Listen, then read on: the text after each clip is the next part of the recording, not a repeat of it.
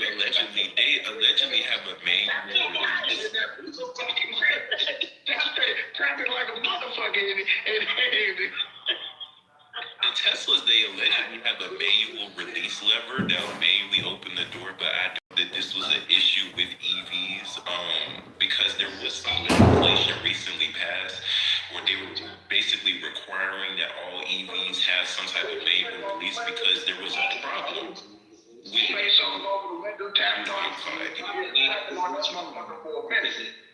China they didn't have mechanical door releases. It was completely electronic, right? Because they have different regulations. They allow crazy stuff to happen in China. So when people would have accidents or any type of situation, the car will completely power down, and you cannot open up the door because it's fully electronic. So now China passed a law to say the door have to be a mechanical. It has to be mechanical now in China. But here in the United States, we have stricter regulations on cars. So that's why you don't type of hear about those type of accidents. Also, too, a lot of these fires that happen, a lot of these electrical fires happen in China because they skip over quality. They put cheap crap on the road that catch fire. But I'm not gonna lie though, Nathan, if you actually look at the Chinese car market though, the Chinese cars is shitting on American cars. I'm not even gonna lie to you. These are crazy cars for half the price of American cars, loaded with tech, all types of shit. Like China's EVs are absolutely dog shitting on America's EVs, seriously. Yeah, because the reason why, because they cheat. It's a little graphic, but they cheat. Let's say Tongpo opened up a car company, right? And now the Chinese government. Evan is his competitor. Evan has a car company here in America worth about $5 billion. Guess what I'm gonna do? Tongpo, here's $30 billion. Make sure you squash Evan, take out his company. This happened to me. The first time this happened to me is when I was working for AT&T, right? And what's that Huawei phone? It was the cheapest phone we offered. And I looked at the news and it said China dropped $2 billion or a big couple of billion into the company from the Chinese government. The next year it came up with a flagship phone that blew everybody away. That's what they do. That's how they use like real tactics to undercut you using government money. They pop these companies up. BYD, somebody mentioned BYD, they did the same thing. They got them really nice right now. They're luxury, real luxury. I test drove stolen message. I went to the BYD dealership down here and in Mexico. Yeah, it's 30. There are 30 EV or 30 Chinese car companies in Mexico right now. Even in Monterrey, there's three Chinese BYD car dealerships. It's another car called Jag, a Chinese car. It's so many Chinese cars down here, bro. It's crazy. How did you like the one you kept on? Nice. I don't like them. They're all nice. Just think of a Porsche S. Now I thought it was cheap. That's it. I'm gonna go just reliability. The material is high quality, Mercedes quality. And there's like a Porsche coming through everything. It looks nice. Everything. And it has an air filtration system. It has like a particle on the screen. Like it tells you the air quality. It cleans the air. You can move the front seat up. It has controls on the passenger side, like on the left shoulder of the passenger seat. So you can move it up, and when you don't have to reach across the seat to move it up. It has smart stuff like that, bro. It got the signs. Its brand is nice and clear. It has power. They got a BYD pickup truck. They got a BYD pickup truck called the Shark. Yeah, I've seen it for a long time. That junk is hard to do. I'm looking up this stuff. But look, brother, that pickup truck that you talk about, that ain't gonna be no heavy. Hold on. That kind of stuff, though, I'm talking about reliability. I'm looking up the stuff. It looks nice, whatever. I'm asking about what is reliability in, again, the cold. You said something about a Hemi last. What'd you say about a Hemi? I thought I heard you say Hemi. Yeah, those Hemis, they go wrong. They're not going to be She the most American person in America. Hey. She the most patriotic person. Well, look, look here, man. You got, With a Hemi. That's what she's saying. the deals, those engines put down. Funny cars put down over 1,000 horsepower or more, greater pounds per torque. Those cars are absolutely powerful. So you're not beating those engines either. I'm just telling you, you put an electric car out there against cars that fire like that. If an electric engine cannot put out 1,000 pounds of torque, it's going to be a question for you. Ford or GMC? Which one? Wait a second, brother. Wait a second, because I'm about to go to bed. Let me just squash I it. just want to hear it say Ford or GMC. Which one asked it? GMC, they're very reliable, and GMC, they really are very, very dependable over Ford for various reasons. They're a little bit more expensive on the dollar because GMC invests a lot in the Denali and that kind of vehicle. Folks like that style because of the suburban type outfit and all of those things. That one. Well, that and the pickup as well. That is also a big seller here in Texas in this market. The GNC does very, very well. So I do know a lot about cars because I'm around a bunch of old people. Okay. So and they tell me old stuff. So GNC is the. Let me say this really fast. The most fastest car in the world is a BYD electric car that goes over 330 miles per hour. It has 3,000 horsepower. Tell him why you don't need to be riding 300 miles. Explain that to him to see if he understands that. Has 2,900 pounds-foot of torque and 3,000 horsepower. I just watched the video. That's crazy. Top gear person that test drove it this morning. Oh no! Wait! Just to prove my point, the top gear guy, the European guy, one of the top gear guys, he's a real official person. Google him on YouTube. He just test drove it this morning, right?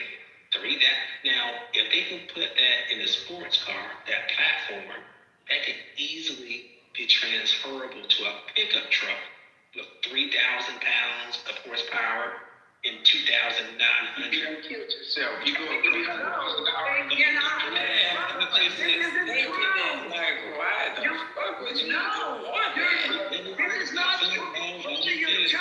not telling the truth. You're missing something.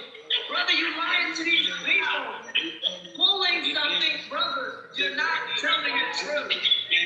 Brother, you're not telling the truth. You're lying. Because when speed, hold on. Hold on, I just looked it up. We don't think Hold on, this brother. Like one of these things is not like the others. So if they put that platform in the truck, that would be the most powerful truck and tone rating pickup truck in the world immediately. So what you want? I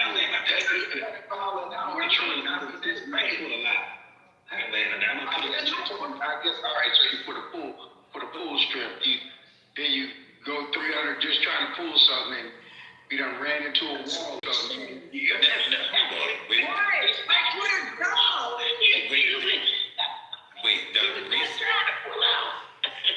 The problem that I identify with that concept is that these electric engines, they get too hot when they're trying to handle too much power at once.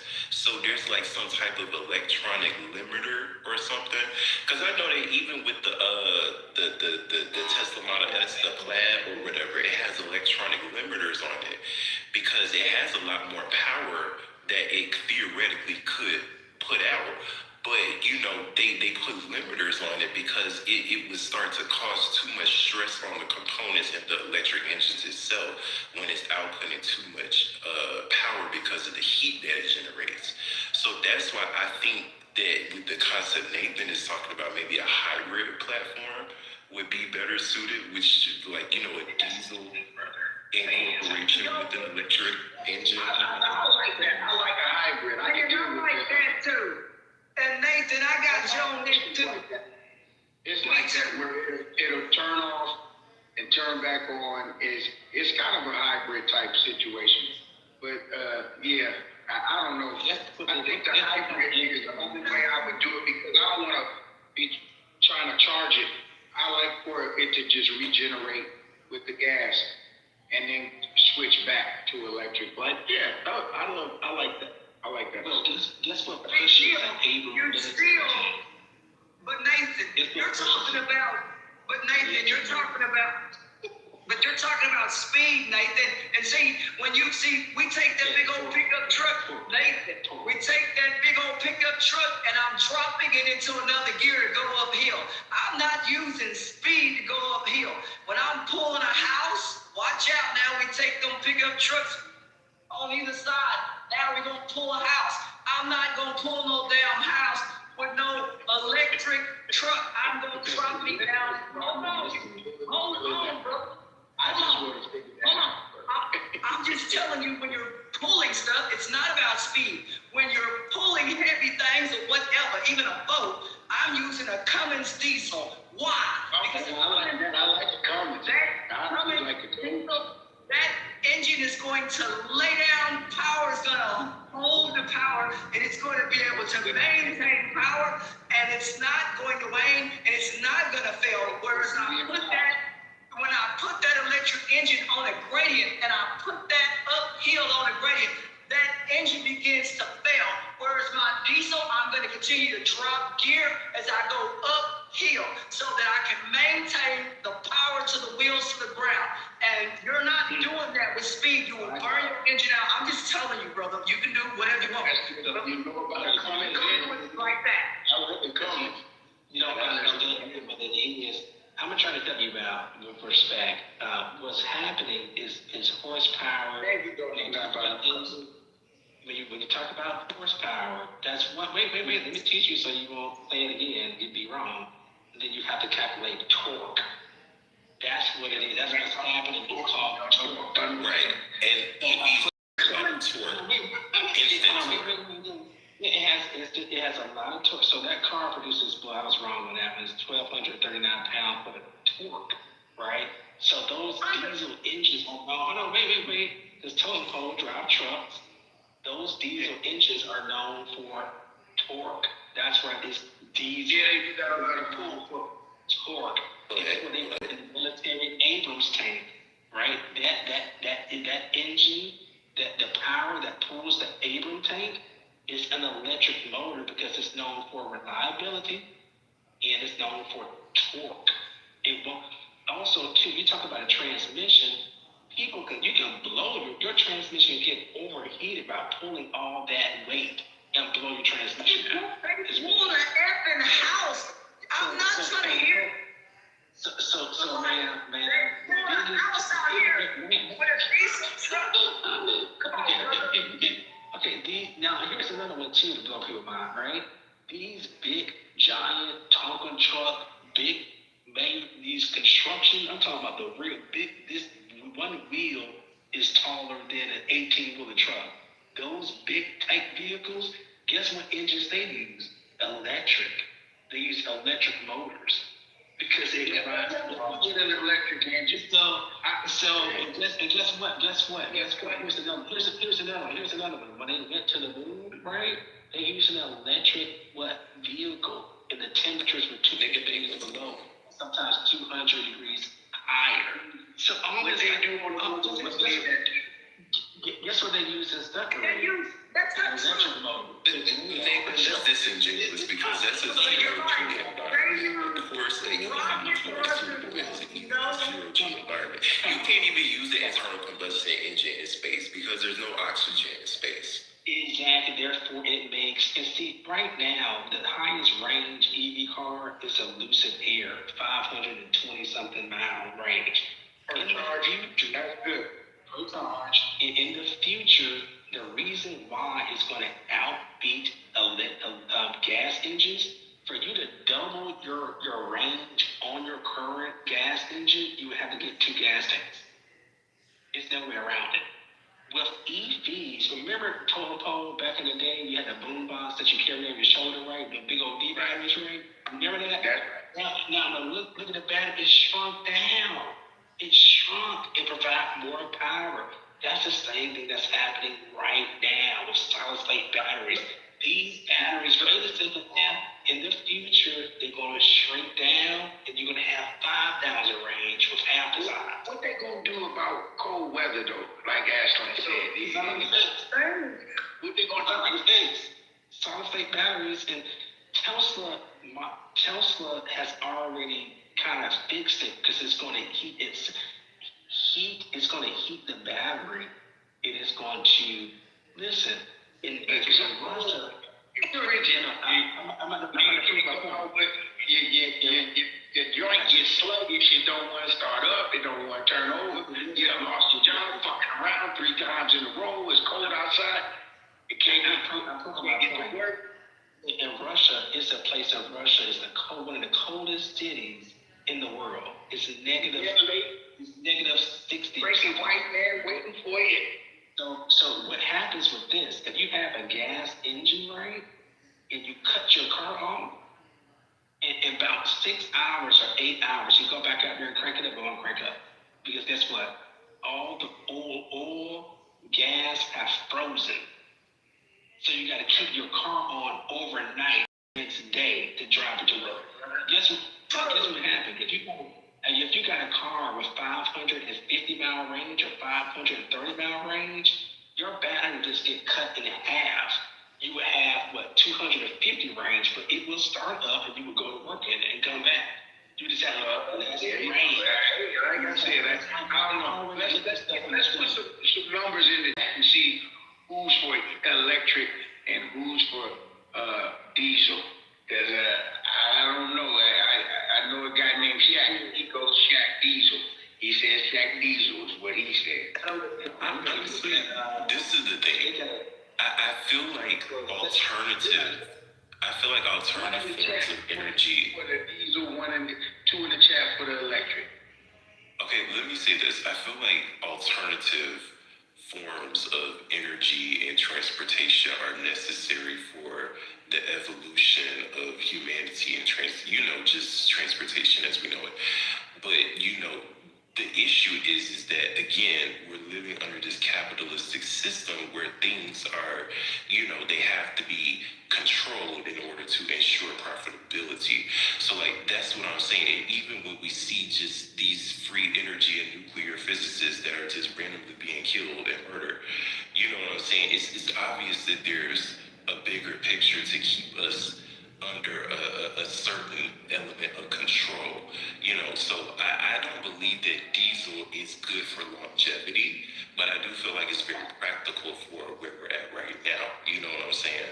And I feel like a more hybridized approach, like the incorporation of diesel and, large electric vehicles, which we do see, applied in a lot of different military vehicles and things of that nature, they use hybrid powertrains, because it offers the best of both worlds, for a lot of different situations. So, I feel like that's good for now, but ultimately moving forward, we need to be kind of seeing the bigger picture.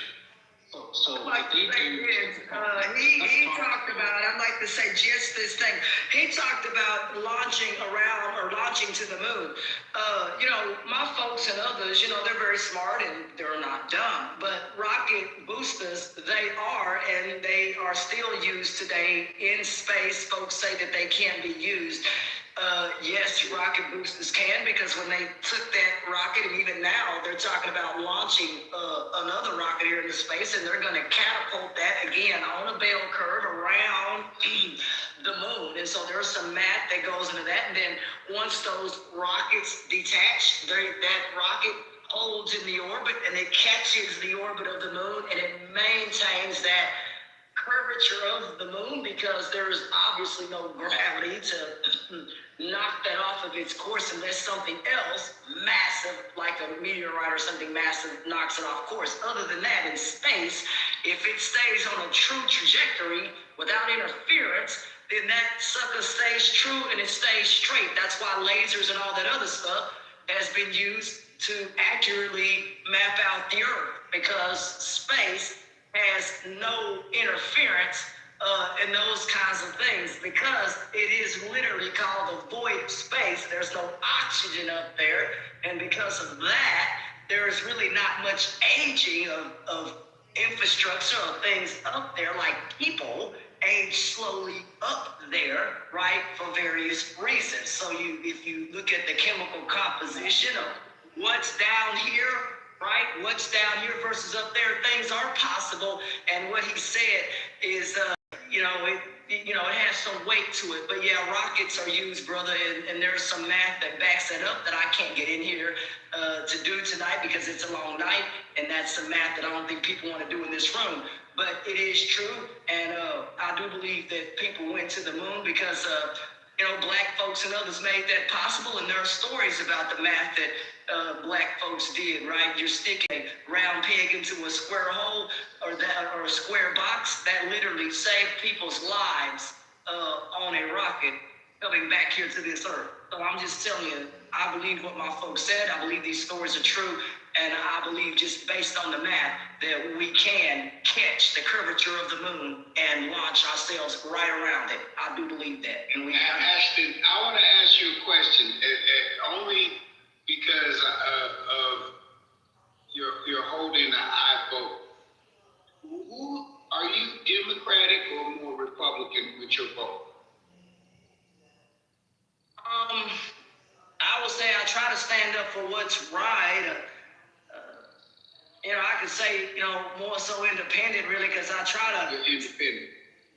I try to walk a fine line, but Donald Trump, whether people like him or not or whatever, some of the way that he sometimes talks about people and those things, sometimes it's discouraging. But like I tell people, you can't worry about some things you can't control, right? We can't go trunk him out of office or whatever. So you just do what you can in this life to make it. And that's what I do every day. I may not like policies or what's going on, but that's why in this country, people have the beautiful right to either vote, right, or not. And you also have the beautiful right to vote for who you want. And so that's what I try to tell people, because the countries I've been to, your ass is told what to do. So I'm just telling you. So I ain't complaining about a lot of times over here in America, because you go to certain countries, you may not have lights or whatever, or you may hear somebody come over the plane, hey, we have to go, because you don't want to hear that. I'm just telling you. So you go to countries and you realize how great we have it, whether you Democrat or Republican. Yes, America's not perfect, but neither is any other nation on earth. I'm just telling you, we have a long way to go, whether you Democrat or Republican, and the folks who have made this nation what it is, whether black or white, a lot of people have fortified this nation to be what it is today, especially the enslaved and others who had to build this nation literally from the bedrock using their hands. That is something I'll never forget, and other nations, do not have a lot of the story that America has. That is why America is different than any other nation that I've been to, just simply because of the way it is structured. And that is something that I absolutely like, because you can rise up from nothing and become something, or you can remain nothing and wither away. But this country gives you an opportunity to do both. All right? So, amen. That's part. Amen. Amen. Because that's what it is. I give you credit for about the moon situation and understanding it, because a lot of people don't understand it, how it happened. And I just can't, I was lucky enough to have my grandfather who took me to these space centers as a young person, and I talked to like an astronaut and seen and understand it. And I push people, go to the Space Kennedy Center in Florida, Orlando, and just go there one time in your life if you haven't been there. And just it's worth it. Just pay the money to get in, and it's gonna blow your mind. There's some great stuff down there. People don't want to do the math with stuff either when it comes to, trying to, because I remember I was in an accidentally clicked on a room, and if you're a flat earther, I just try to do the math on some of that, and what I come up with is some really, really wompy stuff. So if you're on a flat earth, the compression would be like the ocean sitting on your ass. That's not gonna work. Your body would not be able to walk in this upright, position that we're in today. And the variance of pressure would be so great that even crawling. I think we got some flat earthers in here. There's some flat earthers in the room. I believe, I don't know if they off the PTR right now, but they're in the room.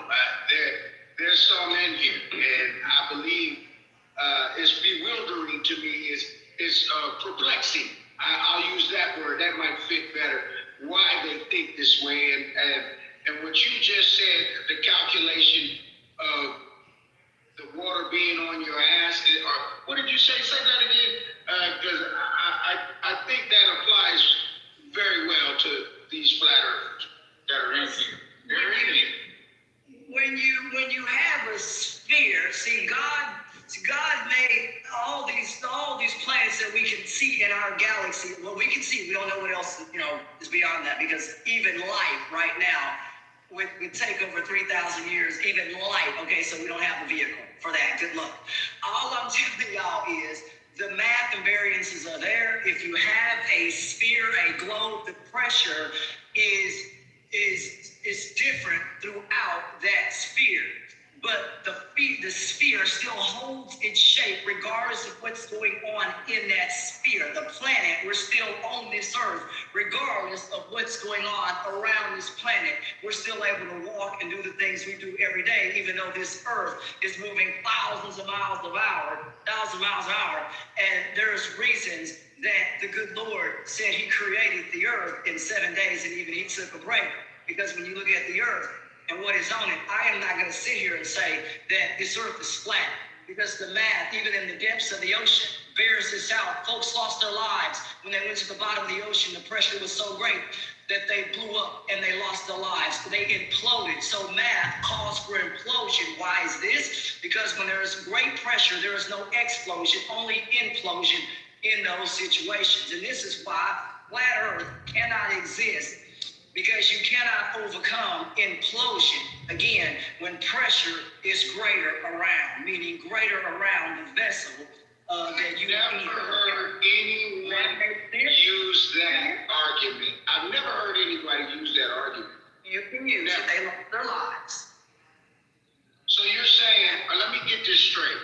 You're saying that if the earth was flat, the pressure wouldn't implode you?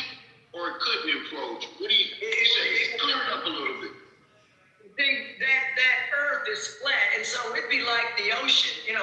See, the ocean is controlled, the tide is controlled by the moon and all these things, right? God put the moon where it is, right? If it's too far back, if it's too close, right, there's things that happen. But there's a reason that it's in the mathematical position that it's in. If we have no moon, the oceans become out of control, and tidal waves and all these other things. So, and the moon helps to keep all this water within its borders. It's not rising over the land, only is where it's supposed to, on the coast, right? And things like this. So I tell people every day, math is the greatest thing that you can do. And when it's done correctly, you understand that variance, right, also has topography, mountains, and stuff like that. So you have to include that, and the flat earth includes jagged edges, and then it precipitously drops off with what the hell is at the bottom of black. That's not it, because then you have a black hole. That is mathematically not possible to hold up a dang on flat earth above a black hole. That don't make no sense, because that's what the image that I saw showed, this flat sphere and a void coming down that was black, because it was supposed to signify nothing there. That's not true. God made 1 trillion billion stars in this galaxy, estimated, whatever, it's a lot. There's no way I'm gonna sit here and say we have a flat earth when you have all the celestial bodies and planets that move in the way that they do.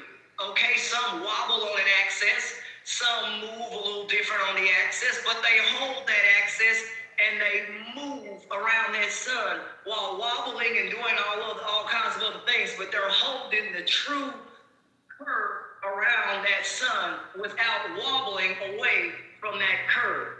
Does that make sense to all y'all in this room? I'm not, all these folks who say a flat earth, but your ass shows the sun a big round ball. I told the guy the chart's wrong. How do you show the other planets in the foyer in the background as round planets, but our earth looks like a dang on pancake? He had no answer for me. It looks like a Lego block. We the only planet that looks like a Lego block. It's crazy. They look up at Where are these flat earthers when you really want to hear from? I don't know where they're at. I think what is cool for one, there's a few people, I don't know who all is a flat earth. Because I am a flat earther. I don't know. I can play devil's advocate. I can get into this thing, y'all. They can't explain how US work, how satellites work. If it was a flat Earth, you would need a massive gas tank outside of this world to hold up a satellite in space. The reason why the satellites are in space because of the orbit around the Earth, they're going about 12,000 miles per hour because it's in a certain type of sweet spot where they don't have to use constant gas and fuel. Just the same thing with the space station. The space station is being held up because it's going like 14,000 miles per hour in a special orbit circling around the Earth. They don't have to use constant fuel. So they would have to explain how does this thing stand up in orbit, stand up in space without using a massive amount of gas. You're not following it. And y'all can't explain, there's no explaining that for these flat earthers because, brother, you have to have a bell curve or a true curve and circle to maintain an orbit. You can't sit here and have half of a damn circle cut off. That ain't a circle. That ain't it. And so when you sit there on a chalkboard and the teacher says for you to draw a circle, your butt can't sit there and draw a half a circle to make whatever math equation that she told you to do when you're slicing the pies in two. Where's the other side? Doesn't work like that, brother, okay? So at the end of the day, all right, when you're doing your math up there, see, we didn't have ARA. You're doing that old math on that white chalkboard up there, or the old chalkboard down there in the basement. They got math and stuff up there. But the deal is, you get it done, and that math is done correctly. And all the math that we did shows everything has to be round. It has to be round. You can't have all these weird squares and any of that. The good Lord, things are round. The wheel is round. This is another reason I cannot sit here and say, oh my gosh, our planet's flat. When somebody made something round and it changed our lives, all right? We can't sit here and continue to live on a flat earth theory when we know the math is true, because what did I tell you? If the weight of the water, just the water, not the land of topography underneath that, but just the water weight of this body, right? A gallon of water, you hold that up, it's got some weight to it. So if you put that water and compress it, right, under pressure, that's what a flat earth would do. If you think of water coming out of a water jet, right, that can cut your hand into, right? I've seen water under pressure. So think of a water jet and you do the math, right? If I turn it up to PSI, well, you know, if you're reading the instructions, it may say PSI 5 and those kinds of things. Certain PSI levels, I can now move over to a water jet and I can now cut steel into, because I've seen that done at shot rail steel, right? So these things you can do in the real world and cut steel and ask the guy, now I can put that on the computer for me because I want you to now make an angle cut, and he's going to take that angle and he's going to cut that out on the computer and put that math in to cut into an I-beam or whatever material that I'm going to cut into. And there's a reason that everything is done in this fashion, because it is as accurate as you can be to make that angle so that that steel comes together at the joint.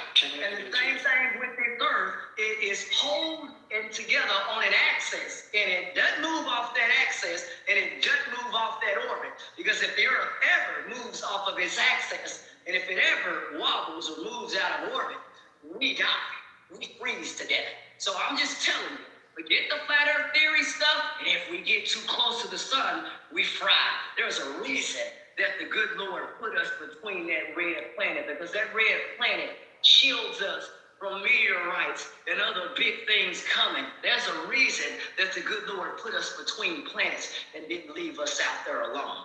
All right? So don't let these people sit here and tell y'all stuff that ain't making no math. If it's not making math, it's really not going to make sense to you, okay? The world was built using math. Amen. Amen. Well said. I wish we had some opposition in here tonight. I mean, but I tell you, go ahead. I'm a listen. I gotta rest because I gotta be up early. But y'all keep going. I'm listening. I have a little opposition, soft opposition, and I'm going to preface this and say that I don't necessarily believe in the flat Earth concept, but I do believe that the Earth, as we know it, is kind of something more that we can't really put into the proper perspective with our current sciences. And the reason why I believe this is I believe that the Earth plane itself, right, the overall greater body of Earth, right, it is a sphere. But I believe that this timeline, this experiential reality of Earth that we find ourselves on, aka surface Earth, I believe that this is some type of, see, this is the thing. The Earth has I believe that the Earth has 4 different timelines, time vectors, right? And we exist on one of these time vectors. So, Sir, what the hell is a time vector?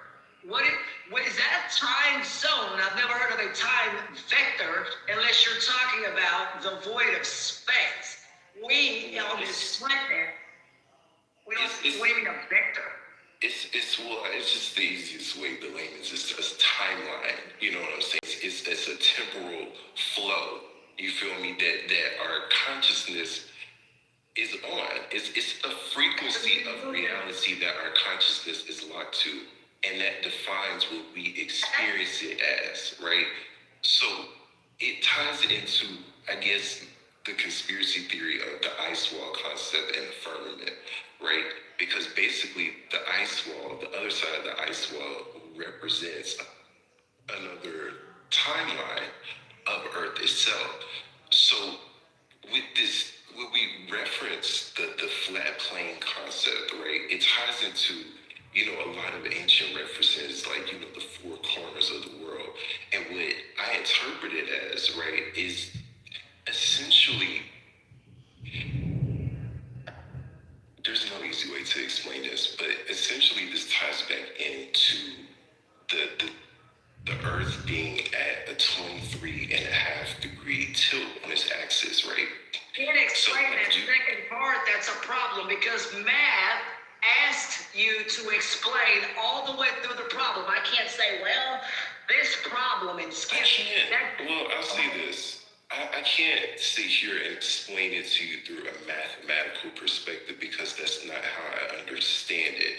I understand it more so from a spiritual and just a more inward understanding of what it is. And the math equation, brother, I can probably find something in Revelations where the good Lord says the world comes to an end and no man shall not know. Maybe that's something you may get into, but other than that, I can't put that in the math, brother. I don't know if you're talking about religion here, or we have 7,800 religions on the earth. Which one are we going to? All right, don't know. Help me out. And how did you get this information? Did you put this in a math equation? Are you getting this from the Bible so that I can have a, because I'm lost, brother. I'm trying to understand what you mean with the spiritual and the student. Well, see, this is the thing. I'm a student of many different frameworks, many different concepts. And I can provide you, actually, if you're really curious to better understand where I'm coming from, I can provide you, reading material and video material on the concept. But essentially, it ties into basically the angle that the Earth is on its axis and the electromagnetic field that is able to generate as a result. If we look at what the electromagnetic field of the planet looks like, it's an asymmetrical, structure. Yeah, what that's called, don't you? That's called grounding. Your brother, see, these things physically exist. I'm trying to help these. Let me do it. I'm lost, but the grounding may be something. Is that what you're talking about? Actual grounding to the earth, where you take your shoes off and rub your feet? Is that what we're doing here? I'm talking about the actual angle, the 23.5-degree angle that the Earth is currently tilted upon on its axis, and the electromagnetic field that is able to generate as a result. Okay? Because see, this is the thing. Let me kind of expand on this a little bit. The way that humans are able to perceive reality chemically through our brains is through the electromagnetic light spectrum that's carried in the sun and how it interacts with the atmospheres of the planet, right? This defines how we're able to, how that light interacts with the neurons and things within our brain and our nervous system, right? This is how we're able to perceive, also tangibly interact through our senses with reality. So it's to say that the angle of the axis at which the Earth is rotating directly defines the atmosphere and the electromagnetic field of the planet and how the light downsteps through the atmospheres of the planet. So with it being on a 23.5-degree angle. Well, I know what that means. That's called the ozone layer, right? So we got that layer up there, folks. So we gonna just scoot that on up. You got that ozone layer up there. So that old layer right there protects us from the sun rays. I'm not gonna sit here and say that It enters the light spectrum of the sun, right? Well, look here. We have a blue sky for a reason, and there are some other mathematical reasons why it is blue and all these other things, and you go into space and it's dark. This is why another reason I'm not going to say that there is a flat Earth, because that flat Earth never showed the atmospheric layers in which humans dwell in those things. I said, man, our asses can't breathe way up here in space. I even told the guy, where's the atmosphere on this so-called flat Earth? There wasn't one. Ain't one at all. What the hell? So all life on Earth dies because God put this atmosphere around us for a reason. You remove that, it's like removing the top of a glass globe and asking everything to stay within that sphere that's no longer there. So, brother, the flat Earth doesn't exist. It does not exist. The flat Earth doesn't exist. I'm sorry. This is what I'm getting at. Okay, so because the Earth is tilted on its axis. Okay, this alters. But that don't have nothing to do with you connecting with some chakras and all this other whatever that stuff is, brother. You gotta let me. Okay, see, listen. When people are offering divergent opinions and perspectives, you gotta let them cook. You feel me? Just let me cook. I'm gonna put it into perspective, or at least I'm gonna try to. It's a very complicated concept, but anyways. Listen, okay, because the Earth is tilted on its axis at a 23.5-degree angle. This directly alters the way that the electromagnetic field of the planet expresses itself, and so too does it alter the way that the atmospheres express themselves. But I'm asking, after the 23-degree tilt, what other... Brother, can I say this one more time? It's supposed to be perfectly up and down on its axis in order to generate the electromagnetic field. It's not up and down. The Earth is at a tilt. It's not up and down like a ladder on your dang on house. Even your ladder goes at a pitch. When you go up on the roof, it's at a pitch. Brother, anything that you do uphill is what? At a pitch. Even this planet rotates at a slight angle there. Right. But on the axis, when it goes The around, physics of this planet align with the tilt of the axis. I understand that, but the The planet also. foundation of this reality is predicated upon the tilt of the planet. But the tilt of the planet And still that is what holds. represents the distortion. That's what splits up the time into four parts instead of it being one singular timeline. See, this is the thing. This is where the cube comes into play, right? The Satan's cube. You can't It's say a that. distortion, right? The cube is a distortion. See, look, this is the thing. This is why there's so much occultist and esoteric reference to the cube, right? Because really, if you get into Gnosticism, what the cube represents, it represents the creation principle of Lucifer, right? And what it really is that it is the finite condition of death. It merges the finite condition into matter itself. This is No, we why can't teach that. That's like God said, be go. You can't teach nothing if into you get Satan. into occult symbolism, it is You all can't teach of It's Satan. predicated God upon said, I thee go. I have nothing to do with thy Satan. Thy Satan has been cast into the pits of hell. So we can't teach no Satan. God said he has created all things, created for his good, and he's created Let me throw those this in there. Let me throw this in there because you know that the He sign said of that. the cross. And God said, no, You know the sign of the cross. brought up the devil. You know the sign of the cross is a unfolded cube. You brought up the devil. You brought the devil up. And see, God said he created all things for his good.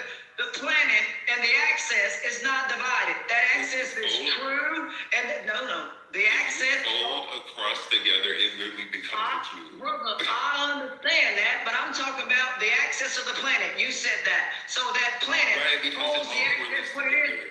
Because look, let me No, it has to still go around. You're missing the going around. Brother, you're missing the going around the other celestial bodies. So how in Right, hell because there's can our Saturn. planet Let's be talk about flat? Saturn, right? Because at Saturn's North Pole, what does that mean? Talking about the It biggest has a thing on the planet, you got the red Listen, planet. Saturn No. at its North Pole has a hexagonal vortex that is spinning in the counterclockwise rotation. A hexagon is a higher, a more expanded form of a cube. It's Look at the cube in big red geometry. planet. Now let's Look at correlate that this planet. again. Let's correlate this to a real world example. It's not Let's flat, correlate brother. it to that black box that they have over at Mecca, right? The Kaaba, right? Now, how do they perform worship around this box? They walk around it in a counterclockwise rotation while chanting prayers, right? So But what I'm correlating this to, right, is that this reality that we find ourselves within is a fragmented interpretation of what it should be. Okay, there's supposed to be one unified timeline, right? And that represents the sphere. The overall body of Earth is a sphere. You can't This tell. timeline that we're on is a fragment. The globe Earth theory is a misunderstanding. It's operating from a limited perspective. We don't have the proper physics to be able to properly define or quantify what this 3D reality is. And the only way that they're doing this is through quantum physics. It's through an emergent field. Like, it's only through quantum physics and a lot of these CIA deep, Black Project research that they're doing, that they're beginning to understand the true mechanism of this reality and how it operates. Because this reality, as we understand, is not You're going to teach it in a class like this here, okay? When you're going to the chalkboard, the teacher's not trying to hear none of that. They're going to ask you again, what are you doing to complete the pie or to make a circle? You can't go up there and say that googly God. You have to do the assignment, and the assignment calls for this. The sun is round and everything else in the celestial body is round. And And because of that, again, that moon and those stars and all those things, space is not this black darkness that the dang on flat planet shows. That is dumb, stupid concept. God made the stars. You can go butt up and walk outside up there and go look up at the dang on stars and go look at what God created. You cannot sit here any longer and tell these folks in this area, this room, this googly gob stuff, because you're not doing it right at your kitchen table. And to sit here and have a round planet, that's all I'm on. I don't have any goddamn square planets in here, all right? I have a round planet here, and I'm turning that round planet. I'm touching Africa, right? I'm not touching Africa, okay? Have you definitively observed the Earth to be round? But I look at, hold on, brother, give me a minute now, because the stuff you see. We definitively observed that with our own two eyes. Like, that's what, where is... You didn't let me all I'm finish. saying is that we just need to understand that the truth, the objective truth of reality is more expanded than what we can perceive. Okay, but here's the reality. Okay, Brother, this is a multi-dimensional universe. We can't perceive the fullness of what it is in the 3D. It's not possible. Brother, I can't do that there. What I can do with you is latitude and longitude lines hold true and hold and they don't move, right? You have your timelines and time zones here throughout the earth. That does not change. The sun moves and rises the way that it does, right? 24 hours in a day, you know that doesn't change. Ain't nothing you can do to make it speed up or go faster, right, brother? So I ain't trying to sit here and for you to say that this world is flat, and you're not telling me any god doggone links or mathematical theories, not some TikTok deal.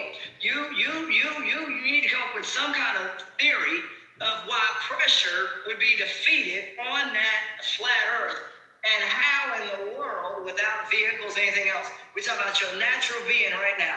How would you walk? They even said here on earth, folks who tried to make their bodies proportional to Barbie doll, it was not physically possible because the spine couldn't hold up, all right? So on that flat earth, your body would have to be a different proportion. I'm just telling you what it is, and that ain't happening. All right? God said he created us in his image. Well, we don't look like a cow over here in the pastures, do we? No. That's what I'm saying. Right? Is that you're sitting here referencing the Bible to give validity to your argument. So I'm telling you what? No. I'm telling you, brother, what God put out here. And the stars, the moon, what is in the sky. And my perspective is different. I'm not here to convince anyone of anything, first and foremost. It's just I'm presenting my theory of understanding. I can only speak on my truth. And I very much understand my truth only applies to me. I'm not here to convince anyone of anything. I just can't, when you talk about you're not talking about the celestial bodies and planets in the correct way. You talk about some spiritual thing that I can't. Perspective. Well, I can't do math. Well, no. Can anybody do math on the spirit? Neither one of us is right or wrong. It's just we have two different perspectives. See, this is the thing. I operate from the perspective that we as humans know the objective truth of anything. Okay? We're human beings. We're in the 3D. We can't perceive the objective truth of anything because we're in the 3D. Shit dies here. We have to at least get to a place where life is eternal to understand the real truth. Brother, you can't say that. Back up. If you did only operating from a theory from different perspectives of what we understand truth to be, right? But that's the problem. Because objective truth is one unified perspective. I'm not being objective. It can't be misinterpreted. It can only be quantified for what it objectively is. Hold on, brother. I'm not thinking. That's what God objectively is. God can't be misunderstood. God can't be misinterpreted because it's eternal. It's a unified perspective. Okay, but I'm telling you, if you did a science project in school called the egg test, we all did. We're in school. There's no AI. You either did the test or your egg cracked. Brother, I'm not going to sit here and tell these people, the egg test is just, if you jump off a building, you'll rise up. I'm not going to tell these folks on this stage here that they can jump off of a building and jump into some theory. No, their asses are going to be flat on the sidewalk because you can't defeat what is present. I'm going to say that one more time. You cannot defeat what is present in front of you. That means I'm going to drop a penny off of the building. It speeds up at the weight of what object that I'm dropping next. The heavier object is still going to go faster, even though the penny had a head start. What does the math then tell me that you understand? So you're dropping the lighter object first. That's going to get a head start. That's going. And then you're going to drop that egg, man, or the heavier object. Could be a golf ball, whatever. So you're doing that test. That crap ain't suspended in the air. And the stuff that you're saying on this stage, that is mathematically not possible for a weight variance difference to suspend itself in the air. Is that what you telling me? Actually, I don't think either one of us are experts in that field, so I don't think either of us are qualified The test in school. to really say. No, we did the test in school. We did. Me and you both, if you were in school, you did the test in school. So you can't go back on what you was taught and say that the testing down there was taught wrong. No, we did the test on the edge of the building with the penny in the egg. I'm operating under the perspective that our educational system is predicated on a lot of lies to keep our understanding of things very limited. And I see the reflection of that all throughout society to keep humanity stuck within a limited perspective and a cycle of de-evolution. This is what I see this world to be, okay? And this is why I'm operating from the understanding that something is very wrong here. Something that we can't tangibly perceive, but we are not operating from the proper perspective to see it for what it truly is. Because shit is very wrong here. And the Epstein files are really showing us the type of insidious evil that takes place here. In addition to the many ancient historical references of just human sacrifice, all types of insidious satanic shit. So that's what I'm saying. I really challenge the notion that this is a world truly created in the image and reflection of God.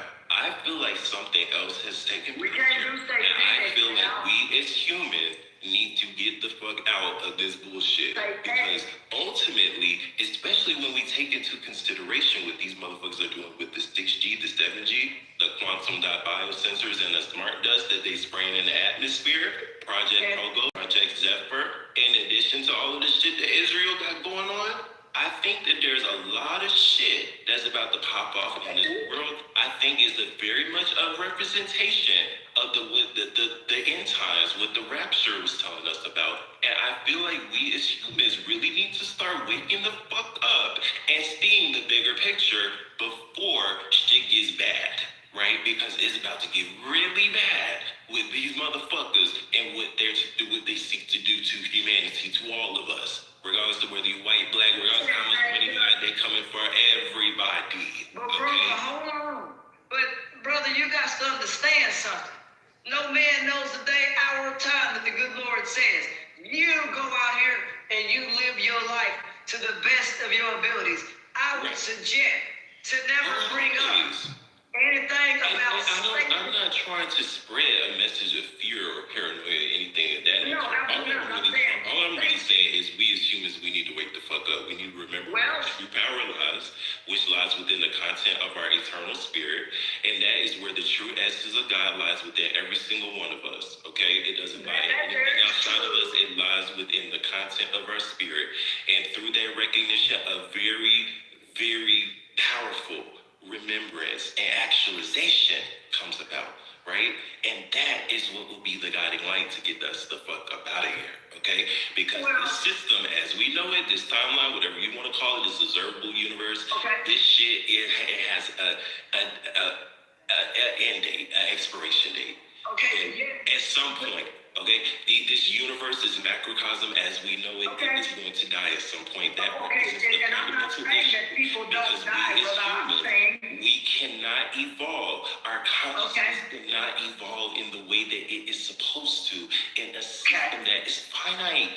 When we die, we come back and we don't remember shit. That's the problem. okay, hold on, we can't, hold on, wait, you get that comeback part. The good Lord said this, when all things pass away, including the foundations of the earth, all people shall be raptured that call on my name.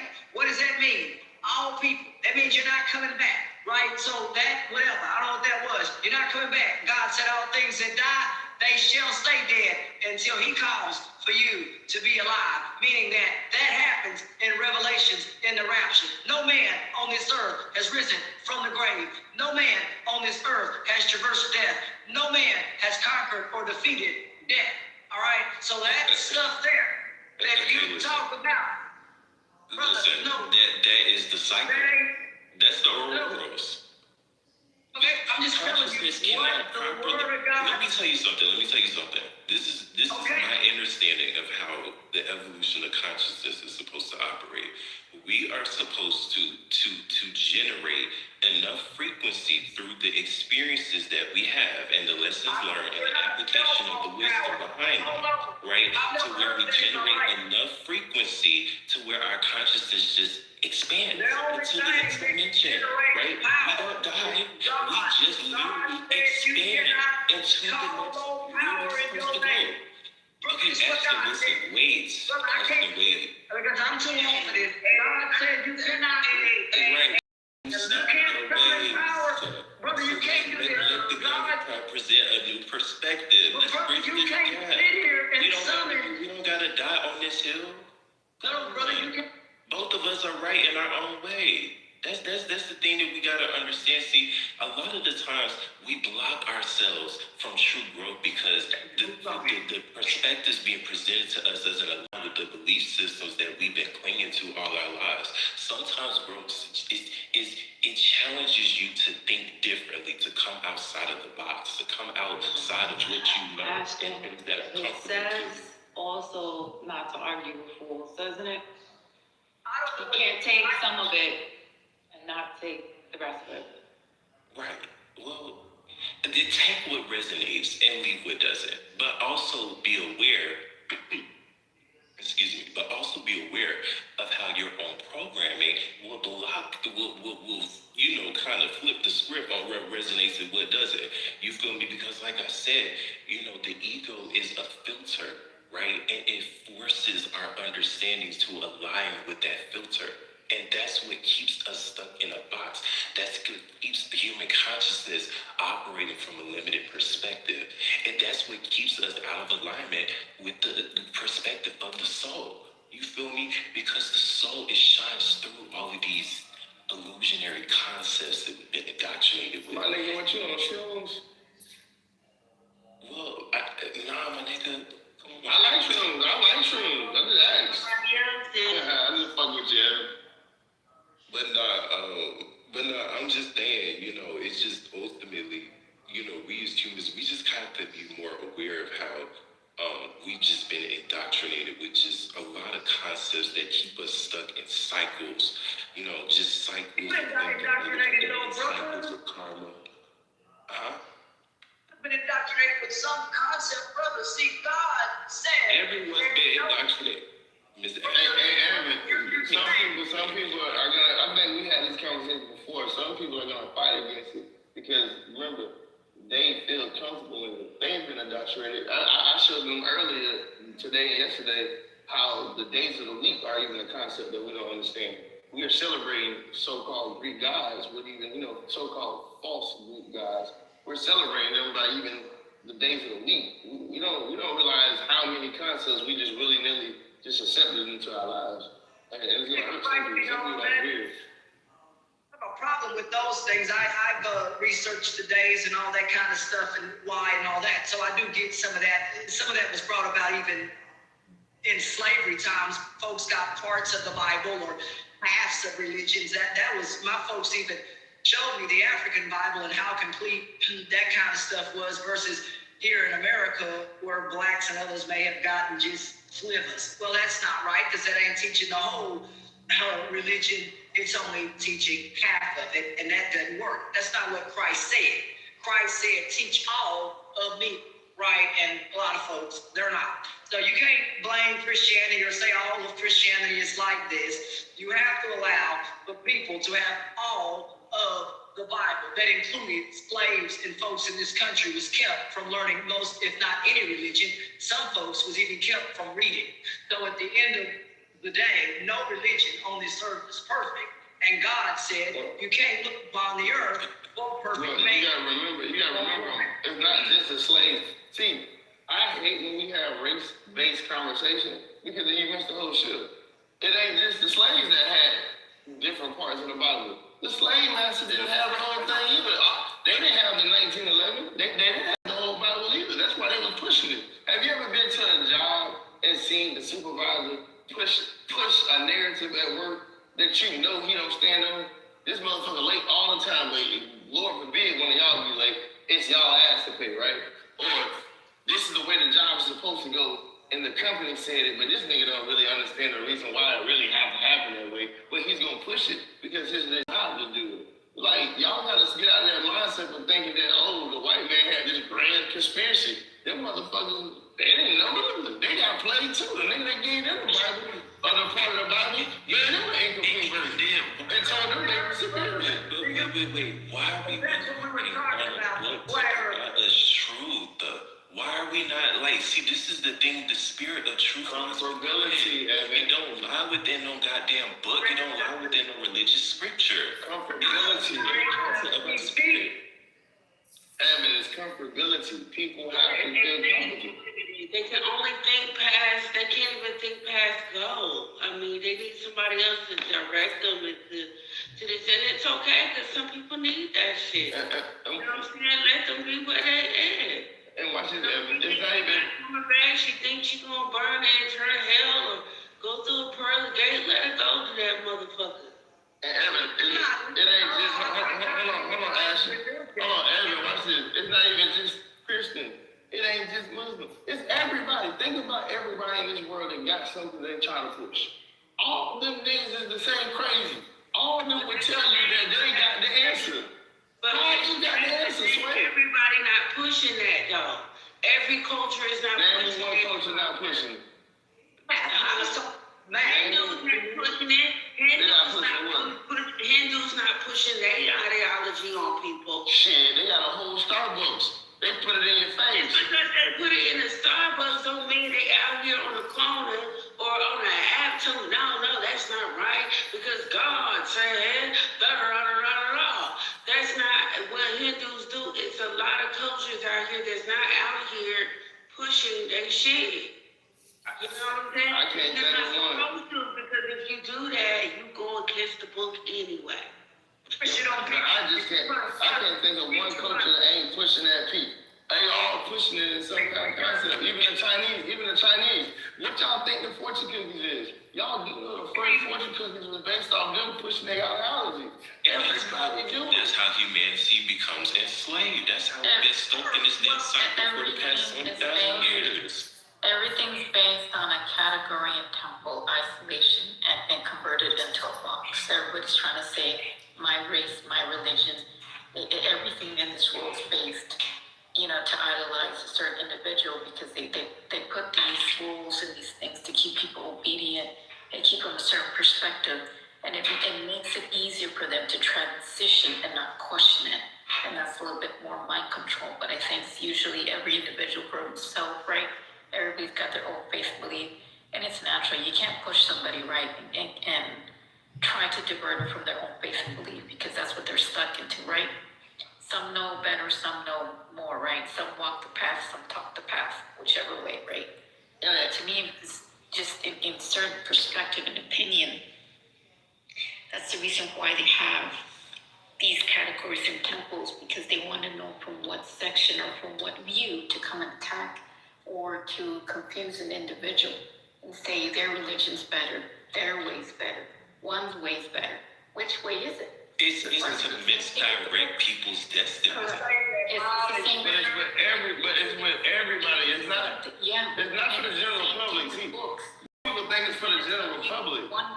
the people that's already in the code. Yeah, one book is going to tell you that version's better than the other version. Their religion's going to say my version's better than yours. How many is there? There's multiple. Yes, and all of the followers believe that they're better than the others. This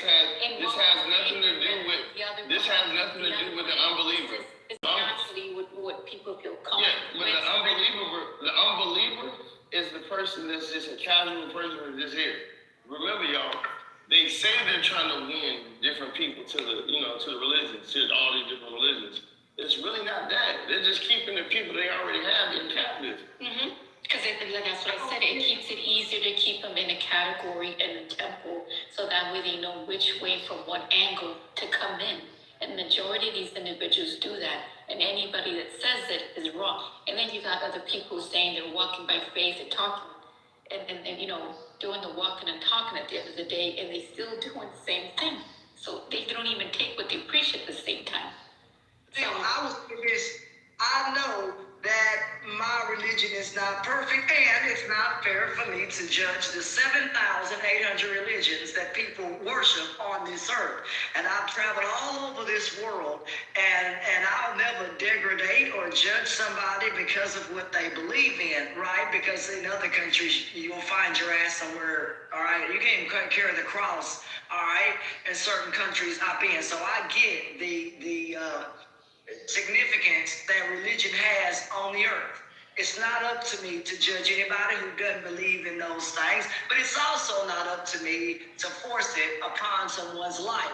Even Christ said you should respect what others believe in, even having an open mind. And even in so many ways, Christianity was not perfect, and it brought about wars across the earth and these kinds of things. And I realized that no religion is perfect, but yet allowing people to worship what they choose has been the greatest thing that humanity could have ever created, because it allows people to choose something without having someone else try and force it upon their lives. That's called America. You have the right in this country to choose to worship a religion or not, without the army coming and knocking at your door saying you gotta go to some synagogue. Belief is all belief, right? The craziest thing to me is unbeliever, right? Atheists. There's two people in this world that I can never fucking get.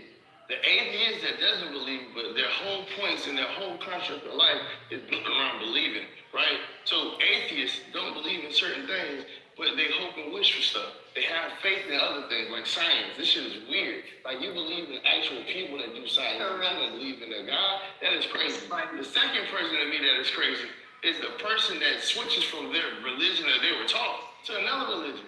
Nigga, what? So you thought the religion that you were born with, the one that was given to you, that was chosen for you, you feel like that wasn't good enough, so you switched religion, and that religion still got other holes, and then you would debate it like it ain't got holes in it. Like you, oh no, I'm a devout such and such. Nigga, what? Why don't you just be a model citizen for your life? People that get up, go to work every day, and are good people, I marvel after them. Why? Because I don't care what religion you are. If you are a good person, we in business. Correct. And keep in mind the thing is, what does it come to most religions, right? They always have you to be searching for somebody, somebody coming back to come and help. They all have in common, right? One individual they spiritualize in.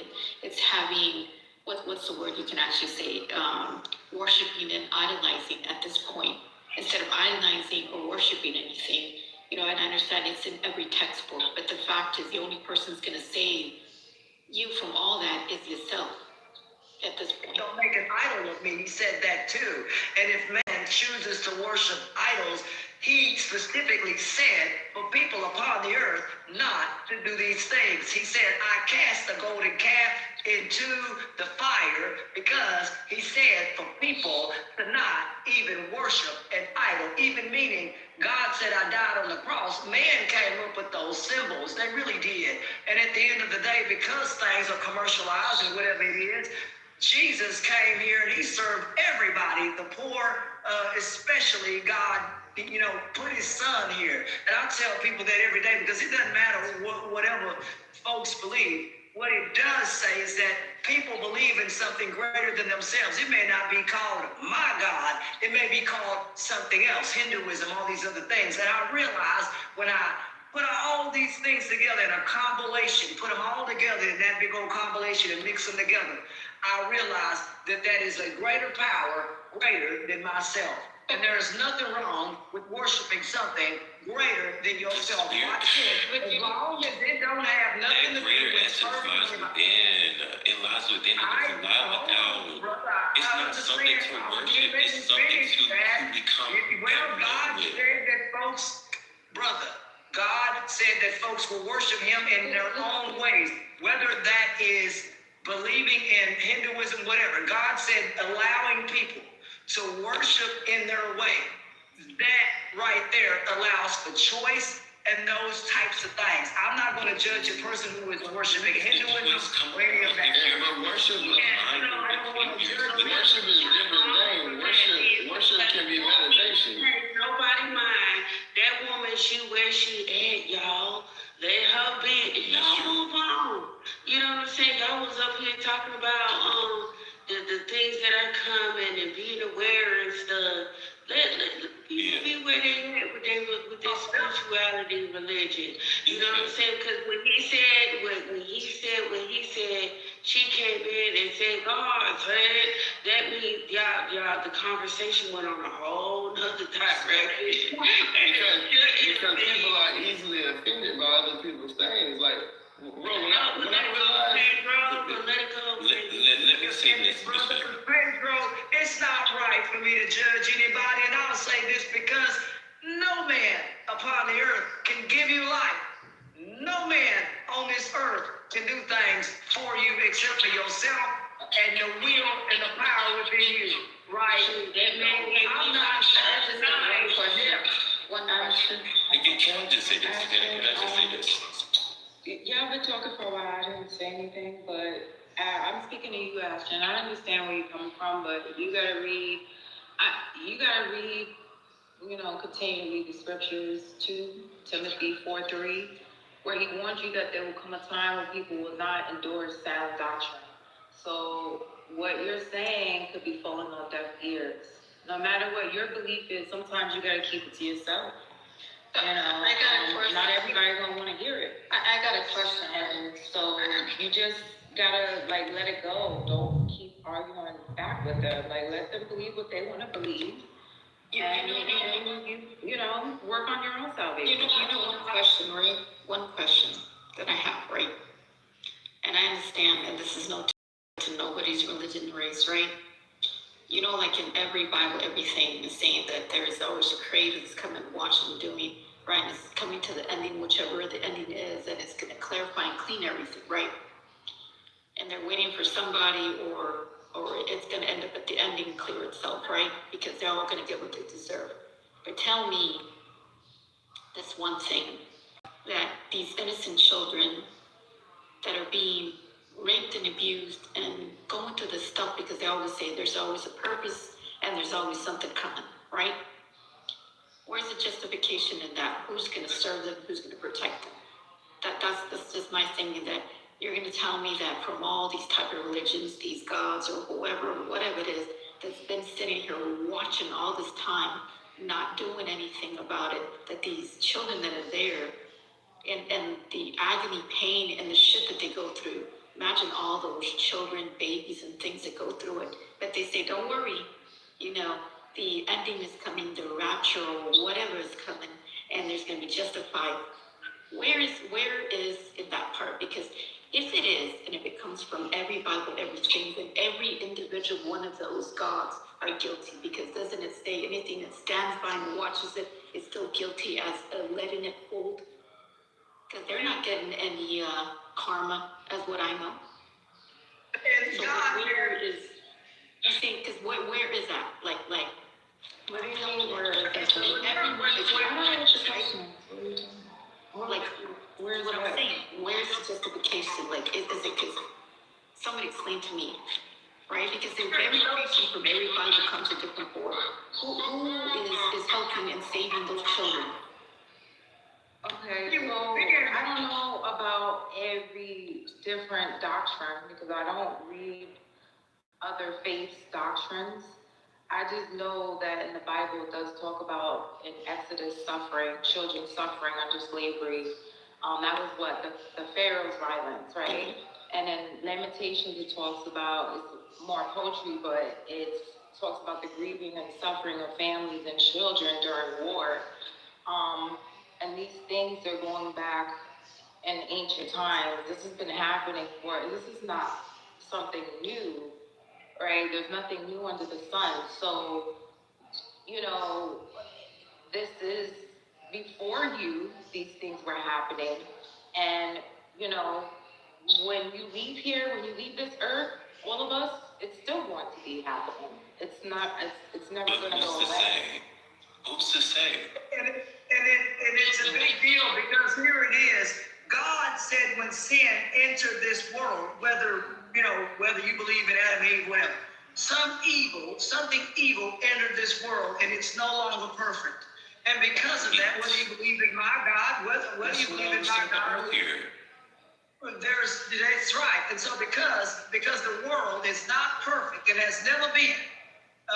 Until sin came. See, at the end of the day, whether you want to call it sin or an imperfect balance, what goes up must come down. And everything in this world has what my folks and I call it in God, an imperfect balance. Okay? Because without gravity, our ass is floating off into space. That creates a perfect balance. Without the climate and the way that it's tempered and all these things, we would freeze to death. That's called the perfect balance. There's a reason that we have never been able to defeat the grave. We have never been able to rise from that grave. Because at the end of the day, we can't. Have you ever thought about that? We can't see, this is the thing with the introduction of sin. That was the inception of finality. That was the inception of death. You feel me? Sin was the proliferation of chaos and finality on this world. Okay, this is why chaos reigns here on this planet. The world is ran off of chaos. It's ran off of human sacrifice and illusion of human energies in order for it to function. That is a version of natural order. The world is not supposed to be sustained under that type of principle. The world is supposed to be this reality is supposed to be in accordance with eternal life principles. That is the true image of God. That is the true reflection of God. We can't live here eternal on this earth. We can't sit here until we go. I can't. You die. You ended up in another. Not perfect. Why send people to hell if they're not perfect? You know what I'm saying? Like, this shit is crazy. Yeah. I'm going for something else, because this shit, like this is draining. I ain't gonna lie. This draining to be going back and forth, and obviously she gonna defend that book, Evan. And even if it ain't the original book, and it's been flipped and regurgitated and thrown up, she gonna keep repeating it. Oh, y'all, I get it. In the original book too, man. I like the original. Man, it's not. If it ain't the first thing that was written, it's not. It's just a bunch of talking books about out there. Yeah, it's not. Just let it go. About the Abraham and all that. Look, I don't care about the stuff because it ain't my shit. I don't really care because everybody gonna die anyway. You said that part. Everybody ain't gonna know what happened. Nobody's not gonna know. So let that shit ride. You got your way, Ashton, and Evan got his, and Raven got hers. And y'all can respect each other. Michelle, right? Because guess what? All paths lead back to home at the end of the day. You feel what I'm saying? You can't escape God. There's no way. All paths lead back to that source, that central source that we all emerge from. Yeah. Ultimately, there ain't really no right or wrong way to go about this shit, in my opinion. It just is what it is. It's whatever path you choose. But whichever way is going to lead back up to God. So shit. That's right. Yeah, and that's one thing I want you to know. We do God.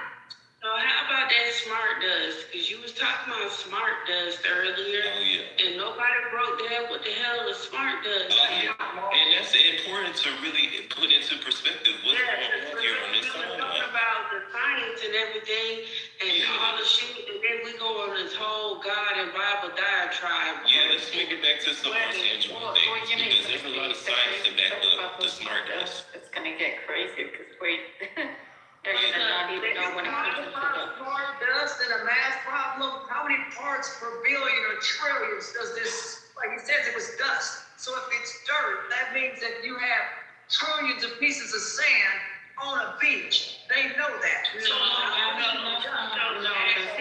this is where you messed up that.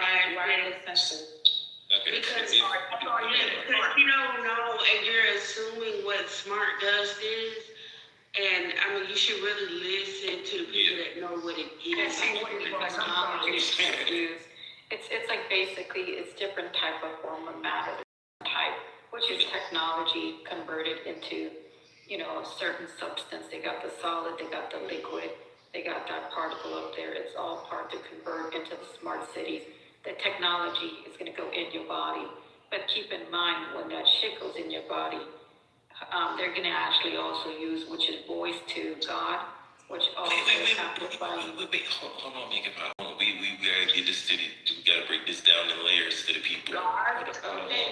Because Go ahead and do it, Evan. before we get too far, because first of all, to really put this into a more tangible perspective, I want people to look at my PTR, right? Because what my PTR I live in New York City, and y'all know we just had a blizzard this past week or whatever. So what I did was I had went up to my rooftop and I let the jar collect some snow from the sky, and I also collected some freshly, laid snow on the top. It was like several feet of snow up there. So anyways, I collected the snow in a jar and I let it sit in the sun to let it melt. And in the picture, you'll see that there are a bunch of different particulates and things that are floating around within it. Now, I have some more pictures, but you have to kind of really zoom in to see. But there are actually like different fibers that kind of look like hairs, right, that are floating around in this liquid, the melted snow. So what these things are actually synthetic parasites, right? These are what they are is they're basically like nanotech fibers, right? Different fluorescent nanoparticles, nanodiamonds, and quantum dot biosensors, things of that nature. And basically what these things do is when they're exposed to the skin, they basically burrow into like the upper dermis layers of the skin. And when they do that, they basically they have some type of electrical conductivity to it that basically interacts with like the brain. Now see, this also correlates directly to the nanotech that was administered during in the emergency use authorization of the Pfizer and Moderna COVID-19 shots. I have articles, scientific articles that they come out and say that they put nanotech in it. They call it nanolipids, but they specifically use the term nanotechnology in order to refer to it, right? Which is an ambiguous term. It can refer to xenobots, it can refer to nanolipids, but they're talking about the xenobots. But yeah, so basically what these things do is that they interact with the nervous system in ways that basically they basically make the mind more susceptible to outside frequencies in the form of like cell towers, Wi-Fi routers, Bluetooth technologies, and just all different types of electromagnetic radiation. They react to an electromagnetic field. People. What's wrong with you? You compare fibers. It's fibers. Are you crazy? Bro, this is nature. Y'all are crazy if y'all don't know what this is. It's all in the military budget. Correct. What is the military with black people? The U.S. military budget, boy, hush. You don't know what it is? Go fucking look it up. Part of dark side, 1990, started experimenting. These bitch ass motherfuckers with the anime thing just Fuck down to the blue motherfucker too. You don't call nobody a B word up here. I don't care who you are. You keep that shit down in the goo. And don't ask to come back up, because I let you come up and you came up here to disrespect. So, but yeah, it's on the budget action. Yeah, the military, what are the budgets for the military that came out? The Department of War. Yeah, oh yeah, sorry. I apologize, y'all. The Department of War. The Department of War is, they came out with a budget, and in the budget, they talk about all types of things, what they're planning to use this $15 billion for. 15 trillion. Oh, it's trillion now? Good. Wasn't it trillion? Or No, well, that one was billion, but they added more to it later, which made it millions of dollars. It's our the biological warfare silent weapons. That's right. So what they're talking about is stuff that's actually going on in the government. That's why I'm not going through that religious stuff, because that shit don't get you nowhere. But really educating yourself on what they are doing in your government right on top of your head, for me, it's a whole lot more, conducive. But yeah, y'all need to explain to her exactly what SMART does to this shit, because I don't. yeah, because see, the thing about it is. Saying about the nanobots, I'm linking this up. It says that small nanobots can be used to hopefully one day cure diseases and all kinds of other things. These things are smaller than the head of a pin. The military continues to use this technology in various, some of it is secretive. They're not saying it in this article, but so I do get that the military is using a lot of stuff that the public may not understand. And Area 51, there was a lot of stuff that I, wanted to get into about Area 51. There is some of this nanobot and other technology out there, and that's available. So I do understand what y'all were talking about as far as the dust and those kinds of things. I'm sure that those things absolutely exist, because even space itself has particles all throughout space. Some do not exist on this earth, right? There are some metals and other particles that they found in space that are not metal, and they cannot explain what it is because it does not exist in the properties of this earth for now. And so some of those things I try to look at, but I also try to look at y'all's perspectives. And a lot of those perspectives, a lot of that stuff can be very, very true. You know what I mean? And they've been able to capture some of that space dust and test it out. So I do believe that some of these things can exist. I also believe that frequencies also can exist. The government, and I know this because the government did things with radio when they brought in the digital signal. They kept the old signals for emergency reasons. Why? Because the government said in war we can amp up the power and we can now broaden the signal for emergency use. The public got kicked down the digital, which is a little bit better for us because we get signals that are clear. That's why they came out with the digital box for TV, right? When we had to switch from analog to digital, those signals are broadcasted greater. Now you have from that to 5G. I get that, and those signals are great, and they say that some of those towers and other things have ruined people's lives and other things because of the frequency that comes off of those.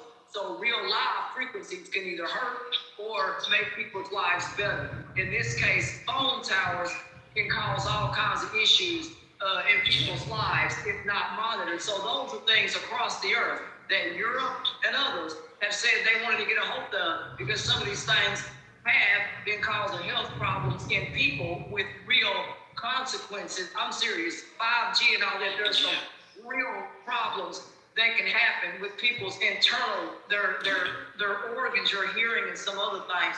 So I do understand this kind of stuff. I just understand it from a tangible and worldly perspective because you can touch this thing, and 5G is very deadly if turned up past its point, meaning that frequency. It's kind of like sound, right? The government tested sound in the late 50s. The government said, if I can amplify sound into a sphere, into this point, then I can now use sound to move people. The government proved that sound at high frequencies can literally destroy or disintegrate certain things. Right. So these frequencies, when put to use and lay down a great frequency, it can rip straight through the earth, through Earth itself, if it's done correctly. So these frequencies do exist. I would tell people do not test or try this at home because it can kill you. Ms. Ashley, let me in here. Because, see, you're absolutely right. Everything is frequency at the end of the day. See, this is what we must understand, because even for things to be tangible and solid means that it has a vibration where it's vibrating slow enough for it to be tangible and solid, right? So it's to say that the human body and the human spirit itself carries a specific frequency to it. And what this smart does and these nanoparticulates are doing is that they are altering the frequency composition of the body, right? Basically, what they're doing is like I said before, it's frequencies that are interfering with the neural pathways and the thought form developments of the mind, right? And it's also interfering with their emotional regulation, right? It's psychotronic technology, right? Which is the weaponization of frequency against the nervous system in order to induce certain states of thought, certain forms of consciousness, and certain states of emotion. You see what I'm saying? And then where it ties into 6G, right? And the nano does that they're spraying, right? Because a lot of these, like I told you before, the smart does, it carries quantum dot biosensors, right? And what these basically are that they're these type of sensors that carry the ability to generate quantum entanglement and quantum flux, right? So mind you that 6G, right, the House already passed the legislation for 6G to come on December 19th of last year. You can look it up, right? It was something that they were real sneaky about. There wasn't anything in the news about it, but they already passed the legislation for 6G to be come online, right? And even with the State of the Union address. Are you talking about the Skrill clouds that follow planes? Well, that was also tested. The chemtrails, geoengineering is what they call it, cloud seeding. Yes, and so here's the deal. With that, that's something tangible that I know about. I don't know about some of the other stuff, but I do know that these things exist, and they have aluminum particles and things that really grab hold, meaning aluminum. Okay. But it also wait. Because what they're also spraying are these graphene-based compounds. And these graphene-based compounds are being used as carriers for the nanoscale quantum dot biosensors and the fluorescent nanoparticles. So this is where the 6G comes into play, right? Because just like Trump was saying the other night at the State of the Union address, that they're about to have the Olympics in LA at 2028, and they're going to have all these, new smart technologies and emerging AI technology and all type of shit that they're going to be using there, right? And it's going to be operated off of the 6G bandwidth, right? That's one thing that they didn't tell you, but just wait and see. Because see, what happens is the terahertz frequency bands that comes from the 6G, basically what it does is it interacts with the quantum biosensors and it activates them, right? Because mind you, this is all frequency. And see, this is where the concept, wait. Where the concept of optogenetics comes into play, which is the weaponization of the light spectrum in order to control human behavior and human states of consciousness, right? Because what they seek to do is they seek to use the terahertz frequency bands to activate the quantum dot biosensors in the atmosphere to create a quantum shift, okay? Because remember, like I was telling y'all before, wait, I promise y'all I'm not there. Remember, like I was telling y'all before, right, that the way that we perceive reality is through the electromagnetic light spectrum in the atmosphere. So they are seeking to use the 6G and the quantum dot biosensors to alter the light spectrum in the atmosphere. This is going to create a simulated reality that is interfaced directly through our consciousness. This is what they're trying to do to all of humanity. Yep. It's AGI, CGI, the VR systems. Keep in mind, it's hackable humans, so they're basically making you the actual VR component. They're going to hook you up.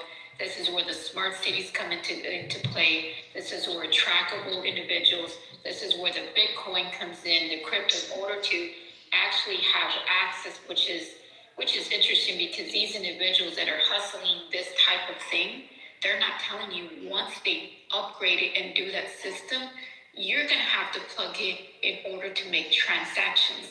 That means your face recognition sensors, everything's going to have to be hooked up in order to be able to use the Bitcoin, the crypto, all the rest of the shit in the simulation, and the rechargeable coin. And these are what these morons didn't tell these people. This is why they're making everything all connected, because they're going to make a holographic insert.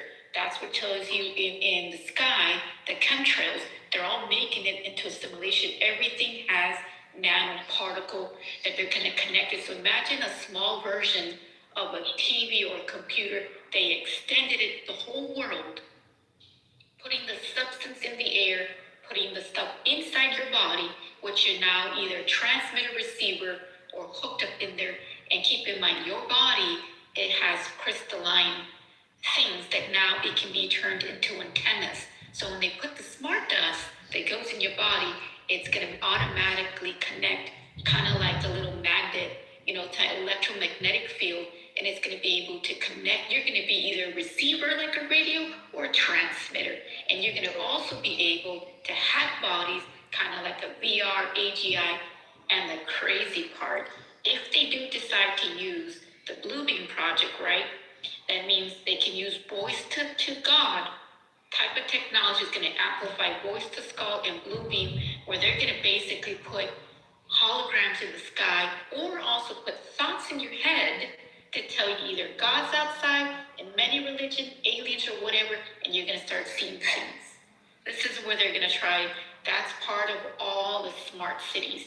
Trackable, this is where the Golden Dome comes into play, because it's going to be all connected. This is the reason why they're doing the Epstein files. This is the reason why everything's crashing, because they need to crash an old system in order to rebuild. And the new kingdom or the new world order is all part of that smart city tech. Technology being transferred to your brain waves, everything being detected at this point. And y'all know who Cypher is? Y'all know who Cypher is? Yeah. Y'all need to, when next time y'all see Cypher, y'all need to talk to him about smart cities, because he's in them. So He's a fucking agent. Yeah. I told y'all that. He's an agent. They're keep in mind what they're all here to do. Keep in mind all those crypto Bitcoins. They're like the door to door. Their job is to push that agenda. They're leaving that part out that once it all goes full active, you're gonna have to plug it, because that's the only freaking way to be able to use it. Frequency, and you forget one thing. There's a frequency called the 808, right? Really, you do the math on that beat, you can put that on. Maybe y'all folks who do music can figure that out.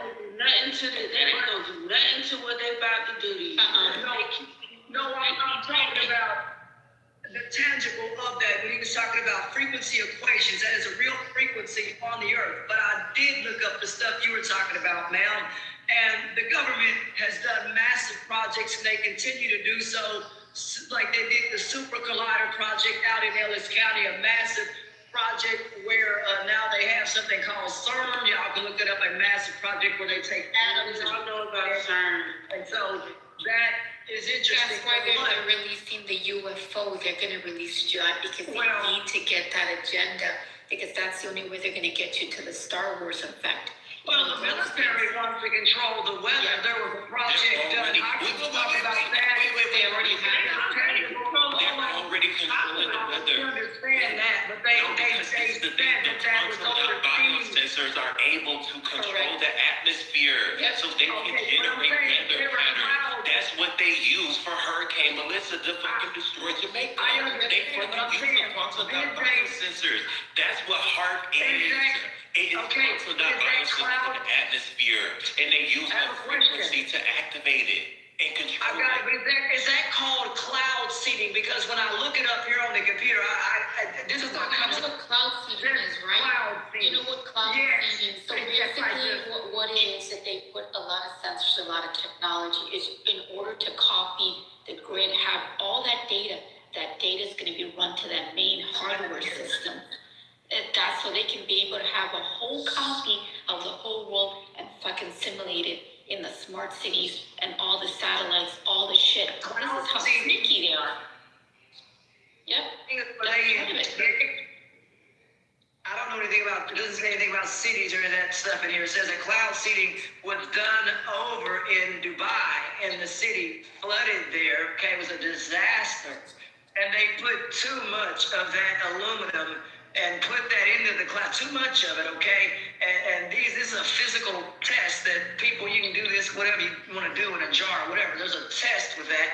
And the greater that humidity goes up, you can test humidity, you know it, you feel it, it's on your body, you feel the humidity difference in dry air versus humidity. We know that. And that humidity was so great. Yeah, because they want to control the environment. They already have that already.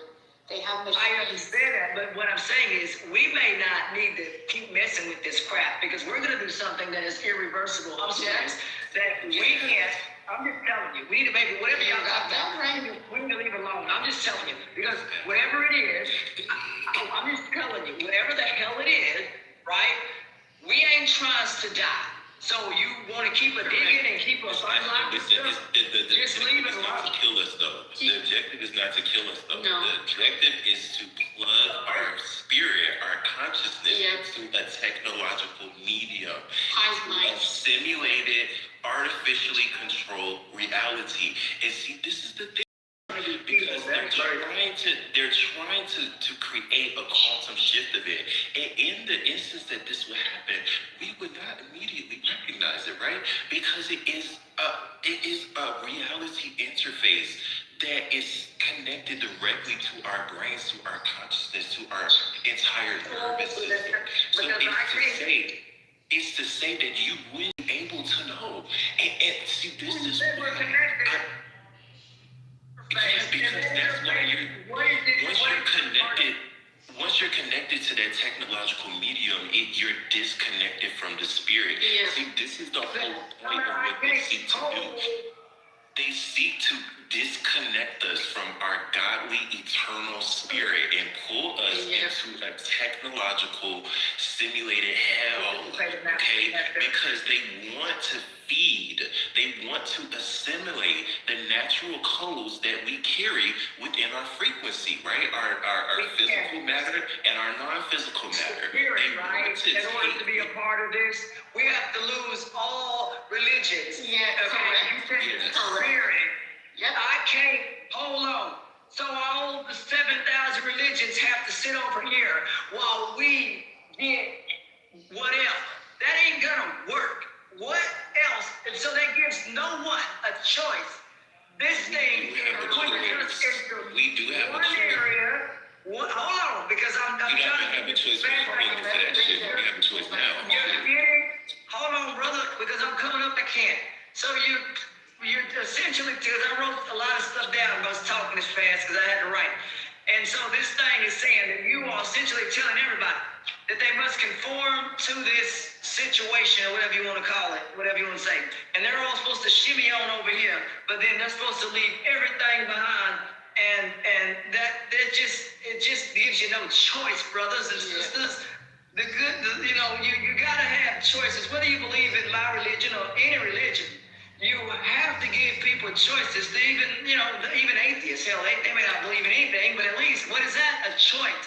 You can't try to make the entire world go into one currency that doesn't work. Governments and even states function differently. Texas functions different than Colorado. This is a mess, and I don't know, hell, you can't even get two people to agree on a card game without shooting each other. I don't know how in the world you're going to get people. No, I'm just saying, how you get the world people to walk in unit, because I'm trying to understand. You're saying to give up something, right? In order, because you mentioned religion and saying giving that up. We're giving out the spiritual. That's what you said. I wrote that down. The spirit lies within, it doesn't lie within the religious framework. That's what I'm saying. This is where the psyop comes in the back. Okay. Wait. Because I'm trying with this shit. I'm gonna break it down for you, right? right? Because see, this is the thing.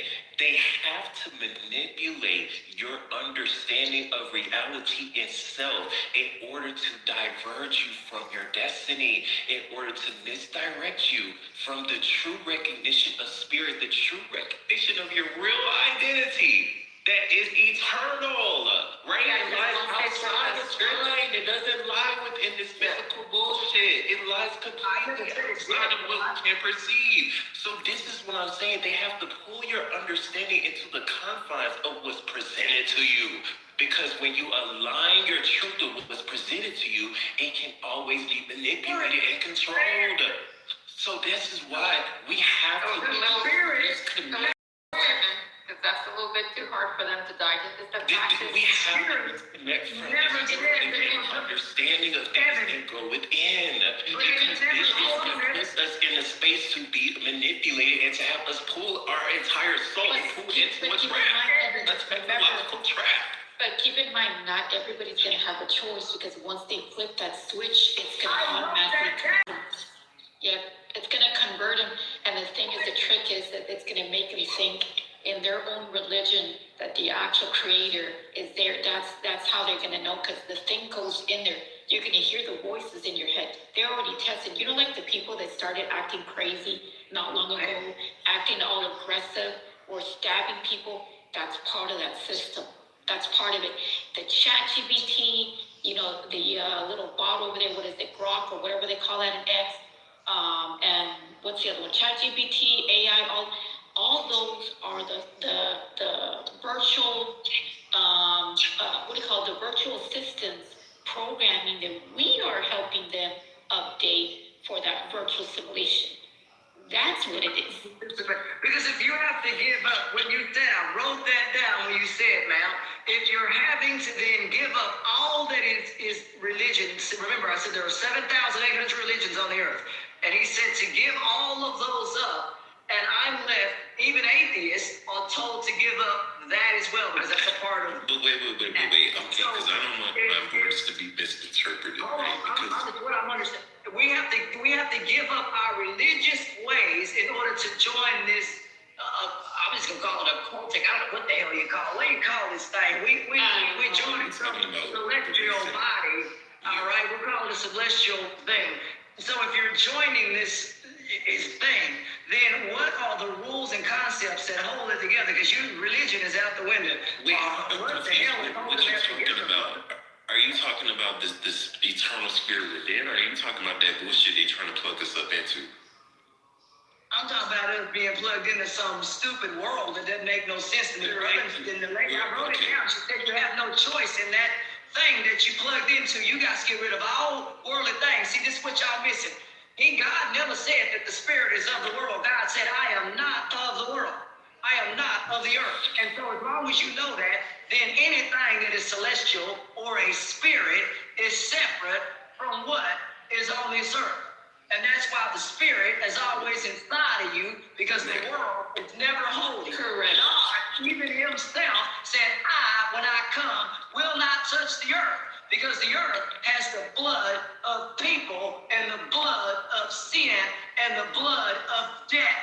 Even God said, I am a perfect man, and even I won't touch the earth. So these are things that people know, that even if you set aside God and what I believe, the world is not perfect, and good and evil, regardless of what you believe in, will exist throughout the earth, even in the beginning and the end of time. All religions on the earth talk about the end of the world, regardless of what you believe. All 7,000 religions talk about the conclusion of the earth.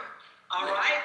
So there's no wiggling around that there. But see, wait. Let's unpack that, because what does the apocalypse really look like? Because really what it represents is the ending. It represents the ending of the old system and the inception, the creation of the new one, right? And see, this is where the golden reset, aka the false quantum shift that they are trying to inflict upon the man comes into play, right?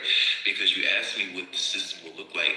It'll be a system where we will be operating under the illusion that we have choice, right? it will be a system where we will have, the freedoms to do the daily things that we do now, but everything will be so tightly controlled under a technological system that everything will be that, like our evolution and just our overall direction as a species will be decided by some type of AI, quantum computers.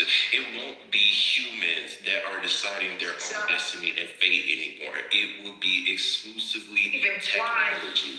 And this is the false evolution principle that they are trying to get us to accept. Because humanity was never supposed to... Right, humanity was never supposed to evolve through technology. Humanity was supposed to evolve through the expansion of the spirit within, okay? And when we seek to apply our understanding of evolution of consciousness through a technological medium, that is catering to the base concepts of Luciferianism and Satanism, because they believe in the evolution of consciousness through wisdom, right? Not inner wisdom, but the wisdom of this world, the wisdom of matter, and the technologies of the universe, right? You just said something. That is what? Of the world. Right. They seek to manipulate matter and concepts of the world instead of evolving through the true evolution of spirit, which encompasses all things. I don't know about the matter. We're in the road, but we're not out the road. Right. No way. And their perception is limited to worldly, materialistic, matter-based things, right? Because ultimately, we as humans, through the eternal spirit, it carries the essence of infinity, right? And it directly connects us to the core of all creation. See, these motherfuckers, they don't have that shit, right? These are the fallen ones that is spoken about in all of these religious texts, right? These are the beings that have decided to walk a path where they use their free will in ways that violated natural order. And because of that, the consequence, aka the judgment that they faced, was a distortion of their spirit. They were no longer capable of carrying that connection to the eternal source of all creation. So they became finite in nature. So in the process of them becoming finite, they have to feed on eternal life forms, such as us, in order to sustain themselves, right? But the way that they feed, or at least in the system... Back up.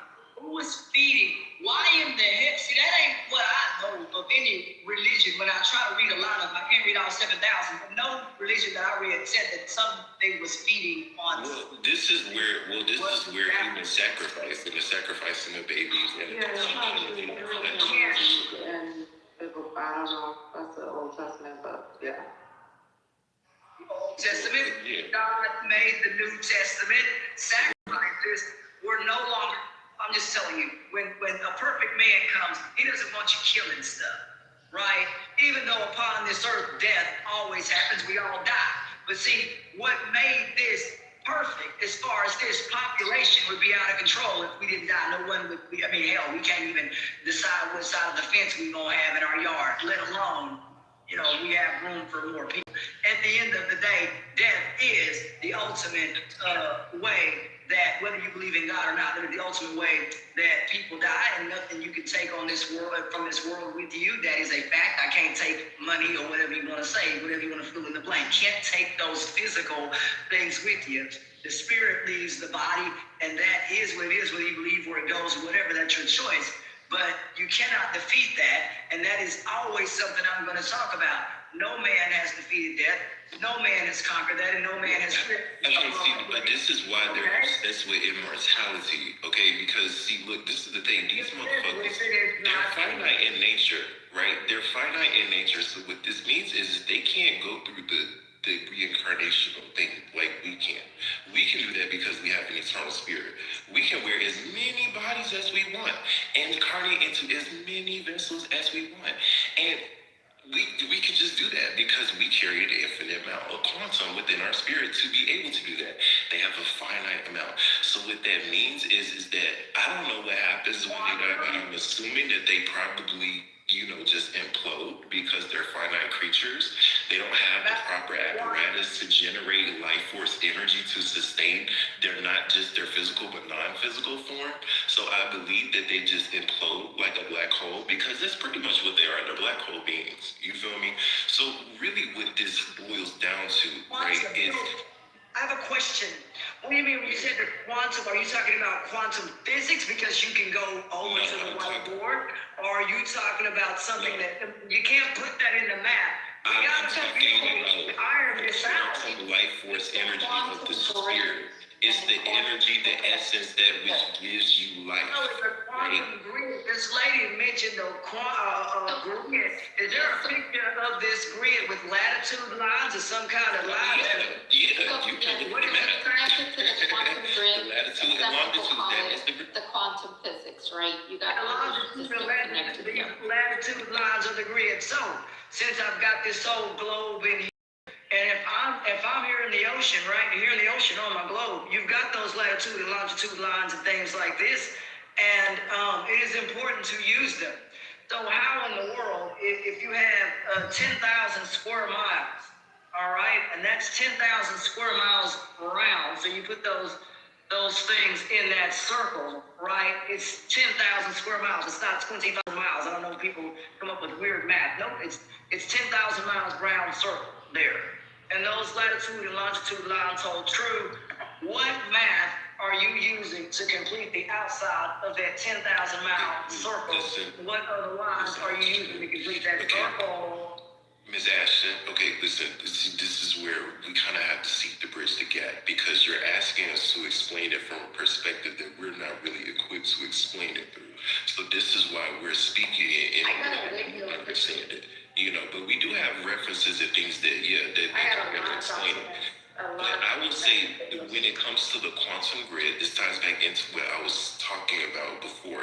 This Earth is a reality field. Okay, so when it comes to the quantum grid, that represents the indelible framework that the reality is held upon. You feel me? Because everything in this universe has to have a structure, a physical structure and a non-physical structure that allows for the physical structure. It has a mathematical structure, brother. It has to have a math. And math times what equals what? This is dealing with because you're asking for a type of mathematics we as humanity haven't hit yet. We don't have the type of mathematics to be able Do you want me to see the video? Or to quantify. Hold on. We don't have the mathematics to properly be able to define or quantify, the framework that holds this universe together. You feel me? We can only observe things and to use our scientific methodologies to arrive to a conclusion, but we can't definitively know what it is that holds all of this shit together. It's not for us to be able to figure out here in the 3D. We have to expand that shit to know that. So that's what I'm saying. We can't limit ourselves to these worldly observations and interpretations. When you go beyond this world, you got light in space that's so pure, man. They call it a gamma ray burst. Look that up, call it gamma ray burst, man. That light right there, it hits the thing, it touches it, destroys it. Bow, bow, bow, bow, bow. It's gone. Because it's so pure, and even God himself is pure white light, and light is so pure and so bright that anything that is hidden in the dark always is revealed to the light. You cannot defeat the light, you cannot cover it up, you cannot block the light. It is so pure. And so at the end of the day, that light is so bright, it even defeats a black hole. Here's the deal.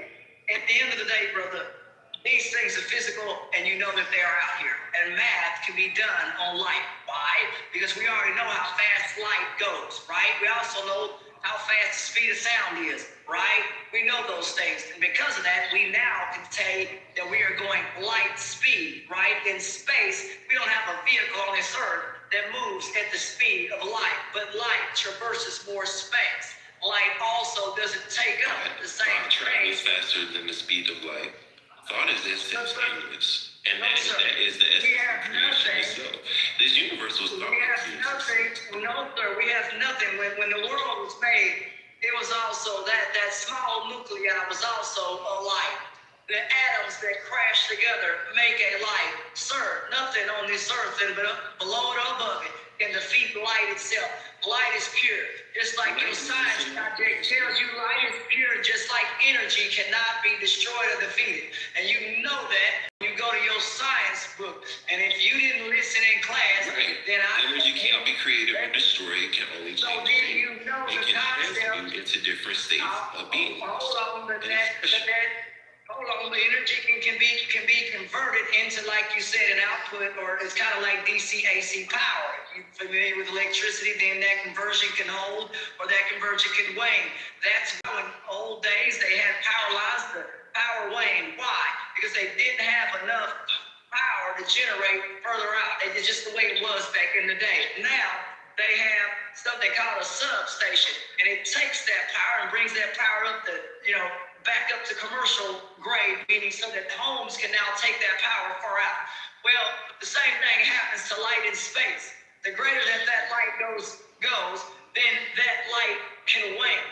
But if it stays on a true trajectory, that straight line, not wiggling and wobbling, that light will always stay until it is what? Interrupted or knocked off its path. Right, and see, that kind of explains how a dimension works, because a dimension is a fixed structure of light that's a vibrating and oscillating at a certain frequency, and that's what allows for the matter to take a certain manifestation or expression.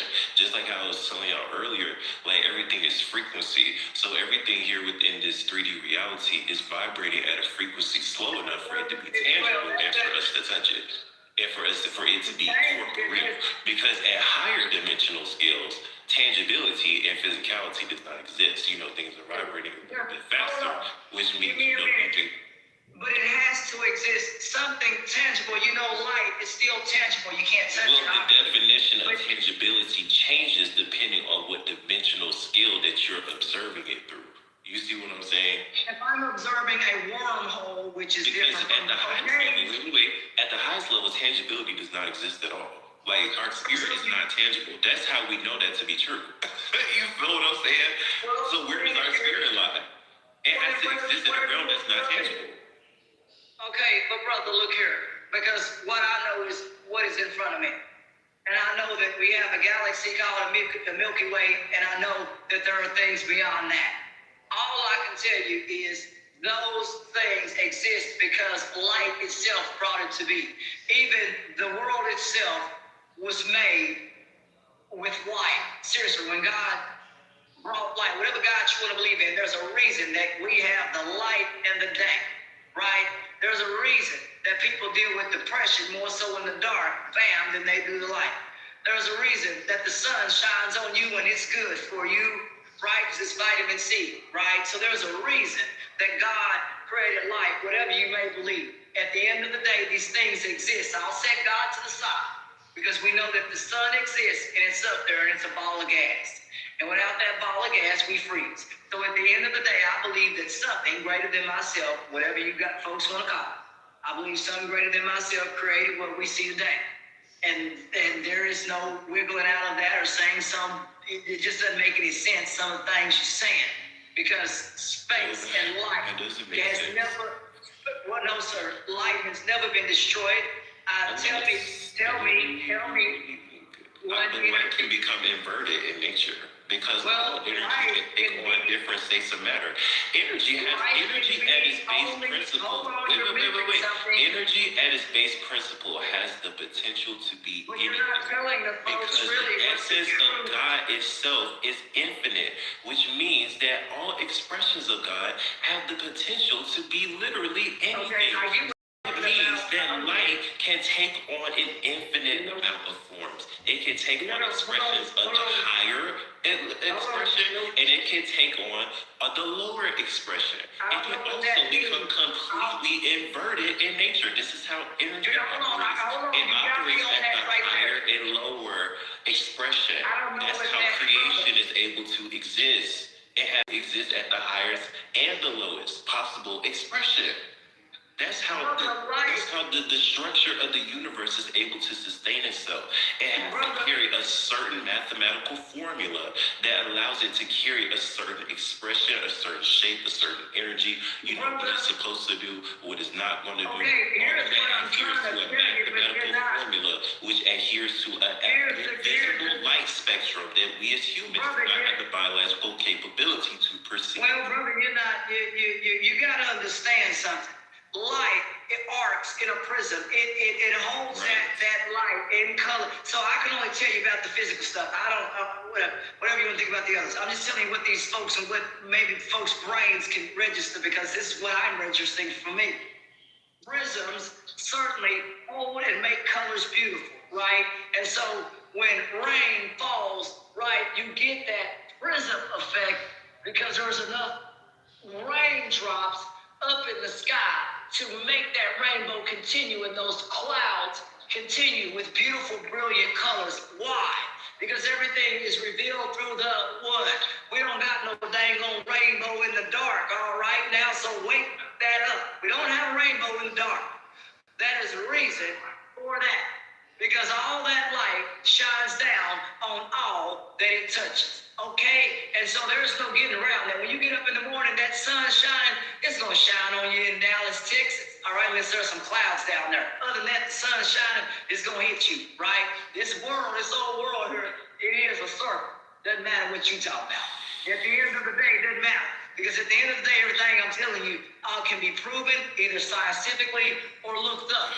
A prism can be looked up, and the mathematical colors can be done. I'm just telling you. Okay. You can look up a prism. I accept your perspective and where you're at. Okay. I don't seek to change you. No, a prism is not brother. That's not a perspective. A prism is a real object. That's not speaking on my own truth. So we can dialogue. We are, but I'm saying a prism is not a perspective. I'm not here to prove anything to you. I'm only here to present the concept and the perspective. That's it. I don't have the power to change your mind. Only you have the power to change your mind. You see what I'm saying? I'm NBC. What is it? Somebody said I'm NBC. Yeah, I don't know. That is interesting. No, I mean, I don't judge him for what he's saying or anything. I'm just saying the physical, tangible stuff that I know. I'm trying to understand. Okay, but this is where that presents itself, because I'm not operating from a worldly perspective. I have to in some degree, but I try to transcend my understanding of things beyond that. You know what I'm saying? Because one thing I do know to be true is that there is a whole lot to creation that we as humans cannot perceive. That knows science is. There's a whole order to creation, right? Because like I was saying, our spirit is eternal. So what that means is that it dwells within a realm that is also eternal. So that lets me know that there's some whole shit. Like I said, earlier, we're currently in some shit where that's very wrong. Like something has definitely taken place here, and humanity is in a reality field. Spirit is eternal, that's a fact, but your body is not. Your spirit is why not? the body. But why not? Why can't this reality that we find ourselves in reflect the eternal nature? You just said, because I'm trying to catch you on that, I wrote it down. Remember, we're writing. I don't know if whatever you're doing, but write stuff. And I wrote it down. You essentially just said right here that your spirit, brother, it is separate, okay? Because you mentioned that, and I wrote your spirit. Why can't the spirit and the reality that we perceive be one? Because you died. You see what I'm saying? Why does there have to be a separation? See, this is the dispersion I'm talking about. You said that the spirit, I wrote it down. You said the spirit is essentially it's not part of the body. So if the body dies, then that doesn't give the spirit anything to return to, brother. It doesn't. And so those are things I write down. Where's the spirit going here? If your body has died, the spirit exists independently of the body. Like, thank you. The spirit, it's the chicken before the egg. Like, the spirit existed before the physical body. You see what I'm saying? Like, you had to have a spirit in order for you to have a physical body. But your body can't go in it. That's the problem, because we're supposed to be in a system where our body doesn't have. You know what I'm saying? Not a problem. We gotta wake up. Like, I'm just saying, Y'all challenging me on this shit, and that was literally where we I'm came not. from. I'm telling you because you That said was the type of system that I we lived in for wrote it. hundreds of billions of years before we came Brother, into this I shit. wrote it I down. presume this concept. Human I wrote it down. I said, hold on. No, I got you. I wrote that down. When you are Came conceived, from the eternal you have. light and sound where there was no death at all to speak of. There was no rape, there was no murder, there was no all of these negative emotions and all of this I chaos, can't. all of this dark, But the world's satanic, not perfect. sinful I can't. bullshit. There wasn't a, we came from a place that was perfect. We have to remember. Like, see, this is the day I'm not trying to change nobody's mind. Wait. But it's not perfect here right now. I get what you're saying about we came from a place. But right now, here it's not perfect. Okay? What I'm trying to tell you. I understand what you're saying. I know that this world is not perfect. That's the problem. Because we came from a world, we came from a state of existence that was perfect. That's why our spirits are eternal. Because if it's eternal, guess what that means? That means that it's perfect. It carries no flaws. That causes it to die. Oh my God. So that means that we need to shift back into the seat of reality that we came from that is eternal and it lies within. That's it. That's how we as humans got pulled into this spell where we're just stuck in this bullshit because we keep going with it. We're not getting the point individually and collectively, and that is our karma because we're not recognizing the true root of creation. We're not recognizing how all of this shit is really being sustained and generated. It's from within. It's not from some concept, some God that lies outside of us. It lies from the eternal quantum that we carry inside of us. It's the inner outer. This is how reality is sustained and generated. It's us. We have to take accountability for this shit, yo. I'm sorry, just let me cook because I'm getting passionate about this shit. Like, we have to start taking accountability for our shit. The reason that these motherfuckers are allowed to be here on this planet, sacrificing our kids, eating us, and all types of bullshit, poisoning the fucking atmosphere, poisoning us with vaccines, is because we're allowing it. We are making a continued set of choices that is allowing us to inflict all of this evil upon us. And the only way it's going to stop is when we recognize that we are the ones that have been allowing all of this bullshit to take place on this planet Earth for the past 20,000 years. It's always been us. We have always given them the power. We have always given them the power to take control over us and to violate us in every single way imaginable. If we don't motherfucking catch the bigger picture, that we are eternal expressions of God's source, and we have the power to decide our own destiny always, then we are going to get pulled into a trap that we are not going to be able to escape from. This is real shit. Part of my sister. Give me a second here now. I can't write this fast. You need to take a breath here. This is all over the place, all right? You know, this is certain. I'm 40 years old. I don't know how old you are, brother. I assume you got to be 40 years old, or I don't know how old you are, but I've never been.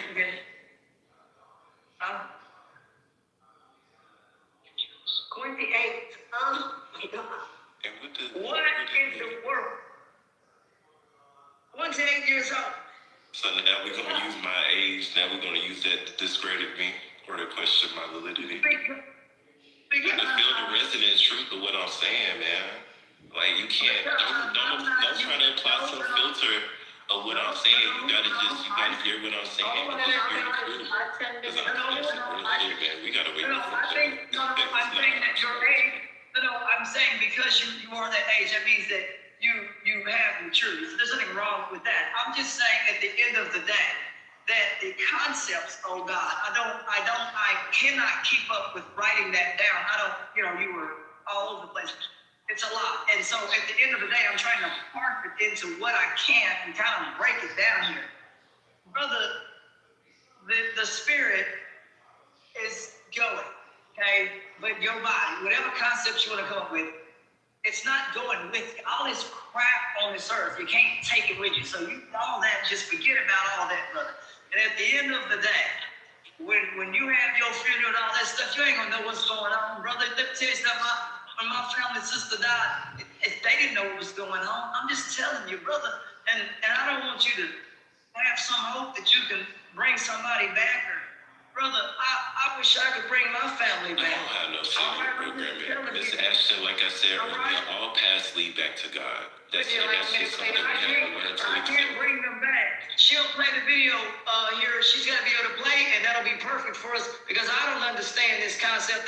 I'm trying to write it down, brother, and you got other people wondering what this is. And you say quantum, but it's not quantum physics, right? And that leaves a blank. Because when I think of quantum, I really do think of math and those kinds of things. So, and I think most people do too. Wait. Because you can't see this is I'm challenging people to think in more expanded terms, okay? Because I understand that there's not a lot of I guess scientific or literal references for the things that I'm saying.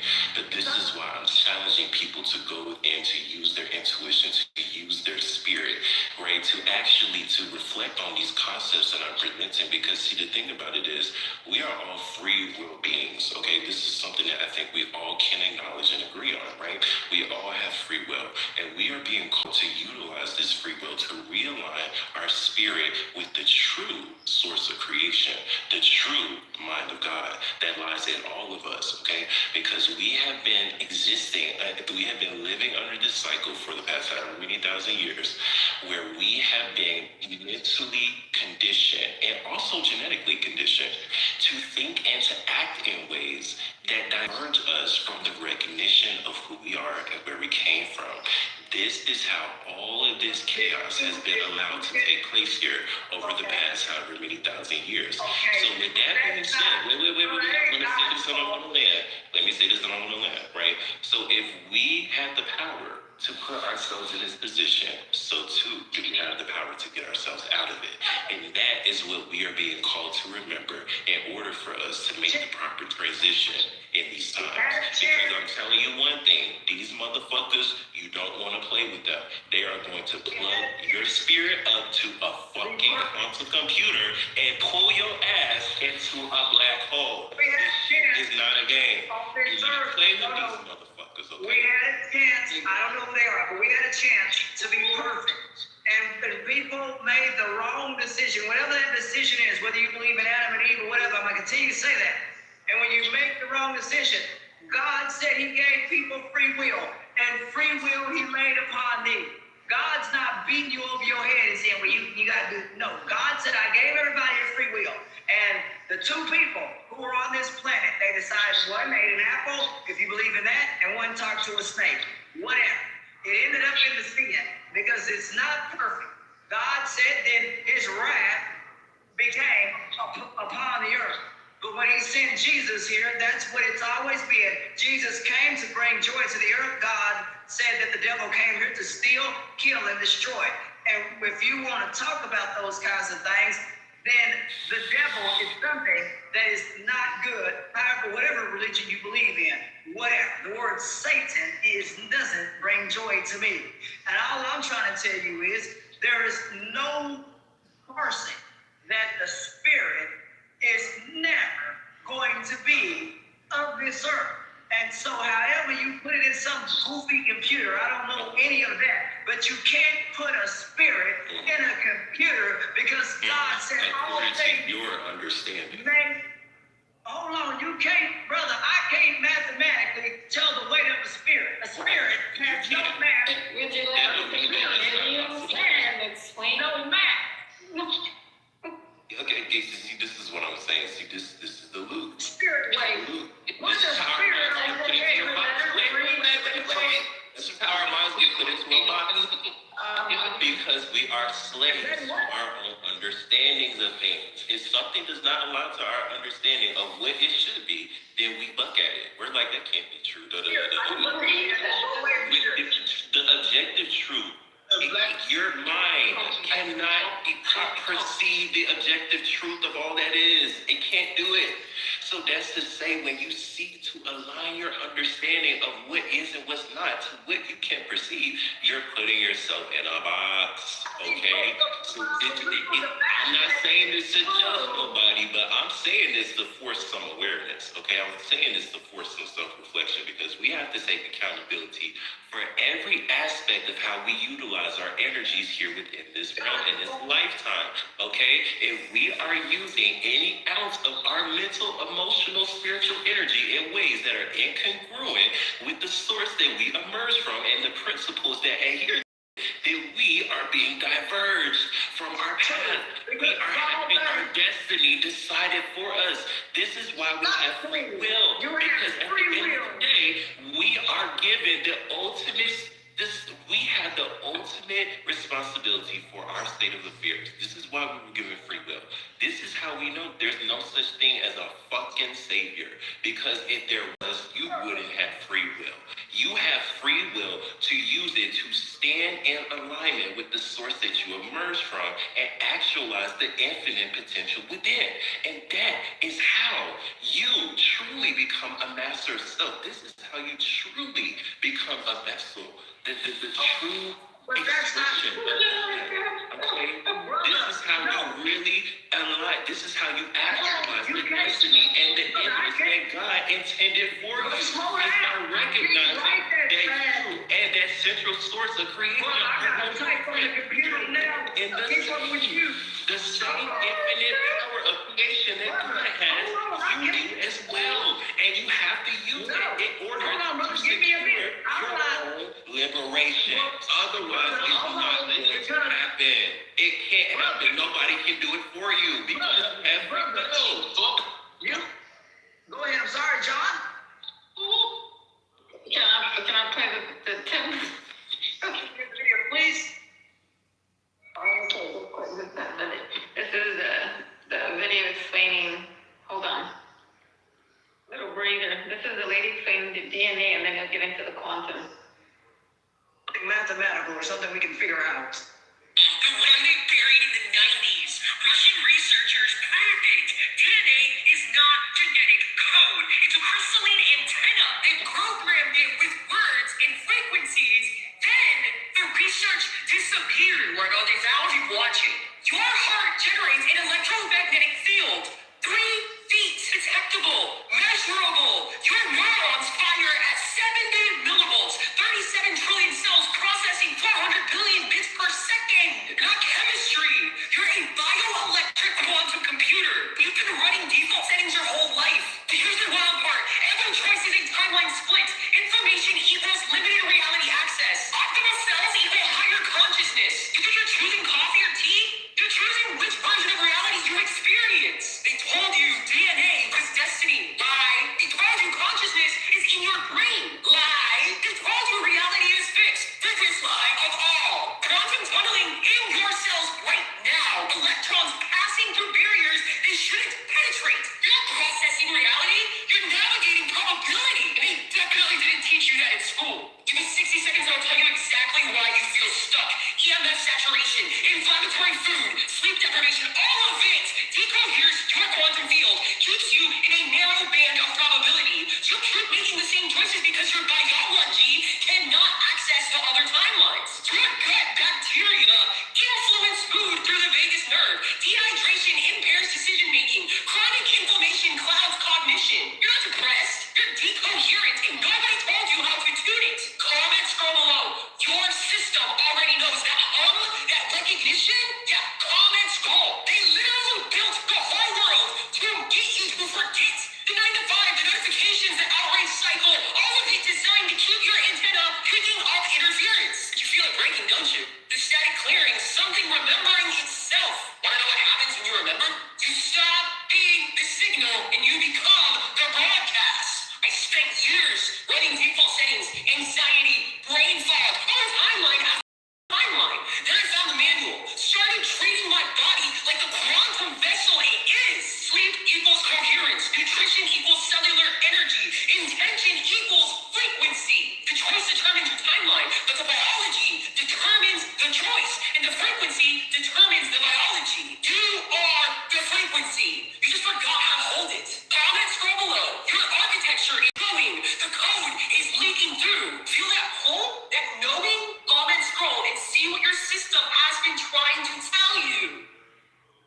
the other section?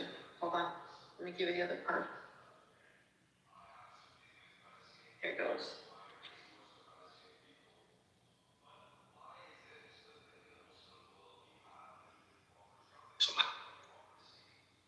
Okay. Ready.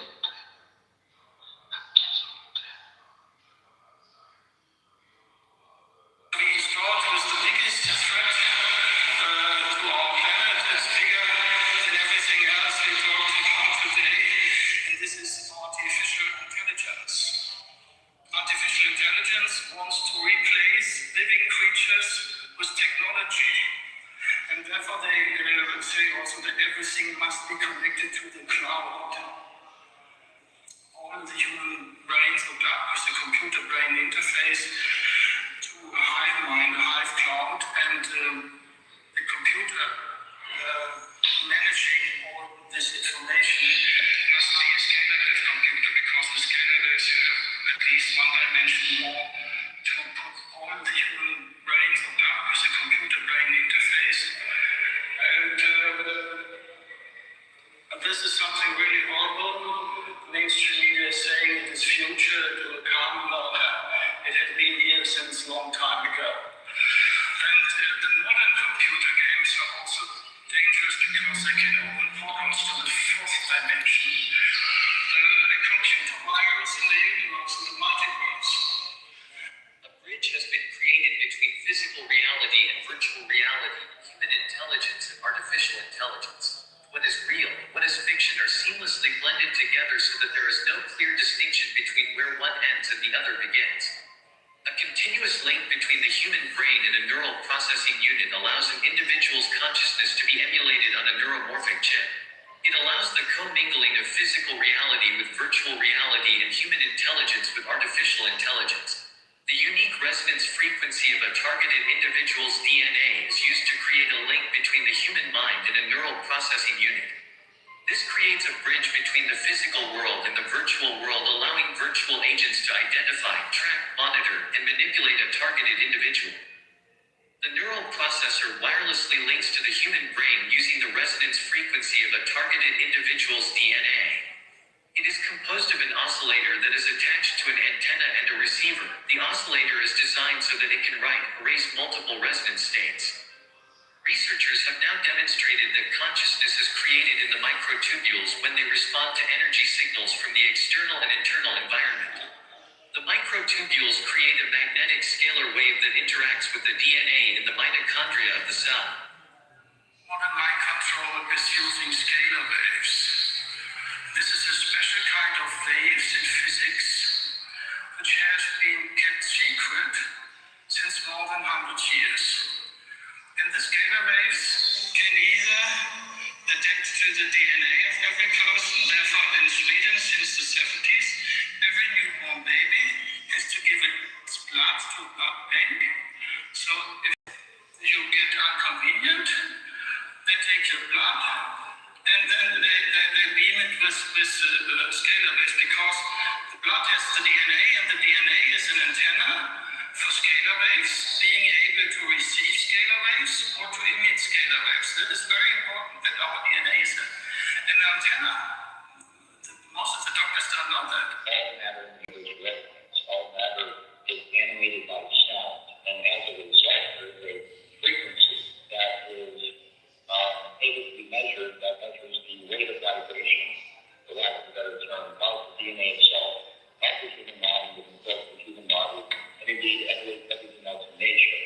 It is by understanding the individual resonant frequency of an individual's DNA and the individual resonant frequency of an individual's mind that this technology is able to be fine-tuned to an individual.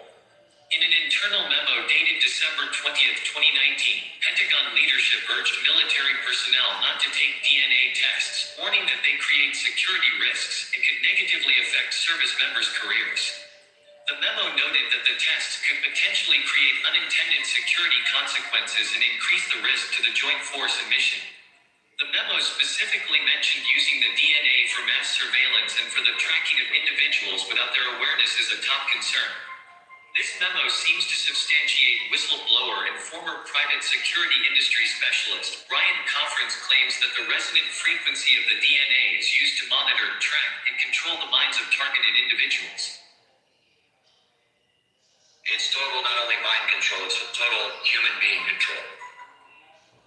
And it is the essential element that allows them to manipulate your emotions so totally and completely, to manipulate your thoughts so totally and completely, to manipulate everything you do and see and hear and think and feel every single minute of every single day, so totally and completely. The new model regards DNA as a stable waveform of information that is not primarily acting through the molecular chemistry and composition, but through the oscillations and coherent acoustic and electromagnetic fields that the atoms and molecules create. There exists a complex interference pattern at the cellular and subcellular level, produced on the one hand by the mechanical or elastic vibrations of the atoms and molecules in a liquid crystal hydrogel environment, which would entail Fröhlich-like wave patterns or phonons within the tiny tubes and cavities of the cell organelles, such as the microtubules, the mitochondria, the electric dipole lipid membranes, or in the geometry of the DNA macromolecule itself. DNA has a unique property in that its frequency cannot easily be changed by external noise. The frequency penetrates any material that does not match its frequency. Even under massive noise, these resonance frequencies act as an attractor during synchronization when the system is dragged away. It is the supercoil structure of the DNA that allows this dynamic process to take place. This basic natural property pulls the system back to the particular frequency state. An implication is that ultimately DNA could be transferred or transported, let us say teleported, immaterially and non-locally as a light or laser modulation. This could be defined as a form of entanglement of the biological atoms with the background field, thus manifesting as a non-local, namely literally not there phenomenon. In terms of physics, of course, this requires the existence of some kind of vacuum field, something that was decried for a long time, but is now established as the concept of the zero-point fluctuations that quantum field theory embraces. In quantum field theory, the manifestation of energy comes from the quantum vacuum, sometimes referred to as a universal scalar wave, which is a form of electrostatic energy. Scalar waves are produced when two electromagnetic waves of the same frequency are exactly out of phase, opposite to each other, and the amplitudes subtract and cancel or destroy each other. The result is not exactly an annihilation of magnetic fields, but a transformation of energy back into a scalar wave. This scalar field has reverted back to a vacuum state of potentiality. Scalar waves can be created by wrapping electrical wires around a figure 8 in the shape of a Mobius coil. When an electric current flows through the wires in opposite directions, the opposing electromagnetic fields from the two wires cancel each other and create a scalar wave. And as I earlier told about standing waves and resonance, it is very important to know for our mind control research to get rid of it. What resonance needs, it needs the same type of waves. As longitude and scalar waves, it's the same frequency and amplitude, but 100 degrees in a phase difference. And then you build up a resonance with a standing wave. And this they do when they do mind control. So there we know the theories about that. Two waves going so and meeting, or you can have one so and from the opposite side go against. There is also possible to structure something and manifest things with that. And they call it phased array.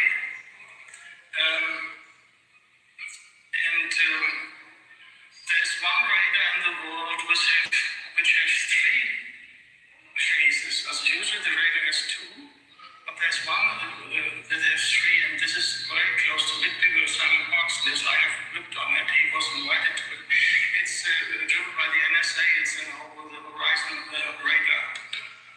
And the other things when they come together is phase conjugation. Scalar waves can build up standing resonance, the resonance circuit between the target and the perpetrator. Often it is Mossad controlling in the Western world the mind control technology. In the Eastern world it is the FSB, the Russian Secret Service. The problem is the scalar waves have closed field lines. That means our usual devices we buy to scan electromagnetic waves are not working any longer. And we have up to date not been able to get scanning devices for scalar waves. Of course, the dark side have them. I've been told in Germany the Stasi have them and they have them from Russia. But we have not been able to come over. So if you're here in Czechia, you have more close contact to the KGB and so on. There are perhaps some guys having an old device that scanning scalar waves. We would be very grateful to get access to that.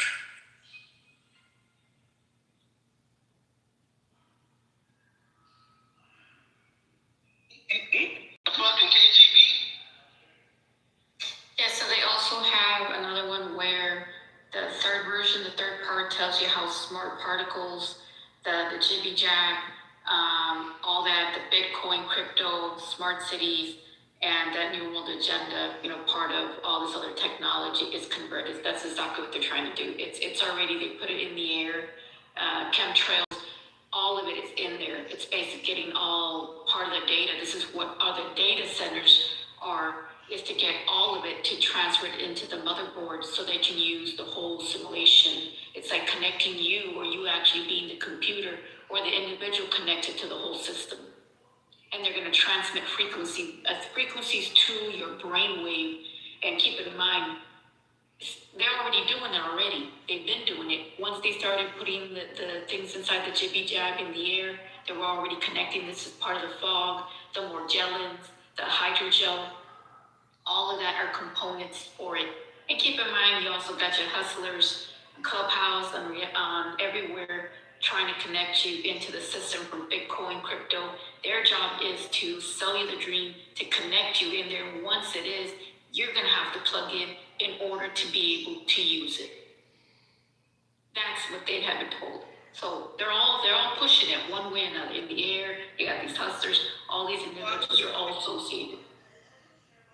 Participate in Bitcoin if you don't want to, because I told somebody in the room earlier, a lot of this stuff the law hadn't got up to. Hell, I'm not gonna die or risk my life trying to, test out some whatever, and you don't have any recourse if something happens to you.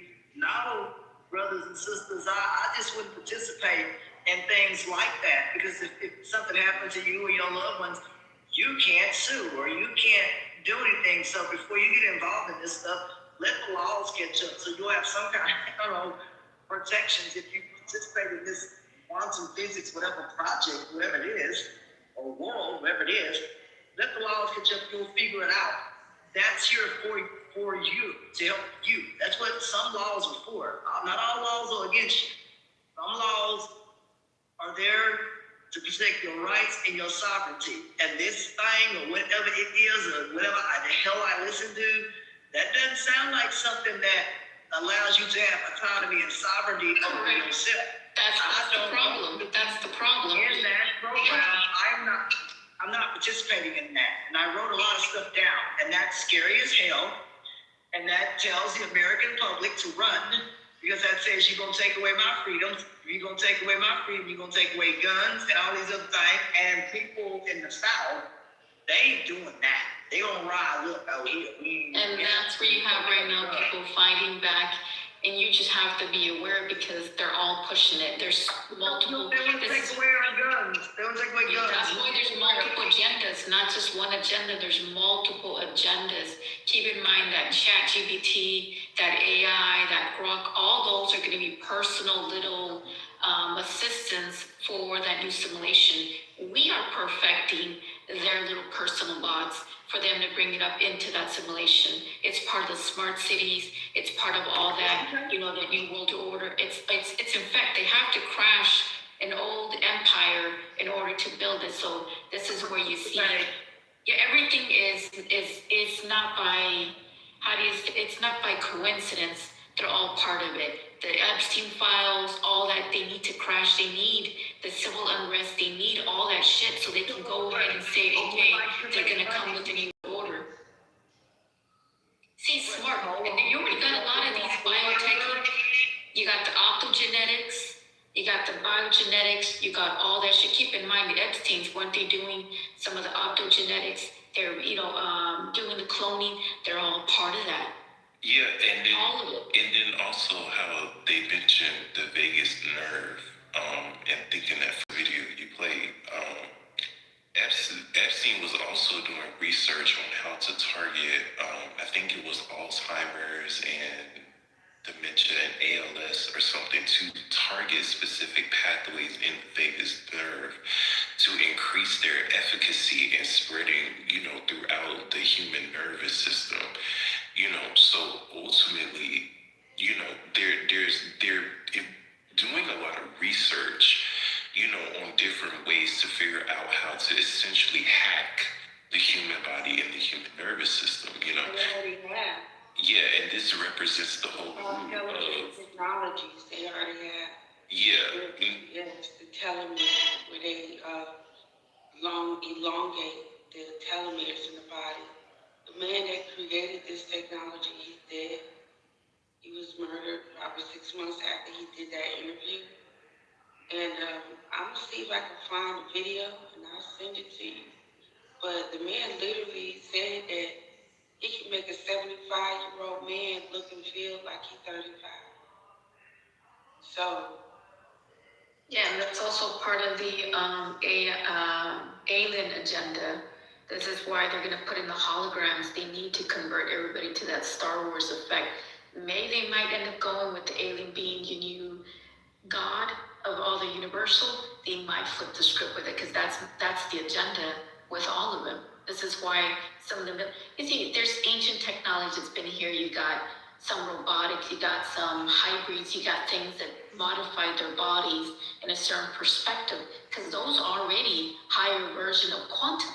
And when they talk about when they made contact with things, they made contact with things somewhere from a long distance, and they basically have bodysuits here. So those are the things that are walking around at this point. Yeah, and they're trying to turn you into a body for them to inhabit and to wear. You know what I'm saying? So this is where, you know, the what they're doing is that they're basically overriding the frequency of your soul, right? They're trying to mimic it and duplicate it through a technological medium, right? And they're trying to basically trick you into you know, because like Megan Pop was saying about the holographic technology, because this is where the insidious part comes into play, right? Is that they're going to be, you know, activating these frequencies, and it's going to interact with the nanotech in the body, right? Because remember that Dr. Anna Maria Mahalcia, if you guys have never heard of her, I can't remember her specific background, but basically, she observes the blood of vaccinated and unvaccinated individuals through a dark field microscope. And what she found was that the nanotech was present in both vaccinated and unvaccinated people. And what it was doing is that this nanotech was essentially sticking together, and it was creating these microchips, like these computer chips, in people's blood. So essentially what I believe that they seek to do is that they seek to basically to create some type.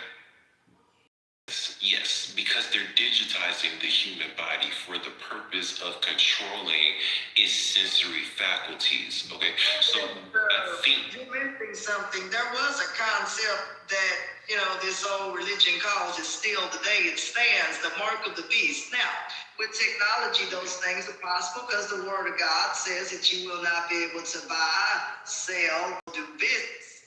And because of that, you will receive some kind of mark. Well, in the modern era, we can mark with computers. No one's stamped with ink or branded. They don't do that. So, and that's the Bitcoins and the crypto's job is to convert you and push you to that agenda, to plug you in, to be able to use it. Y'all are saying it in the modern way, but in the Word of God, in most religions, it is not something that folks want to sign up for. Even most religions tell you to try and run, and essentially run. Miss Ashton, you're not really understanding this, right? Because they've already poisoned. Wait. I need you to understand something. They are manipulating this to where you're not going to have a choice in the matter, okay? This is the thing. If you are still operating in a certain frequency level within, once they flip that switch, you're going to get pulled into their shit.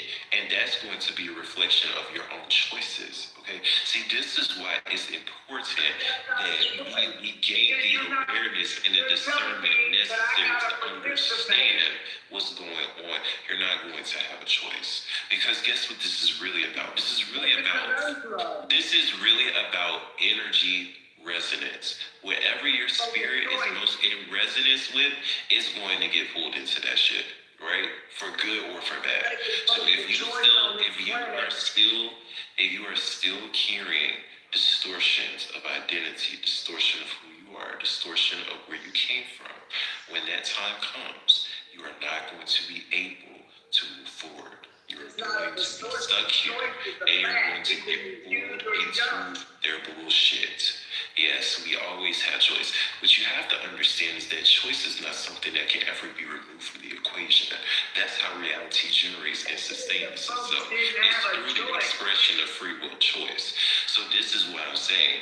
They're providing the structure for you to experience your free will choice. And the structure that they're providing is going to be some technological bullshit that they are going to control. And the pathway to you finding yourself within that structure is not waking the fuck up. Okay? That's just in simple terms. We said not waking up. Oh, hold on. I think folk in here want to wake up. We like to have our scrambled eggs in the morning. Look, brother, we truly would like to wake up and know that the reality that and the sun rises, the good Lord lets that happen. It's not guaranteed for nobody, but if you see the sun tomorrow, then that's a good thing. At the end, I'm serious, brother, in the things I say and the things that you are saying. It is really hard to realize that we don't have a choice in this some world that you come up with. And that ain't gonna work. Oh, it ain't the world that I came up with. Maybe I would never come up with shit like that. The world the stuff you read there, it is concerning because you're telling the populace or whoever is doing this thing, they don't get a choice in their lives. And brother, that's how the mind of Satan operates. Well, you got to give people a choice. That leads to wars. This is why we have wars throughout the earth. Why? Because someone else tried to usurp authority over someone else. That means you didn't get them folks that you did not. We're going to fight. Wait. So with everything that I said, right, when we put into context what it is that they seek to do to us, what is the best way that we fight back against the shit that they seek to do to us? The best way that we fight back against this is by utilizing. Wait. The best way that we fight back is by utilizing our free will choice in ways that liberate us from these mental, emotional, and spiritual bonds that keep us attached to this realm and our understanding of this realm.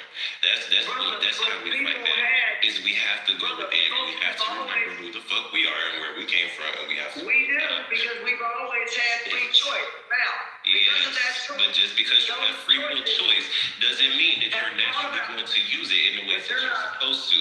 This is how the mind, this is how our minds have been played with, right? Because we've been played with in ways where we've been tricked into using our free will. Right now, it has a free will of choice. Yeah, right now, because it hasn't been flipped yet. You Ashton, it hasn't been flipped. Look, listen to this. Listen to this one. Watch. Like torturing of innocent civilians, which brings me to my next thought, which is the inevitable threat of artificial intelligence mixing into all this, right? Mix AI into the use of neuroweaponry, and you get an entirely new, uncharted territory. And the whole idea is that we would have these biological sensors in our bodies, and then they could read our thoughts, know our emotions, know whether we're hungry or not, or anything like that. And so now it's a warfare of information. They will have everything on you. They will know you're coming and going. And so this kind of warfare, this kind of being able to target individuals. And let's think about this. There is no way to detect. There's no entry point. There's no exit point like a bullet would have. They can just target somebody and they're saying, yeah, he went crazy. Yeah, I'm sorry. And then turn the kill switch on somebody and it was. That's how easy it is. They can literally transmit frequency through your body and do it. Because that nanoparticle, the stuff is in the air. It's easy as a switch. I understand right now you do have a form of consent right now. You being able, but wait till they flip the switch and turn the frequency on. You're not going to be able to resist it. This is why you right now. This is why they're telling people to cleanse their body, to do it. At least you have a certain percentage that can maybe possibility be able. I can't sit there and say, but there could be a possibility that you can, to a certain point, fight it. But you're talking about the vaccines and all that. There are everything. Your neurological aspects, that means the way their frequency is going to be being shot straight to your body. And this is why everything's going to be tracked. They have that. They've been studying it for years and decades. This is ancient technology. So right now, you as individuals, but listen, you as an individual, right now, since you already know this information, you have to figure out what you're gonna do and how try to fight it before it actually goes full force. Yeah, like folks say, you do your best to, whatever you say, cleanse yourselves and all this stuff. I don't really, you just can't live your life in fear and all these things, whatever switches or whatever.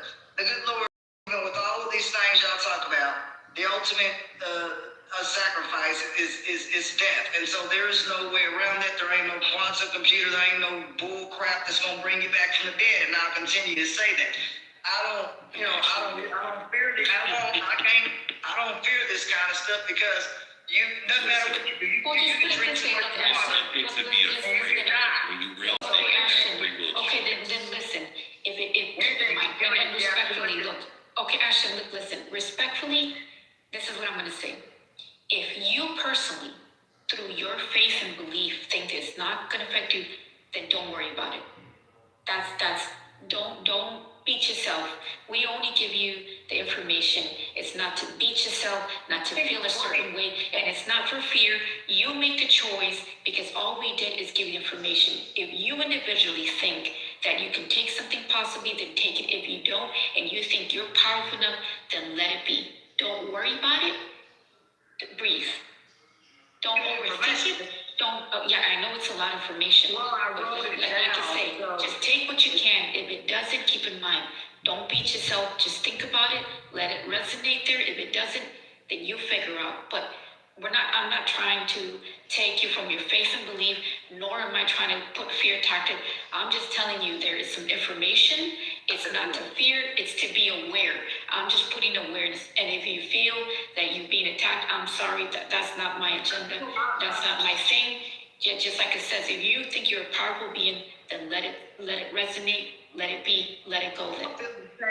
Because I wrote a lot of it down and I think that it's good information. Just think about it. Just take a breather and just think about it. There's too many things, too many to keep in mind.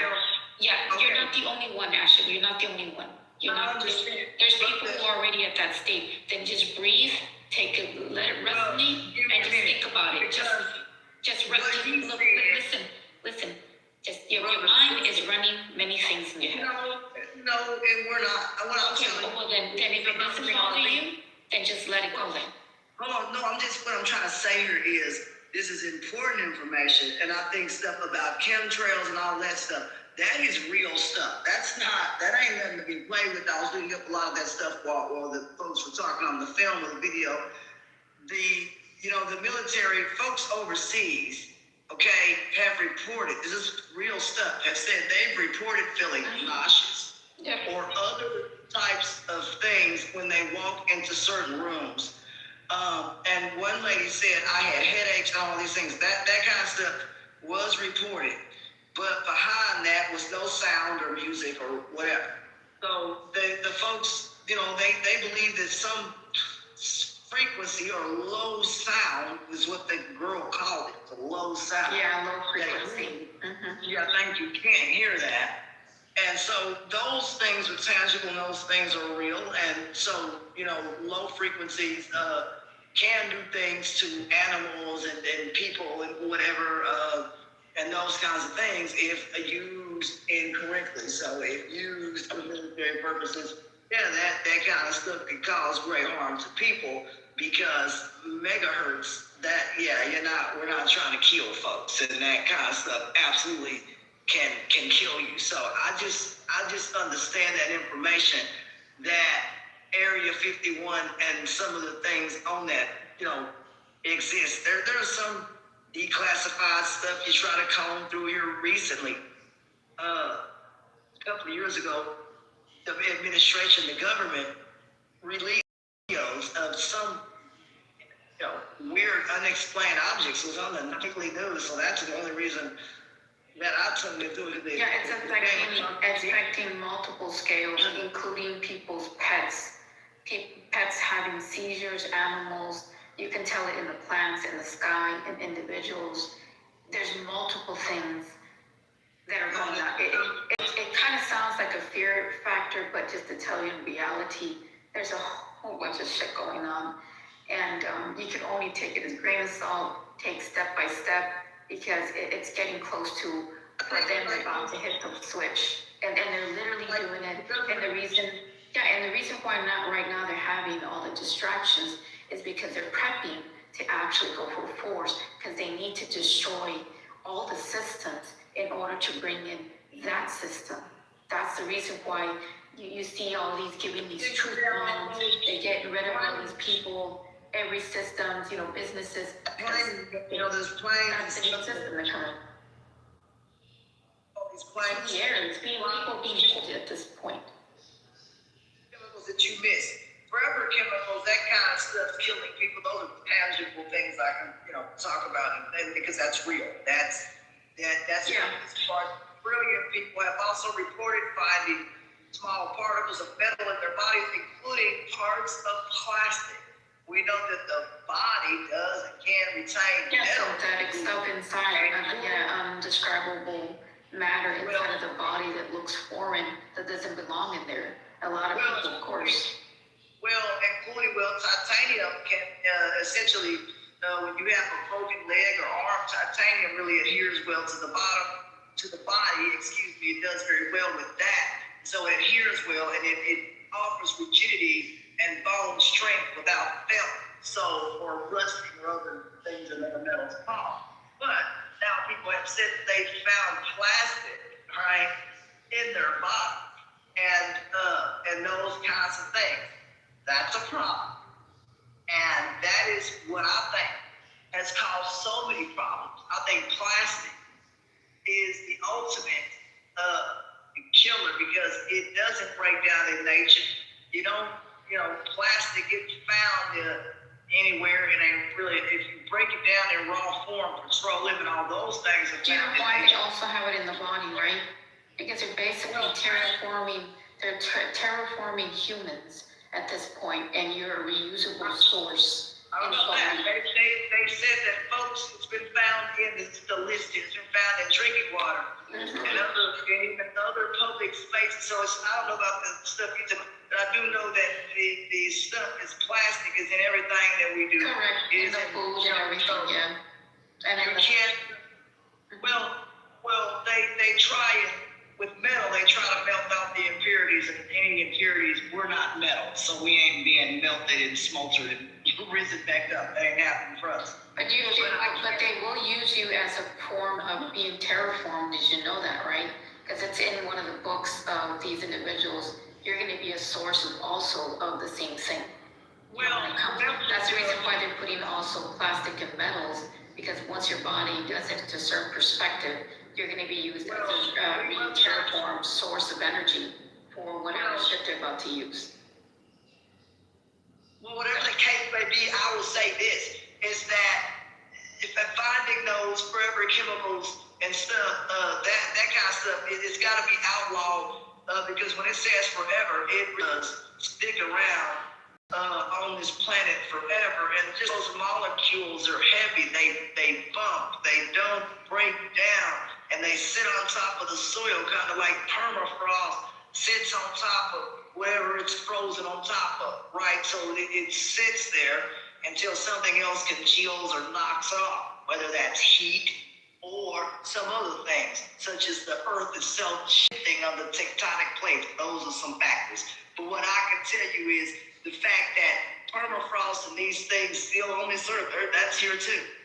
But the effects of that layer coming off, things are revealed under that layer, and chemicals begin to become released. And that's what forever chemicals, BP chemicals, that kind of stuff, that's what that does. It releases horrible toxins into the air, into water and everything else, and nothing can consume it or destroy it, because we have nothing on this earth to destroy that except for disintegrating, meaning under high heat and fire is the only way to destroy forever chemicals, and capturing that CO2 gas, turning that CO2 gas into a stone. They've been able to what we call carbon capture, and if we can do that, it can save millions of people's lives, and to keep that stuff out of the atmosphere to never ever return ever again, because once it's turned into a stone, it is something that will be in the earth forever, and then the earth. Well, that's exactly, you just figured out that's exactly what they want to do, turn things into crystallized, to stone, into certain things to be used as a certain perspective of fuel. This is the reusable. They want to remove the oxygen from, keep in mind, so when you use a certain level of heat and things, and you have these matters and particles in your body, basically the vapor and water in the body, it's like sucking the oxygen and turn you into certain particle that they can actually use. Yeah, that's, keep in mind, they have multiple agendas, what they're about to do, and it sounds really crazy when you actually think about how crazy these individuals have no morality, no feelings, no nothing, because they're terraforming the whole world as it is. Because when it comes to evolve with their version of evolution and shit, doesn't mean actual sustaining humans. It's to all these modified, genetically modified bodies that are not even human at this point anymore. So when they change the oxygen level, that means you're going to kill the plant life, you're going to kill the animal life. Your story, can I ask you something? Because I looked up something, because the math ain't no here. Why in the hell are they storing millions of seeds in a vault? Over here it says this vault is to sustain life. Seeds and plants. You know why, right? Did you not? I'm just reading what it says. So keep in mind, look, listen, if they go, yes, so if they destroy everything from mutating and growing and killing its source and everything, this is why they're messing with the trees where they cannot grow anymore. Animals cannot produce. They want to be the main holder. So whatever they decide to do up here with all this fog and contaminated, then guess what? They're going to have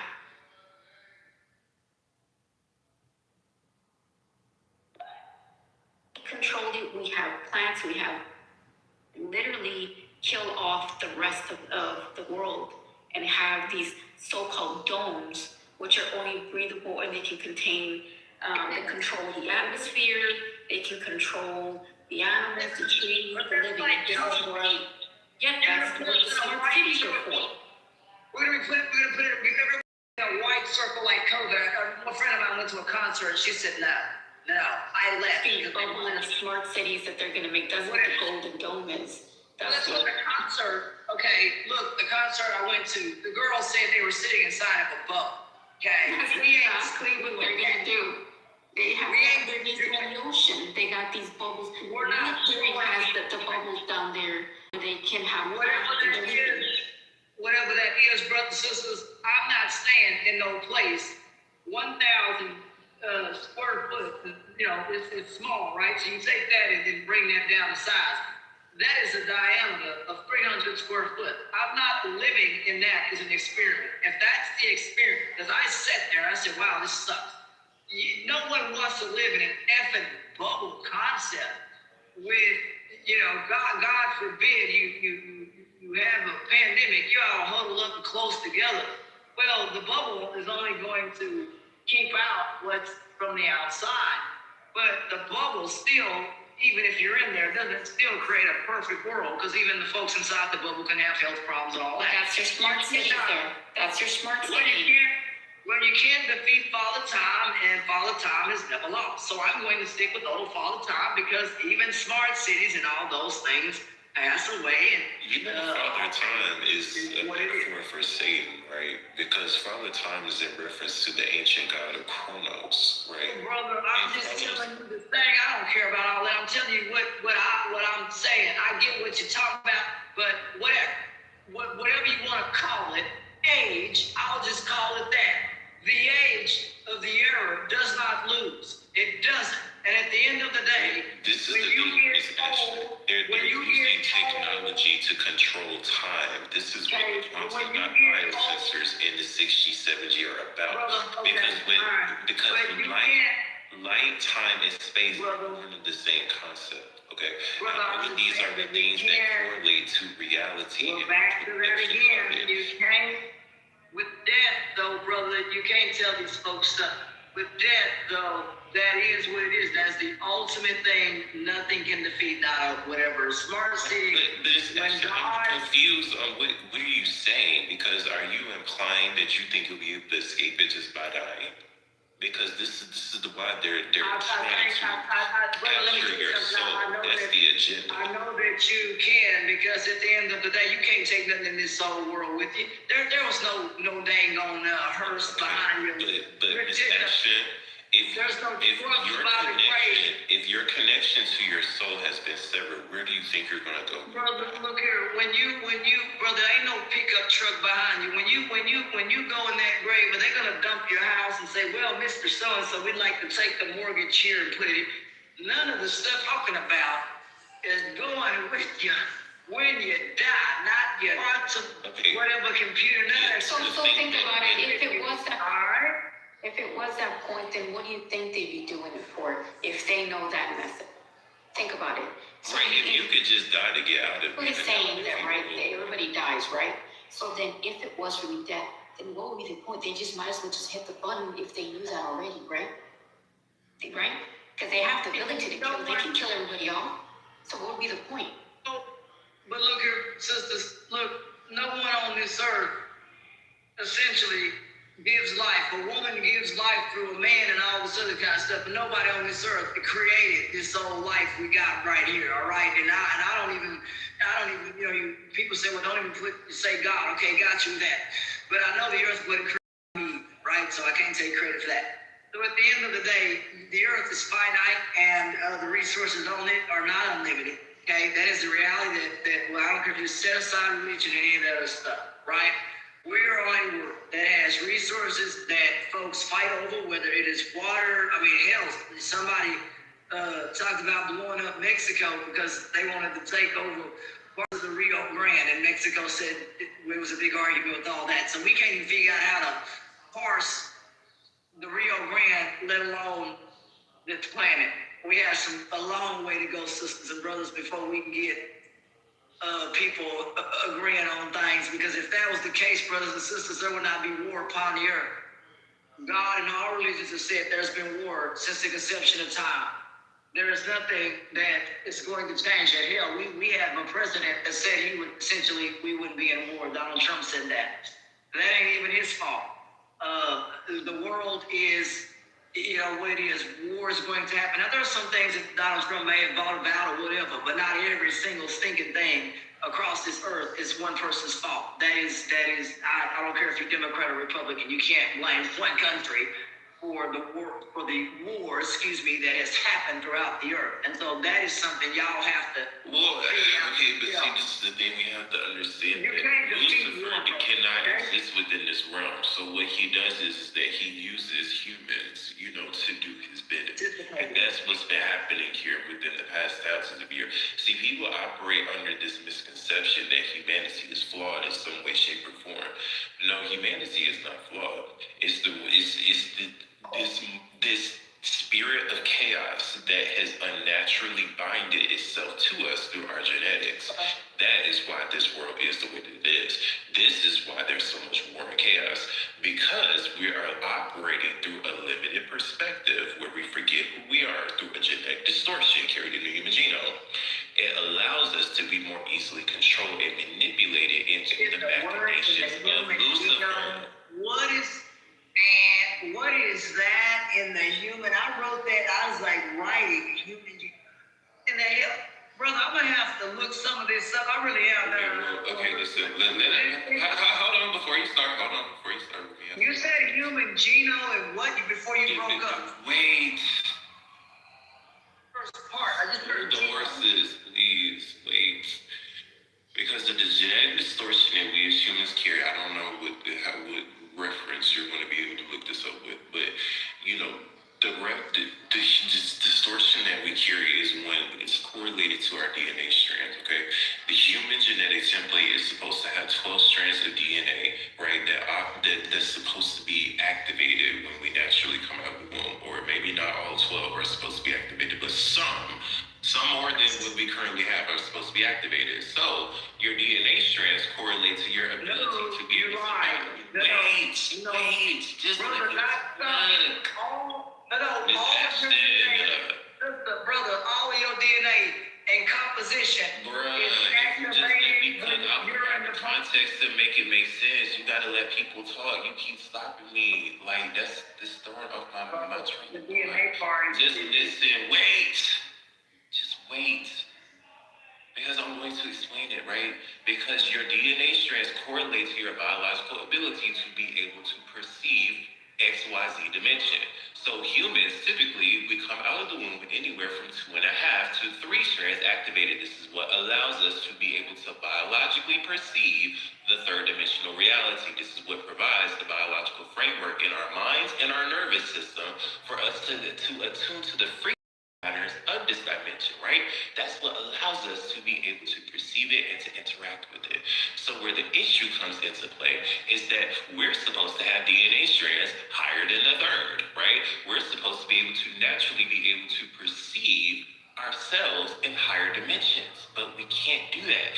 And it is through us not being able to do that, we're operating from a misunderstanding of who we are and what reality is, because we don't have the biological markers that allow us to be able to intake those higher dimensional frequencies in order to be able to understand who we are. You see what I'm saying? Biological markers, brother, look here. Biological markers for folks are different, kind of like the fingerprints, right? Not every single person is going to have the same.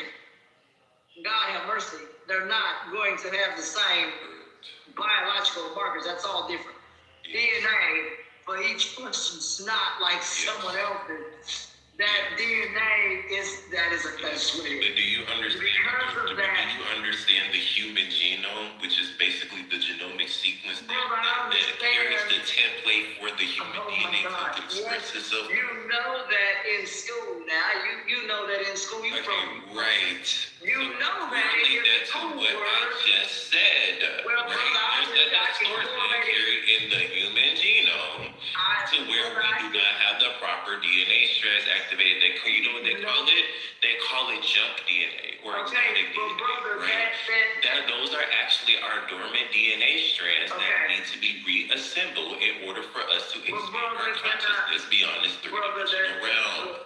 Brother, look here. Hey, Why are you giving me pushback? Like, yo, I can't be Cuban. What the fuck? I literally explained to you the nature of how things operate. I'm not saying that I'm like my shit is the truth, but just listen. Just I'm listen. listening, brother. I'm writing this stuff down. If I wasn't listening, brother, I'm 40 years old. She don't know how to listen. She don't know how to listen, and everything that y'all been talking about is above her head. It is. So, I've been writing it down. yeah, I know you gotta write it down.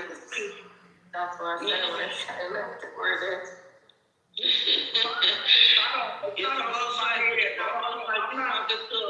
It's almost like you talking to a brick wall, you know what I mean? Yeah. And I think what you're saying, I'm not judging him. I didn't say you was, ma'am. I didn't say you was. So you just coming out your mouth to say that you're not shows that you are. You know what I'm saying? Like, calm down and just listen and take your notes and go back and research it, and then you come back once you do the research on it, because these people been on this for a while, girl. Every time I say that, Oh wow, a long time. has he, man, because I can go to the chat and you over here talking about in the chat lost. You saying you lost in the chat earlier. Like, you know, if you had to go look up and see what the smart does was you thought it was some shit on the goddamn beach. And it ain't. It ain't got nothing to do with the beach. It ain't even real dust. It's nanoparticles, as he stated earlier. But look, you know what I'm saying? I mean, oh, somebody just sent me a message. Look, this is a good conversation. Make it pop if you can. Honey, those videos you were playing earlier, can you send them to me in the back chat? Yeah. I really would appreciate I it. got a lot of documents too, a lot of them that connect with it. A whole Really, bunch. I really enjoyed those videos you was playing. I've been listening this whole time, and I really appreciate you bringing that here, and that way everybody can get in. If y'all don't understand it, just do your research on it. Don't be combative and bringing God all up into, because God ain't got nothing to do with it. It's the men on earth that think they're God that's doing this shit. You know what I'm saying? So everything else at this moment is out the door, because they're able and they're capable of creating all of these things. They create nuclear weapons on y'all ass. So, but That's why I said Area 51.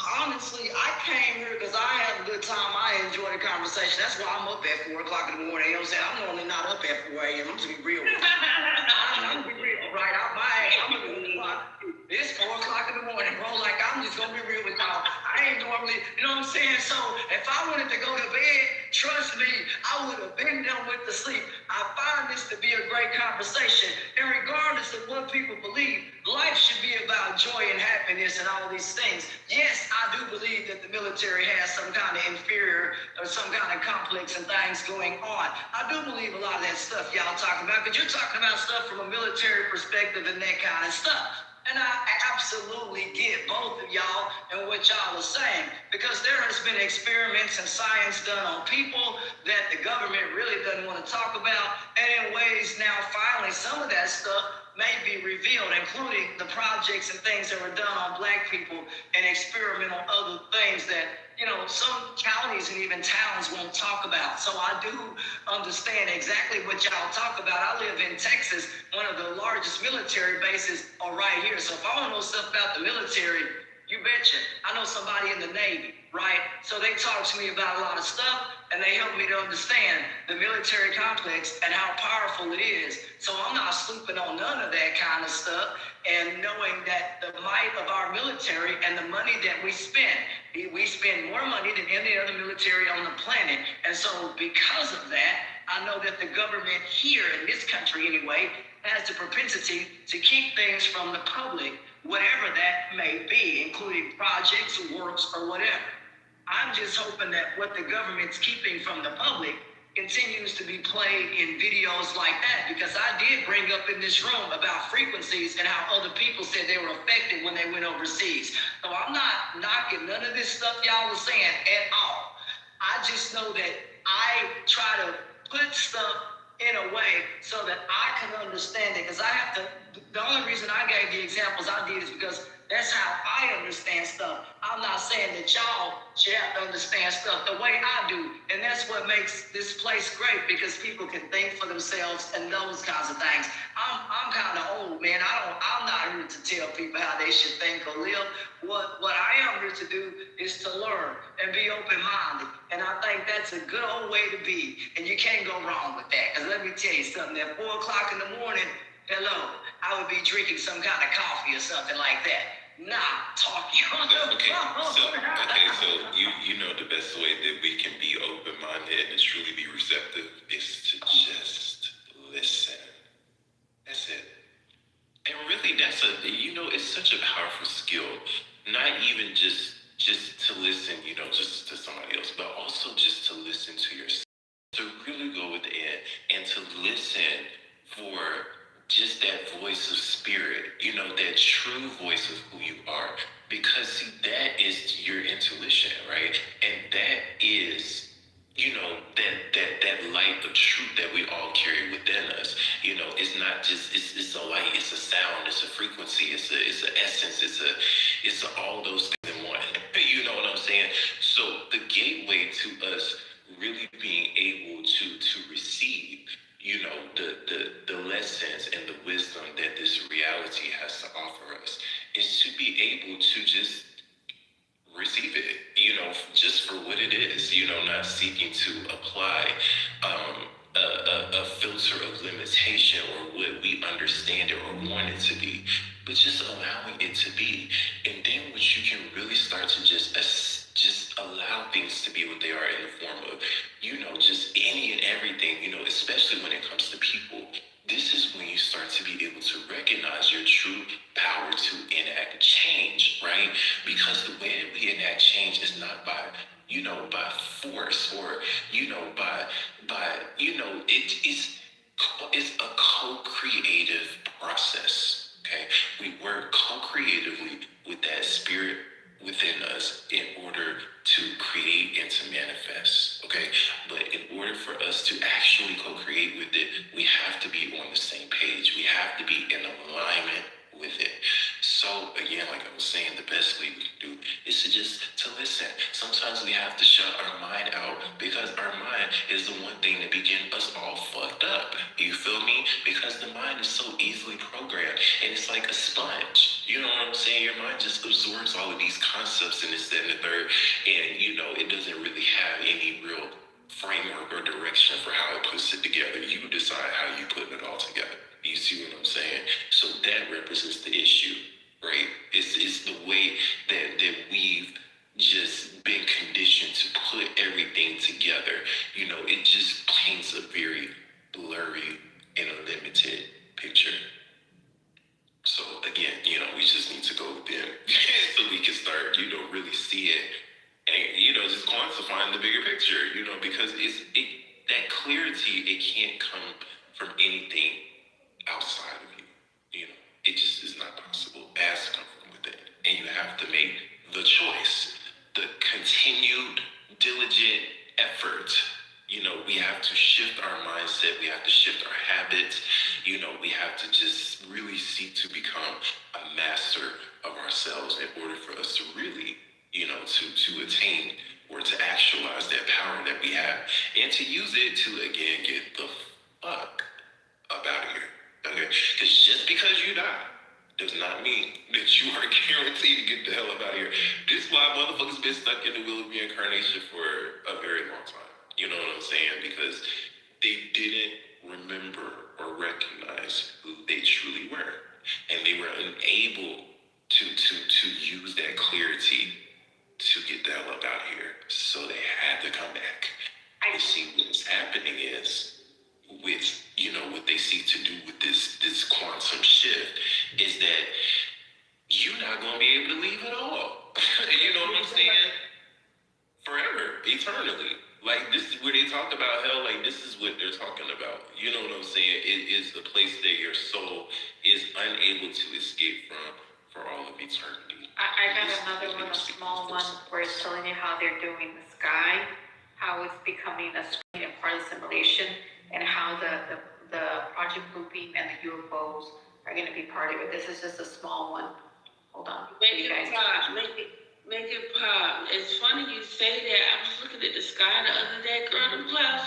It was blue sky with white clouds, but they was moving so fast. We had overcast sky today, man. Here in Fort Worth, this lady said, "What the hell?" It was like, it was like the top of the building. So it was like dark, overcast, and foggy clouds. And we know this is Fort Worth. You know how you see the weird lights? You know, like the weird lights that things look. This small video is going to explain it. How the connection with the chemtrails, the nanoparticle, the UFO. This is the reason why they want to release the UFO agenda and the disclosure. Listen to this. It's a small video. The chemtrails. A lot of that Project Bluebeam is CGI. Chemtrails in the sky, the technology, 5G, is to essentially, so all that stuff they spray, it helps create a screen in the sky. So they can use this really advanced technology and you will not be able to tell if it's real or not. That's where you see in some places now, people are seeing weird things in the sky, like cities and people and all these weird technology. They're also, depending how wild and outrageous things get, the Anunnaki may just show up. They are already here. A lot of that Project Bluebeam. That's where they're going to end up showing the individuals, you know, these, like we call extropians. They can call them Anunnakis. They can call them this. There's a whole bunch of scenarios they can actually run, but that's the reason why they're doing it. They need to connect it all together. And there's documents also. I think I can send you flawless and send you in the back, but there's like, you can really go like into quantum, create the quantum, we call it mathematical form. Quantum physics, it's a whole, there's different sections, how they're using even the lasers, everything you see, the hydrogel, the nano, how everything entwines together. It sounds crazy in a nutshell, but damn. It's like they already, it's like the only reason how they're already releasing it and doing it because they already perfected it somewhere down in there and how they all connected it together. This is why there's so much agendas being revealed. They're trying to use, like destroying everything in order to build the new system, to convert everybody into that. It's gonna be, it's called part of the, like in the Epstein files, where it had the, the boat foundation and the teachers in space, and where they had like in the mathematical quantum physics formula, they had it in the back. And when you look at it, it was like released, and they had like a mathematical quantum equation in the back, and it had to do with the teachers in space and the sailboat foundation. So in the teachers in the Lifeboat Foundation. Thank you. That one, it's supposed to be like the Golden Dome, which basically is going to be a high surveillance type of systems where they can protect, cyber attack against the meteor, against UFOs, blah, blah scenario. It's part of the Project Bluebeam. It's Project Bluebeam, Voice to Skull, Voice to God, and other technology. And all the other projects that you've seen have been converted into that whole simulation. And just different sections that are test running. This is why you got all these biological, biogenetics, you got the optogenetics, you got the reverse engineering, you got a whole bunch of all these sections combining all that stuff together. And this is why, they've been studying on animals. I think on PubChem, where that's where the COVID-19 has got all those samples.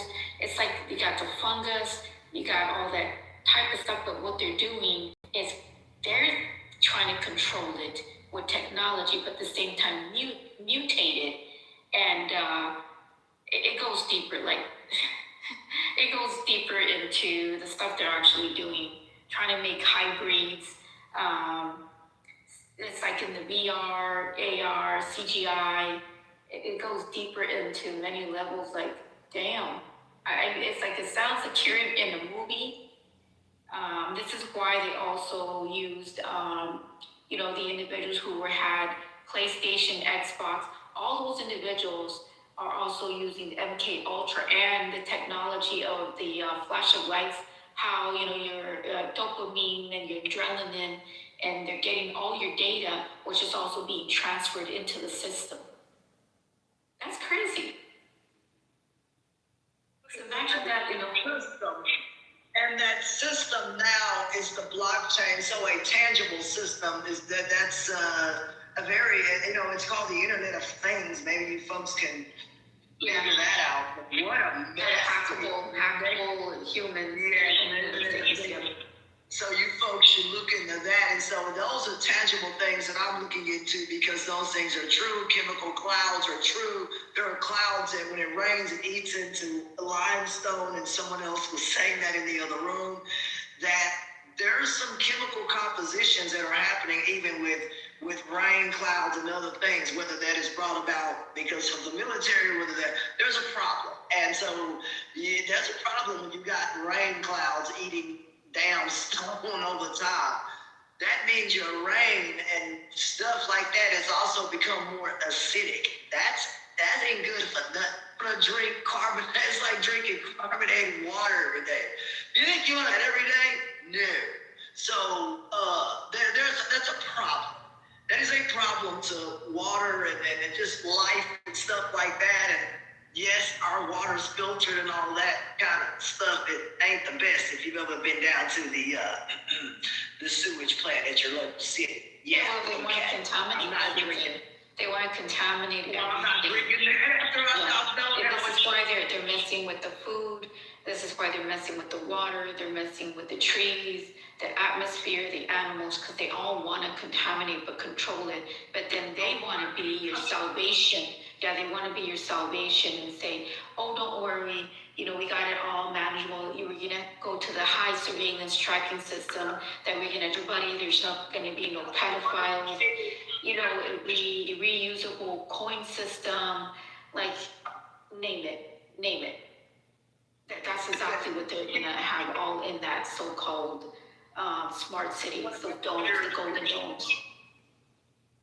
They have to drink water, so they're messing with like the guy said here at the city. Look, I don't know if you've ever seen that stuff or whatever. Yeah, I'm not counting on this, that. I've seen how they process water out here.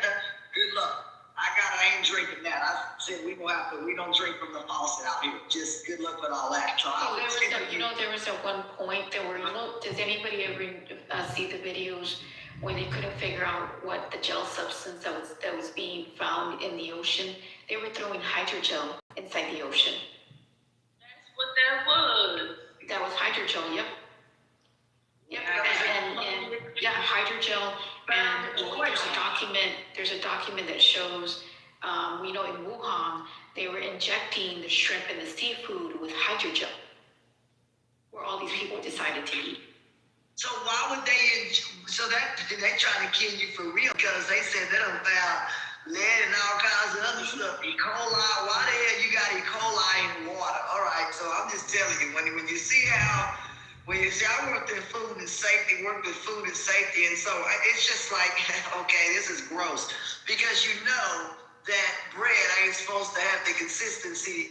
Subway got in trouble, by the way, for having bread that was supposed to, have the consistency of rubber. And so they got called out on that stuff. And so there's a lot of things in this chemical that you talk about that they found off the coast when a boat turned over and released millions of gallons of this oil, but it's it can be a hydrogel. Some of it is used to oil fires and all this. And some of that stuff, it has been still lagging in the ocean. It's kind of like slag, right? That comes off steel or aluminum or whatever, and it sticks to everything. So that stuff sits on top of the water. That's the black goo. That's the black goo. Yeah, that stuff can be used as liquid nanotechnology as a certain perspective because it's got all those metals, but it's that thick substance. Keep in mind, because the Earth actually has it. But what I'm understanding, that's terraforms type of stuff that they're using in the super soldiers and other stuff. Like it's crazy the shit that they're doing in a certain perspective, what they use in the body. That black gooey stuff because there was oil that spilled out here. If you've ever tried to clean it off animals, we had to volunteer help. Bro, it's the worst stuff ever. It smells weird. That stuff shouldn't be nowhere near a human or injected into nothing, man. It is a bad deal. And you can't get rid of it by just trying to spray water on it. Man, that stuff sits on top of water. You gotta literally scrape that stuff off that top of that water and then put that stuff under high pressure and destroy it or disintegrate it. It's a big deal. And so I don't think people should mess with that oil and that kind of stuff. I really just think people should leave crap alone. Because it's kind of like that, leave it alone. Did you know some of that stuff that's been put inside the body? You know, when they were saying it was self-replicating, duplicating, it was making clone versions of your internal organs. So keep in mind some of these, and that's part of the the organs, where they actually use, so some of those people that died, keep in mind when they had that stuff inside, they had replicas of what looked like lungs, livers, things. It was duplicating with your insides. It was mimic, and it made a synthetic version of it. That shit, they're not saying that they're using those for the new, that's another money maker for them. Now they don't have to have people donating their organs and stuff. They can use that to duplicate and use it in internally and put it in people's bodies. So they're gonna, all those things that they supposed that they couldn't burn those people, right? They took all those stuff in there to use it part of that. That's the new, that's the new 3D printed, organs. I saw something like that overseas. Now, people, I just know the tangible, and I know that is something that they're doing. Just like the lab meat that Texas is now wanting banned out of its. I'm just saying, this is stuff that your body was producing all that. It was mimicking your internal organs, and that's gonna be, man, I know I'm gonna get in trouble for saying that, but they're using that as for the patients and things that they're making new things for money. Imagine how many people that died that had that shit, and that shit was still growing inside of their body. Keep in mind, and they showed a video with some of these people that had the jibby jab, right? Because they couldn't burn them, they couldn't embalm them because the shit was too thick and it was still growing. So they couldn't. So they buried some of these individuals. They buried them alive. Dead, of course. That way, their body that way without being, or they burned the other ones. So when they went to the cemetery, they went and they used EMF or something detector, what do you call the thingy? And it was giving detections of MAC IDs of the people that had that stuff in their body, which is crazy. So who knows what scenario they might end up running. Keep in mind, they're using VR, AGI, CGI. So you're also hackable VR individual. Somebody can plug themselves, because you can also be used as a transmitter receiver. They can hook you up. It's the same thing as a robot, but you got sensors and things. To the grave, the people you mentioned, were they exhumed when they went there? Is that what you're saying? They're still buried there, but I don't know. I can't tell you if the body fully decays. That I cannot tell you. But if that shit was still growing, imagine what it did with the whole host. Now it made a 3D version of the dead individual. So if it has sensors and things and a MAC ID, and keep in mind, we're going VR, AGI, CGI, what does that tell you that they're going to do with people's loved ones? That sounds crazy, right? Yeah, they're going to be harvesting them. They're going to be harvesting intelligence. So while I was looking through the Epstein files, I found a study on evolution, right? and how long does it take for evolution to happen? And the whole general synopsis of the paper was to speed up evolution by reusing what is already here. Mm-hmm. And they're pretty much already doing that. Correct. And they're speeding up human development, speeding up the way food grows. They even got a orchard where they're creating where all the trees can produce every kind off of one tree. Off of one tree. Yep. You know? The hybrid trees and things, yes, correct. Food. What the hell? That's not food. And one thing before I land, because I was trying to bring it up earlier when we were talking about the weather and stuff. But I'm in South Carolina, make it pop. I'm in Columbia, South Carolina. Well, actually, Irma, okay? And if you go look it up, the past 2 weeks, we've had 4 earthquakes. The one we had yesterday was on a magnitude, I think it was a 3.5. That's the strongest I've ever felt it here. I felt earthquakes, but usually they come from like an hour away, you know? But this is 5 minutes from my home. I live 5 minutes away from a huge lake, man-made lake, of course, and it has a dam. And I'm really concerned because I'm like, why all these earthquakes? Because they've never been happening here. It's never happened. It's the pipelines and the tunnels that they're extending down there. Wait a minute, what pipelines and tunnels? But this is right by a lake. I'm gonna see if I can, because I did a screenshot earlier because they were showing like the possibilities. Because the dam has a backup dam, okay? But on this map, I'll put it in my PTR. You're gonna see where this little blue squiggly line is. Mm-hmm. That's where I live at. I don't live far at all from this lake and this dam. And the earthquakes keep happening like I've never experienced. I lived in Turkey majority of my childhood, okay? So I felt some earthquakes for y'all asses. This ain't what this is ain't nothing compared to Turkey.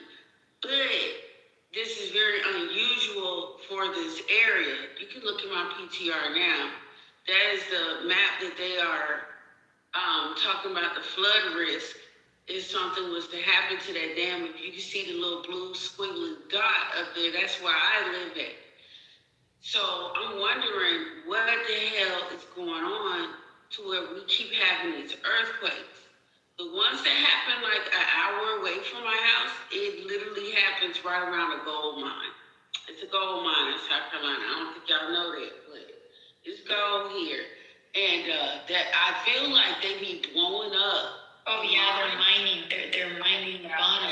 Yeah, they're removing the minerals. Keep in mind, it's the same thing when keep in mind, before it was happening, I think in California, and then when Elon came over here, keep in mind, we have never, since we've been here, never felt any earthquakes since that man has been doing shit over the seas and the ocean. We have never felt it in the bottom. We've never felt it in the sea and the ocean have earthquakes until he got here and they started drilling into the ocean and doing other shit that he was doing over there. And keep in mind, when he was throwing, when he did a rocket launch one time, keep in mind, my kids literally started screaming because I woke up. We literally thought we were having an earthquake. Just to tell you that everything was shaking, windows, things what? I started what? I hear my kids screaming, the neighbors out there praising the ground, kissing, thinking the Armageddon, the ending of the world. Well, what it was that this man, keep in mind, cities within cities felt it. A lot of damage. The rocket that he threw up there, the sonic boom thingy, it mimicked the same thing as an earthquake.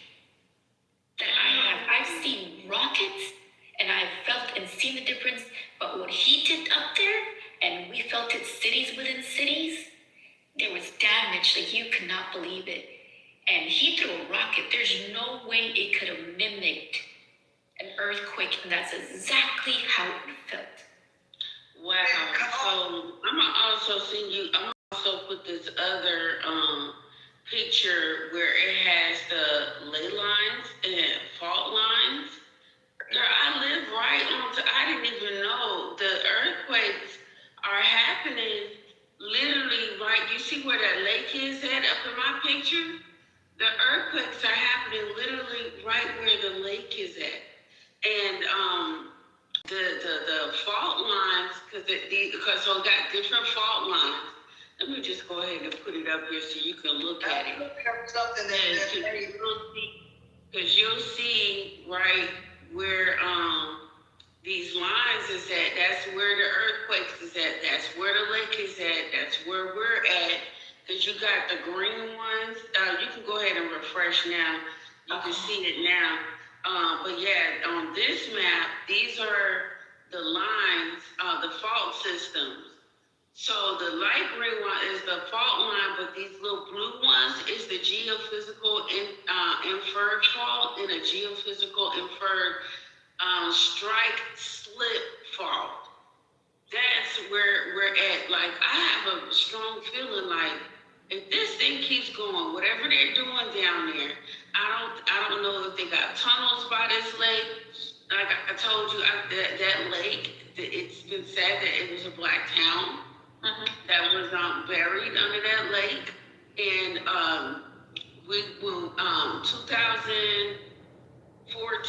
2015, we had a flood here, really, really bad flood. And that lake was emptied out, and you could literally see the home, the roofs. You could see playgrounds, still stuff. You could see all types. You could see graves make it pop. Grave sites through the water. Like, it was astonishing to see all of this. So I'm just trying to figure out, because I didn't know they had tunnels. But why would they be building tunnels and digging around the lake? That's another Why question would we be here. disturbing fault lines? But why would we be disturbing fault lines to the magnitude where something like this can actually happen? Because they can literally probably flood this town again if it has. Well, keep in mind, Question: if they have something going on with fracking, you should get on the phone with the folks who deal with geological stuff and ask what in the hell. Ain't no fracking. Do you have any oil deposits there? Because they like to drill their. We're not doing fracking. No, I said it's a gold mine about an hour away from my house. And that's usually where the earthquakes come from. So I always chopped it up to their asses being stupid and blowing up shit inside the mine. But I have oil over here. no, they're probably retrieving of its minerals, keep in mind. And also, if they wanted to flood it, keep in mind, they would use as data centers, because all these smart cities, keep in mind, Texas is doing it. And, what my understanding is that they would flood that and use that as energy source, but they would also put these data centers in there with all the water. Because keep in mind, Antarctica, Facebook has its data centers over there in Antarctica. And I think who else has, there's other individuals that have their data centers over there.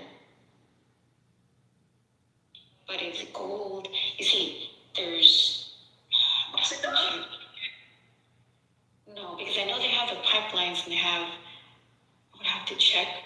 Let me do some investigation and see what I can find. But I know it has to be the gold, but there's got to be another one. Yeah, because keep in mind, if the old map shows, the new version of the military map shows all the coastlines would basically be underwater. I remember that. But it came, like, especially for South Carolina, like, it probably would have stopped 50 miles shot of where I'm at, by judging off the map. I know what map you're talking about. But then they're also saying, like, the middle of the country is the safest place to be. But according to that map, it's not. Yeah, no. Because they're gonna, keep in mind, you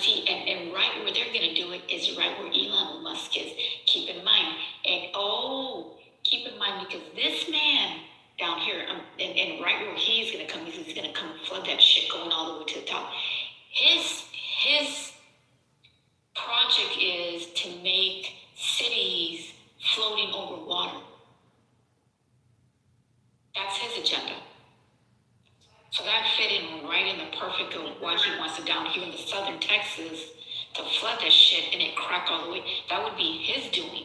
So is he in on that terror shit? That what's the name is on? You know what I'm talking about, right?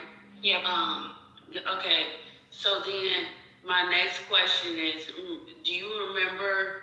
Because I remember I've been watching this.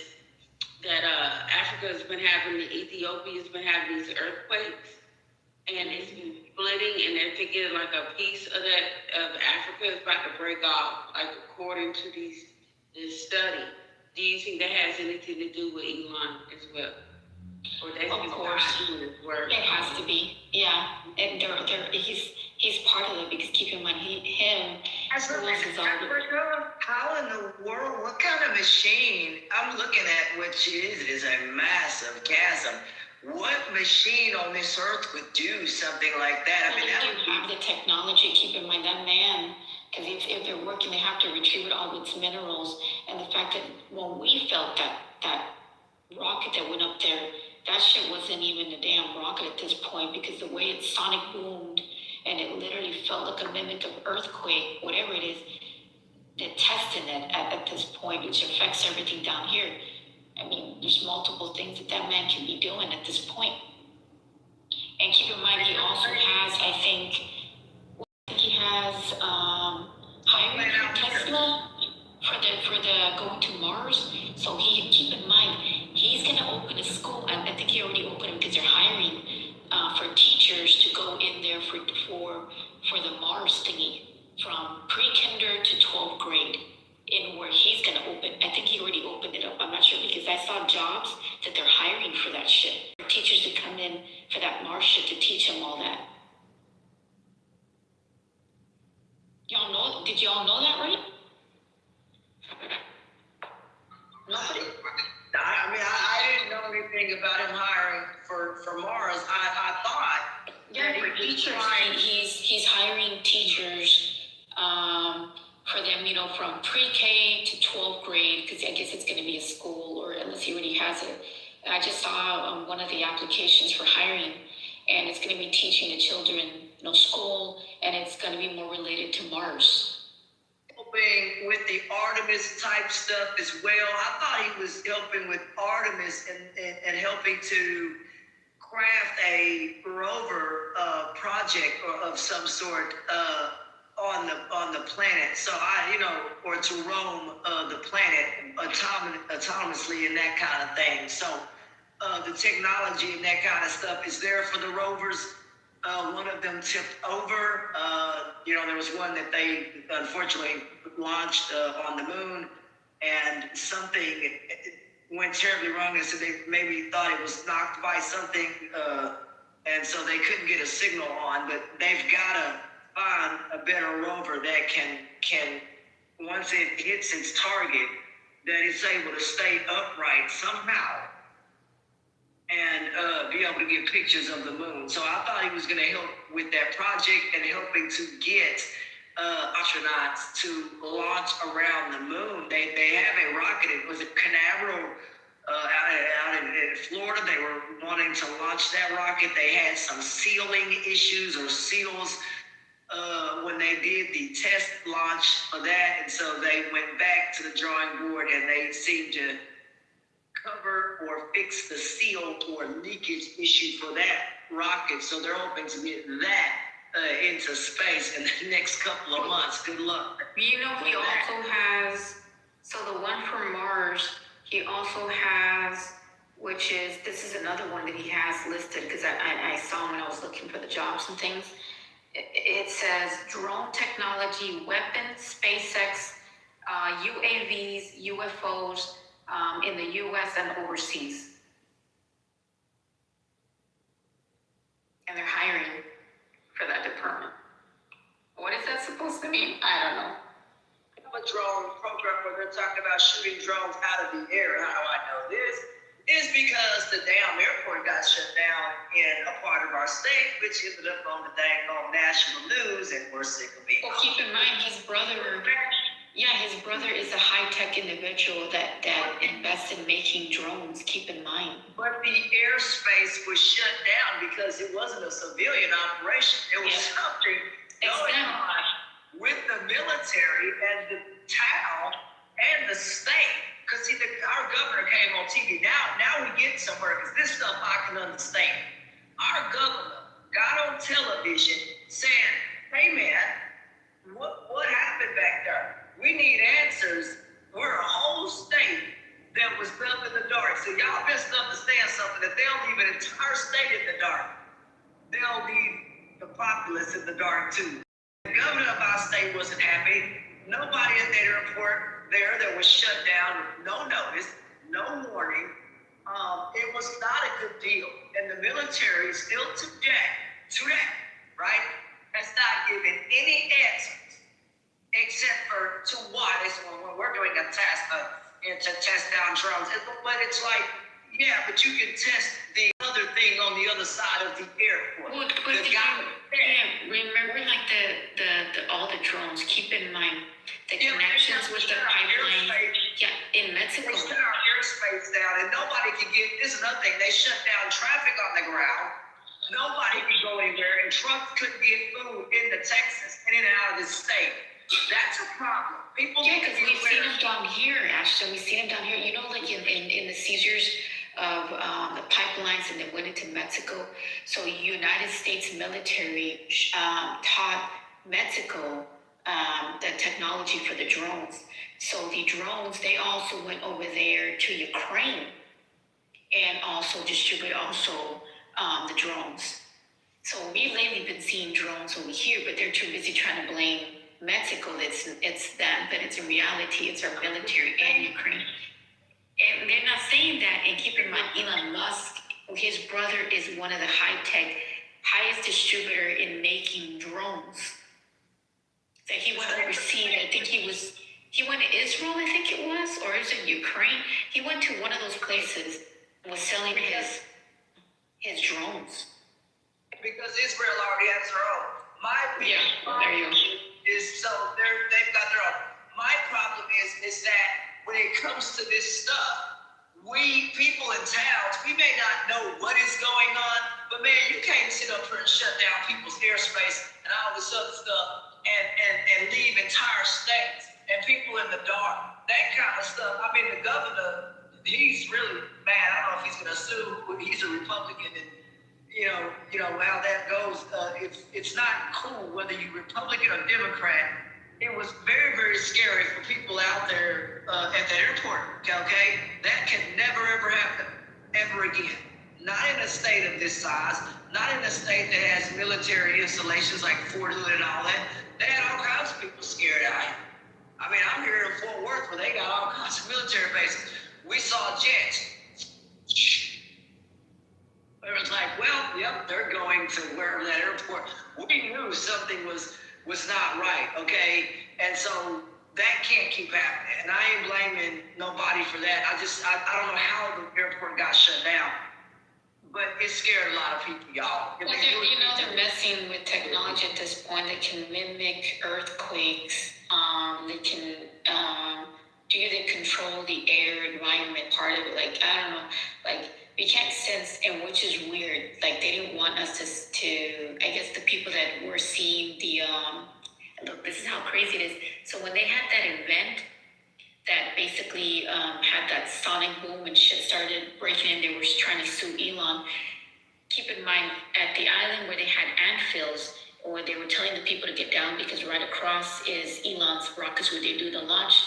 So once they felt that shit, all of a sudden, I think not long ago, they had supposedly buyers to come and buy the antfills, and there were foreign individuals, not from here. They bought the whole property.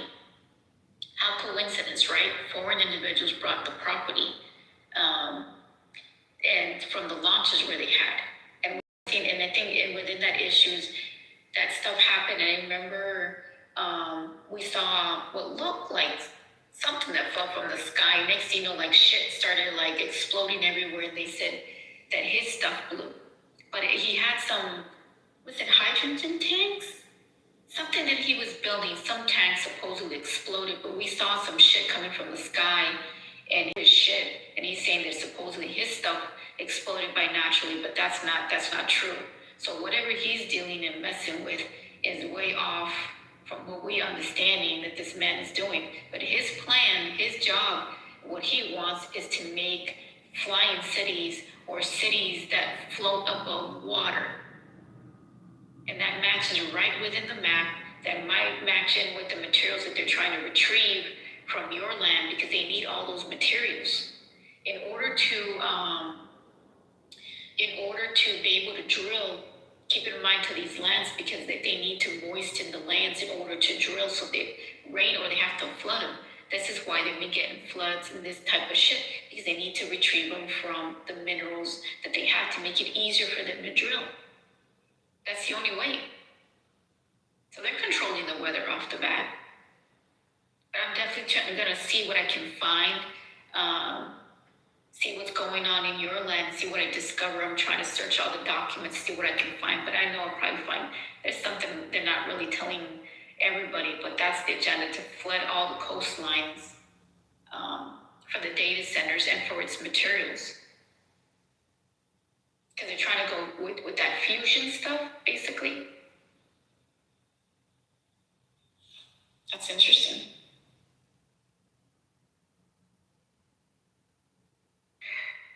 Oh, I forgot to ask you guys, when have you ever seen anything different, like in the skies, that you can definitely say is weird stuff going on in your area that you've noticed in the skies? Here lately, here across Dallas, Fort Worth, folks have reported, at least some of my friends said, I'm sure anyway, in the city it's kind of hard to see. They said they've seen lights and things that they don't hear an engine normally. Light. It's like are you guys hearing over there the same sounds that we've been hearing over, like? Yeah, and the dude, you guys I was sitting on a porch, we were out in the country, all right, and the dude was like, not here, where you at? I said, what do you mean, where you at? He was like, I'll be right back. I'm like, here. He was like, you get this, a gun. I said, whatever sound we heard, whatever you have in here may not help us. What was that sound, brother? We sitting on the porch, and there's nothing 50 miles around us. You guys are hearing it too? We've been hearing I don't it know over what here. I don't know. And he went to go get a gun, because it didn't sound like no animals, because the animals that was out there, they were still out there moving about, wolves, howling. That was cool. So we know the What animals. is that? Because it sounds weird. It sounds, you know what it sounds like? It wasn't wolves. I don't know. I'm not really sure. We've been hearing like it sounds like cracks or like a humming or something. I don't know how to explain it, but we've been hearing it. You hear it more at night. What was it? There's nothing, when you have a combustion engine, it's, but it sounds like a, I don't know, like in the sky.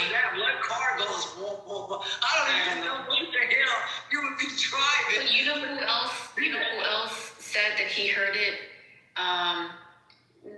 Minnesota said that he was also hearing the same noises. Where does Minnesota live, Evan? I don't know if he's there. He's in Connecticut. So he hears it in Connecticut also. And he's been hearing it too. State. So how the hell do you hear stuff across thousands of square miles? It sounds like, what the hell is that? I don't know, because we've been hearing it over here. And you're in what state? Texas. I'm in the You're in the same state. Okay, so you're in the same state. The other gentleman mentioned a different state. So how the hell are you hearing womp womp?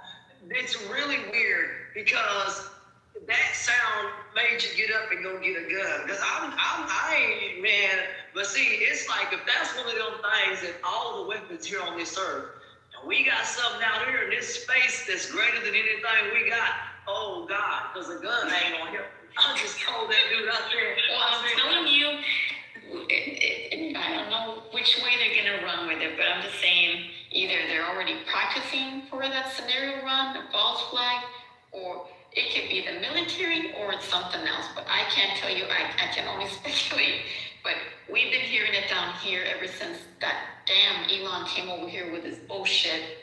we started, I mean, before there was already activity, you know, people seeing a whole bunch of other cryptids and hybrids and shit, and then crafts, and now that rural sound, we've seen blue lights in the sky, we've seen the weather act like you cannot believe it, and he's hearing it over there. That is his word, because keep in mind, you're in Fort Worth, I'm right in the border of Texas, and if people have been hearing, like she's saying, the earthquakes and things trembling in the ground, something's off.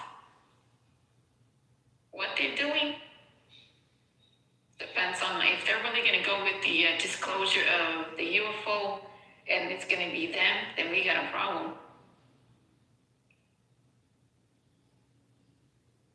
You only hear it at night. And we do see the drones at night, the red ones, or whatever they are at night. Those Walmart, someone drove by Walmart, so you may have some hope.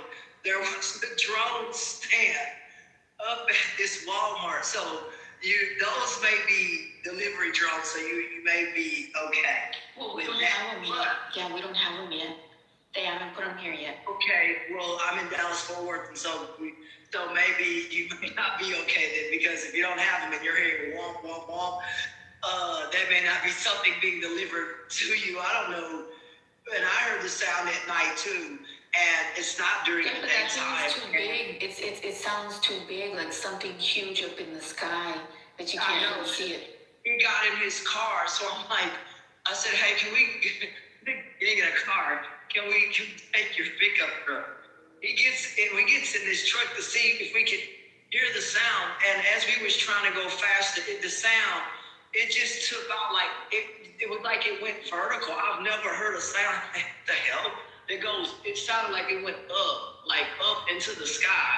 It's like the sound normally stays in front of you, and that's what he was trying to follow. But how the hell do you follow a sound that goes up? We're in a pickup truck. We can't fly, man. He going down that road. He going down that road as fast as he can down this road. Well, it has to be the advanced technology. We got up to speeds of 100. We were in this truck, and we were up to speeds of 110. And the god doggone thing, whatever the sound, I said, we're at 110. What? And this thing was gone. This sound. It was like snapping your finger. What vehicle moves on this earth that fast? We were at 110 and it can't keep up.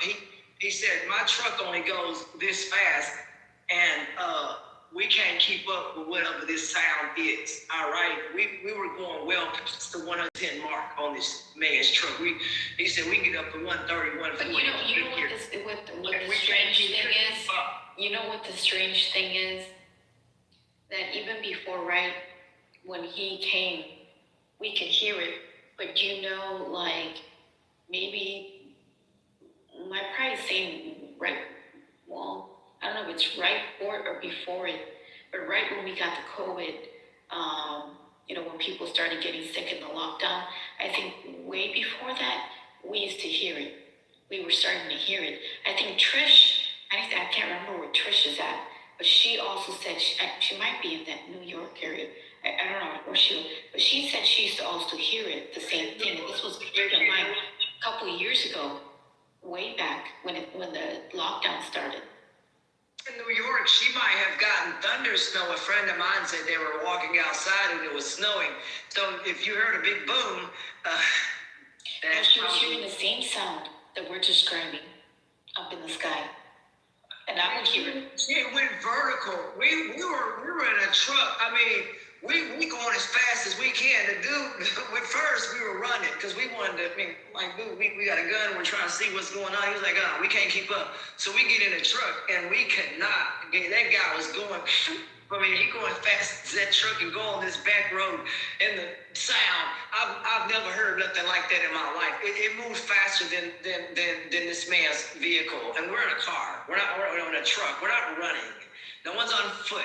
We're in a vehicle, and it outran what we were in. And I never seen anything like that outrun not no big pickup truck like that truck that we was in. That was extraordinary for that to go down, go up vertically. I've never heard of that in my life. Never. It was very weird. Have y'all something that that sound that goes up, it was warm, but just like that, and it outran the truck we were in. That's what was scary for me. When it outruns vehicles, we got some problem.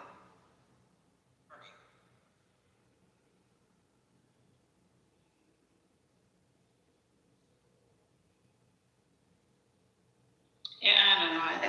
It's got to be part of all that technology. It might be part of the Blue Beam project, something in order to convert everything in that perspective. But there's multiple things going on. So I mean, what is your thought on his stuff? I mean, you know, and he's here like his red Jacoby. I can bet you he has, you know, some thoughts. I just think it's weird, really, honestly, y'all, that thing went. I mean, we were going real. I mean, we thought it was fast. All right. well, keep in mind they're gonna have that. Yeah, well, you know, since the individual that said it, right, they're making the chemtrails and they're gonna make that sky kind of like a projection screen. But if they needed to run this scenario with a false flag of the UFOs and extraterrestrial aliens, if they have the reverse technology, which they already do, wouldn't they be trying to run the scenario back and forward, trying to test it before they actually release it? I mean, possibilities. Sound. Well, whatever the hell that sound was, I wonder if it was a part of the dang old scenario, because whatever that was, I'm getting serious. But yeah. Where we were in, like how, like, you know, it's a brand new truck and everything, and you know, the engine was brand new and just redone. He said, I know now that I got a new engine, I can get this. Stick what this is. Nope, I'm serious, man. He had a big old Hemi under that truck, and we couldn't keep up when he put his foot. The pedal was down to the floor. And we just, I don't understand. I don't understand any of it. He said, well, I have a sports car. We'll check it out next time. We did hear that sound several weeks later, and in a car that goes much faster, again, we still couldn't keep up. Well, so it has to be, I mean, I can only assume it has to be part of that run scenario, because if they're going to have the disclosure, I think they're going to have the actual meeting disclosure. I think it's going to be in May, June, somewhere around there.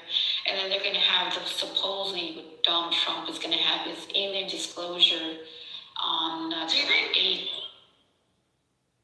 That's what the thing is, that he's supposed to give out a whole speech about, hey, surprise, guess what? We are, you know, with non type of beings and whatever it is, all running here, being here, and that's supposed to be the actual thing. I mean, I don't know. That's what supposedly he's saying that he's gonna do. They're supposed to have their meetings before they actually, Donald Trump does it. The UFOlogy are gonna have their town hall, their meeting, whatever it is, and I think within May or June, somewhere, I think the 28th, before Donald Trump does his worldwide announcement that, hey, surprise, there's so-called beings, UFOs, blah, blah, blah. I mean, that just fits into me. If you wanted to have, this is just my opinion, my perspective only. I understand there's advanced things here, but that would tie in perfectly with the Star Wars effect and smart cities agenda. If you wanted to, right, with biologically engineered or bodies, right? Avatars and suits to connect you into the Star Wars effect or the smart cities effect, you know, like the holographic reality or simulation, that would fit right perfectly in. I mean, I don't believe everything I hear and see. That one, I don't know. I mean, I've seen some weird shit. I'm still questionable through my experience and my things. Just keep in mind, this is my personal opinion. I don't know, but I mean, if the Blue Beam Project it is, then that would be the scenario. I don't know. I can't tell you. And I can say this is that, like I told somebody, when these things continue to outrun cars and vehicles, I mean, that is concerning, and then to know what it is. Like I told the guy, we're chasing, we're going as fast as possible in this thing, and it just is a problem. It really is a problem. Well, just think about it. Why is it going so fast? There's something they don't want us to know, because when he said, I thought I was going to catch up to it. And that's a problem. Why is it going so fast? What is it? I'm saying it because I don't know what the hell it is. It's the sound, but, how's it emanating? We don't know. He said, I don't know if it's coming from the ground. We don't know. And it radiated outward and up. What in the hell sound? Think about it. If they know these things exist and supposedly, right, and they're a threat, then why would we still have existing wars in these and not focus on that? Because that just tells you either one, they're part of it automatically, right? They know what it is and they're combined together in it, or they're actually the ones building it. And if it be that perspective, if it be something that's high advanced and you know that it's type of technology that can literally turn shit off, hijack shit, tweak it, mess with it, then why in the world would they put this shit in people's bodies if you know they can be hacked? It's something high intelligence that is hackable, can literally take out your whole grid. Then tell me, why would they mess with AI and say, don't worry, you know what, we can evolve, we can put it in your body, you can have a robotic arm or this or whatever it is, an implant, that you know something dangerous enough that is way advanced that could even hijack, because individuals have tech in their body. So that just tells you metaphorically that they're involved in some way, shape, or form. So if they do decide to pull the Blue Beam project, then you already know that they're also gathering, conducting it, because that's the only way they would have the Star Wars effect, crash the whole thing, because that would be a good way to crash the market, crash everything, change everything, destroy everything, and keep in mind, convert everything, say, don't worry, we're here to protect you. We got the Golden Dome, we got the smart cities to protect you from blah, blah, blah, blah, blah. That fits right into tune. I mean, think about it. I mean, these smart cities, though, I mean, everything's going to be very connected. They're like, well, your stores are going to be here, and da-da-da. I like to be able to broaden my horizons and stuff. It kind of reminds you of older people who have never left their town or county. And I don't want that to be me. Well, you have everything you need. Welcome to the smart city. No, not trying to live that future. I ain't going to be George Jetson, and that ain't my deal, man. I want to be able to, the individuals that are basically selling those Bitcoin, the cryptos, their job is to sell you the door-to-door salesman technique, get you converted, so later on you have to hook and be able, that's the only way you're going to be able to use, day-to-day and interact, being hooked up. Their job is to sell you. They're the hustlers to sell you and convert you into that, which they're lying to people because they're not telling you that you have to plug in order to interact and use it. Yeah, you got your backup wallets, but good, you might have them or whatever it is, but then when you actually come, if they do build smart cities, you're gonna have to plug in. That's the only way.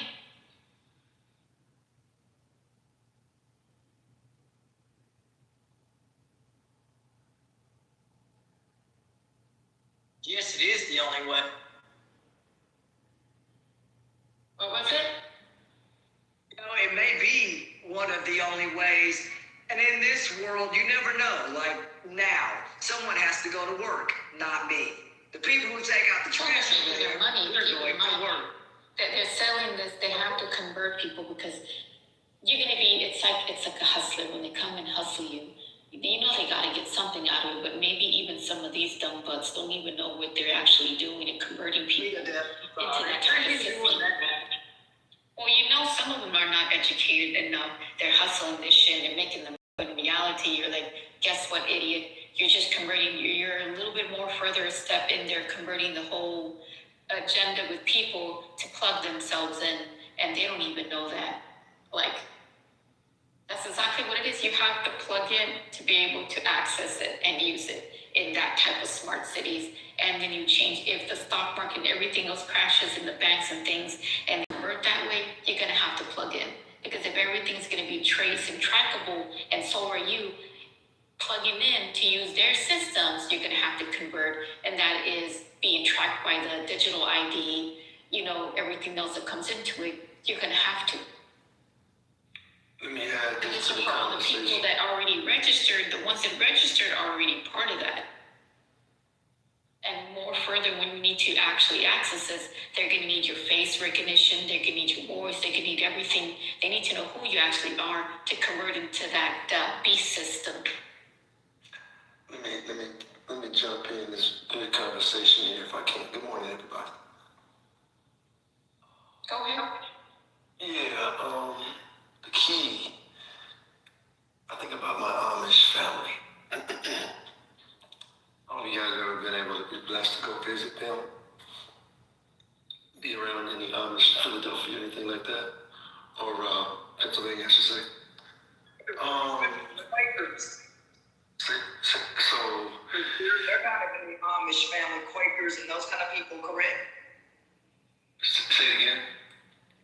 Like those older folks, and yeah, the Amish, I've been out, the Amish, they have actually really good furniture, so I wouldn't knock what they build. Their stuff's solid. I'm dead serious. They really Yeah. That's the group I'm talking about, the Amish. So it's a great study because having driven through and bought some milk from them, their cows, and been around them for some time, a couple weeks here. And it's a good thing to study to me. Even as COVID went down, they embraced everybody being around everybody so everybody could learn, they could get that natural immunity. And they came right through it, no problem. They sure wasn't taking all kind of crazy vaccines, that's for damn sure. And so why I bring them up right now? Because as technology keeps moving forward, the main thing Black folks need to be focused on is loving self and loving themselves and being around Black folks that love Black folks. That's crucial.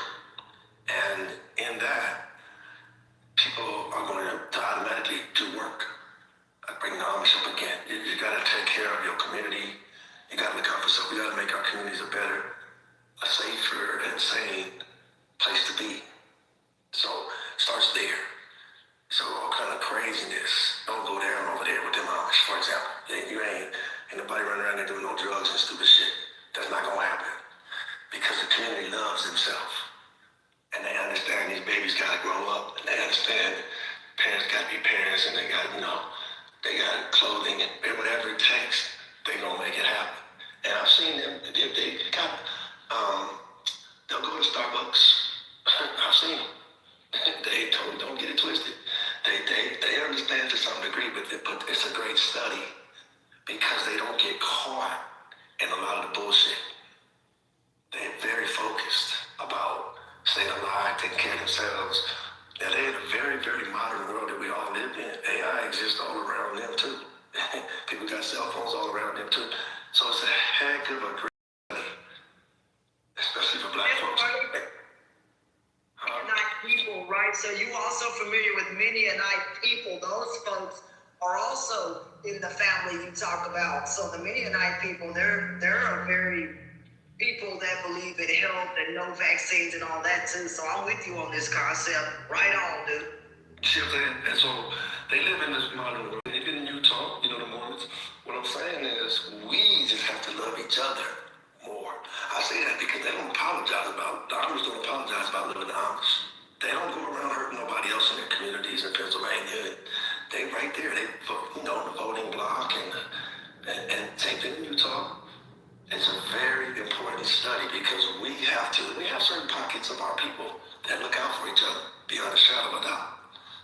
And they don't get run through and run over, and they are part of this American system for sure.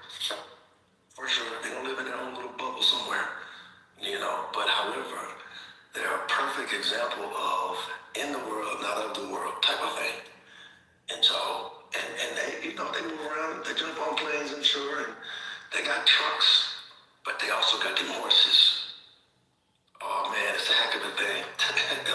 something to study. And you would think it's still 1500 in certain ways over there with them. But it's also 2026 at the same time. It's a heck of a thing to study.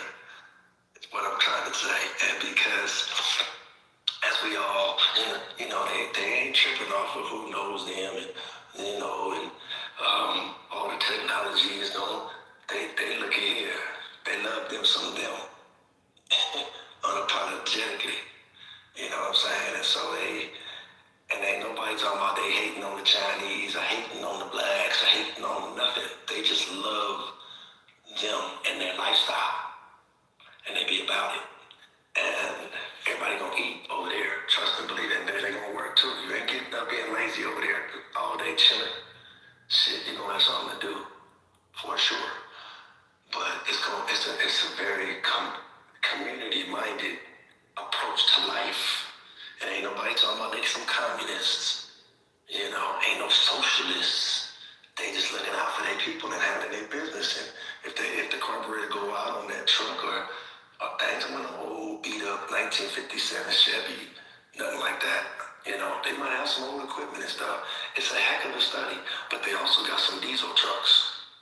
I've seen it with my own eyes.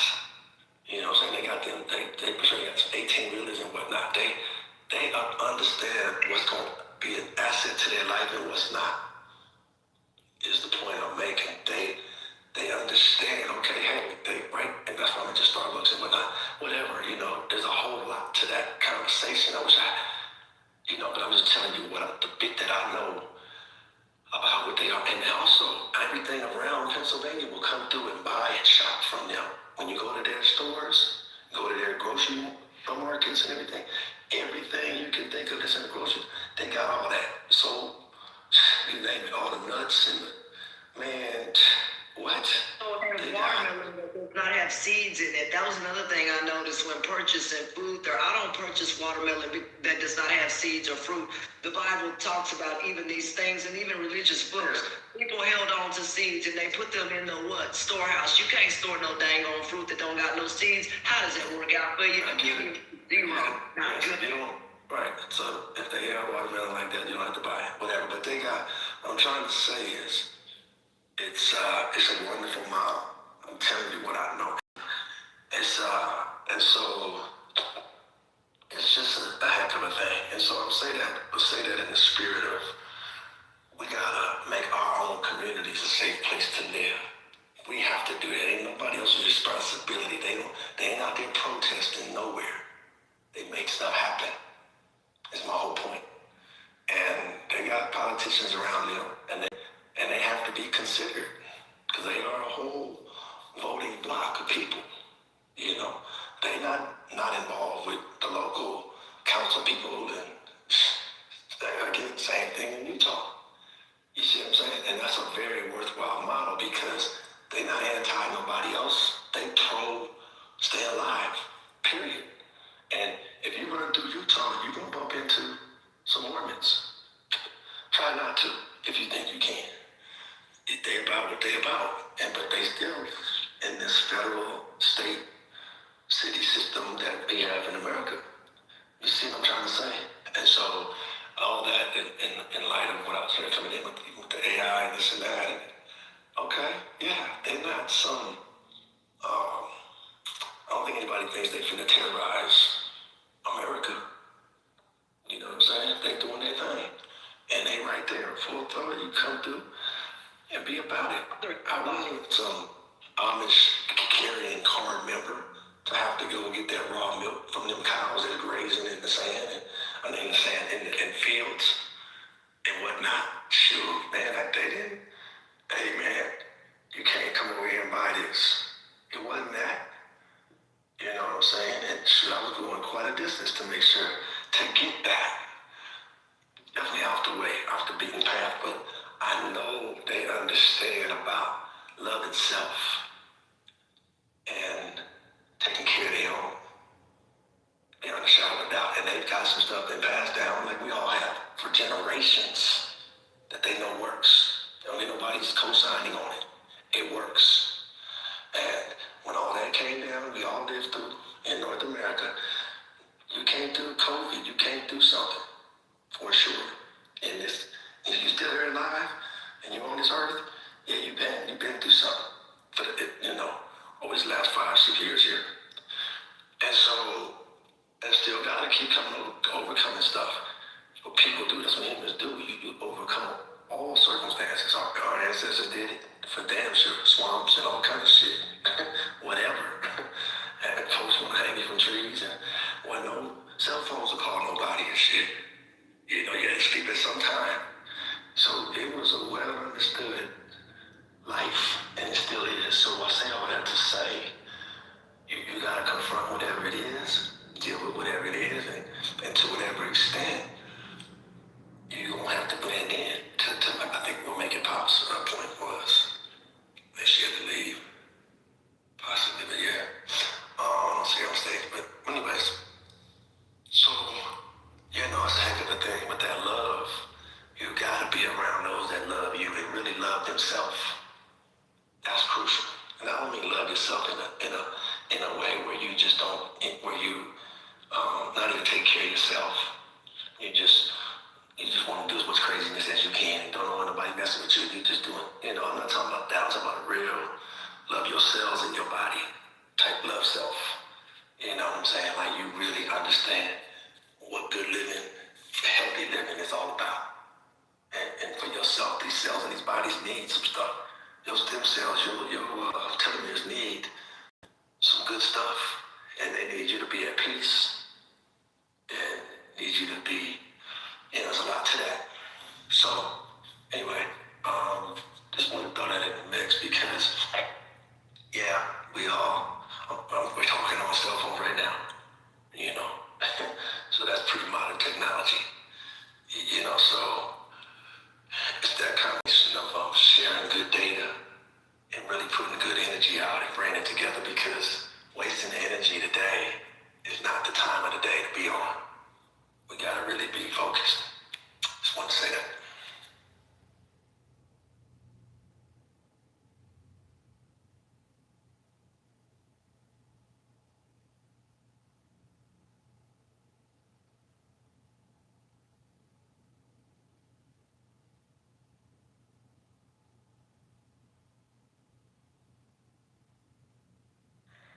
Hey, Jamal, you out there still driving and you sleeping, man? What time is it? Where you at? Probably 4 in the morning, 5 in the morning, whatever part of the world you're on. You're probably at a Love's resting spot right now, I would imagine. Make It Pop was in here. Everybody gone that was in here earlier talking all night. No wonder I get so much space in here without having to elbow nobody. Man, I'm about to check what time it is. I come back at 3 in the morning every day so I can talk. Apparently to myself. Maybe something. They were just talking. I must have drifted off like 10 minutes ago. They were just here. I know. I heard Lincoln Crunch and Ash. Ash was talking. Came in. I was on too much about it.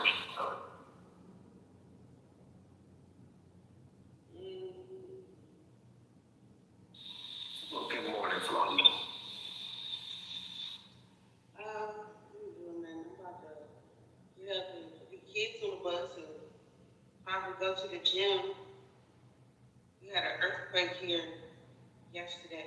Another one. Yeah, right. What part of the mountains? What part of the country? I know what I am. South Carolina. Oh, okay. And that's the fourth one in 2 weeks. The strongest one so far. And it happened right by this lake that's man-made, where this dam is at. Wow. I think we got some history to towns there under that lake. Yeah, that's what I'm saying. It's a serious time. We're living in, ain't no joke. I'm glad you take care of yourself, take care of your babies. Yeah, just have the proper protocols for earthquakes. That's really it. And just understanding that, what are the proper protocols tells you what to do, where to go, how to do it. Once those things happen, you can see it in my PTR, right in the middle where that line goes, there's a bunch of squiggly lines. There's a lake up under there, and I'm 5 minutes away from that lake. Yeah. Yeah. Yeah, we've seen it. We've all seen different natural disasters, and people need to have access to stuff and resources and whatnot. That's the real conversation. What it comes down to. That's the FEMA conversation. That's the resources in your city with your mayor. That's what that's all about. That's the cutting resources from federal. Ain't no more of this, ain't no more of that. That's where that rubber meets the road. You got your babies that still need whatever.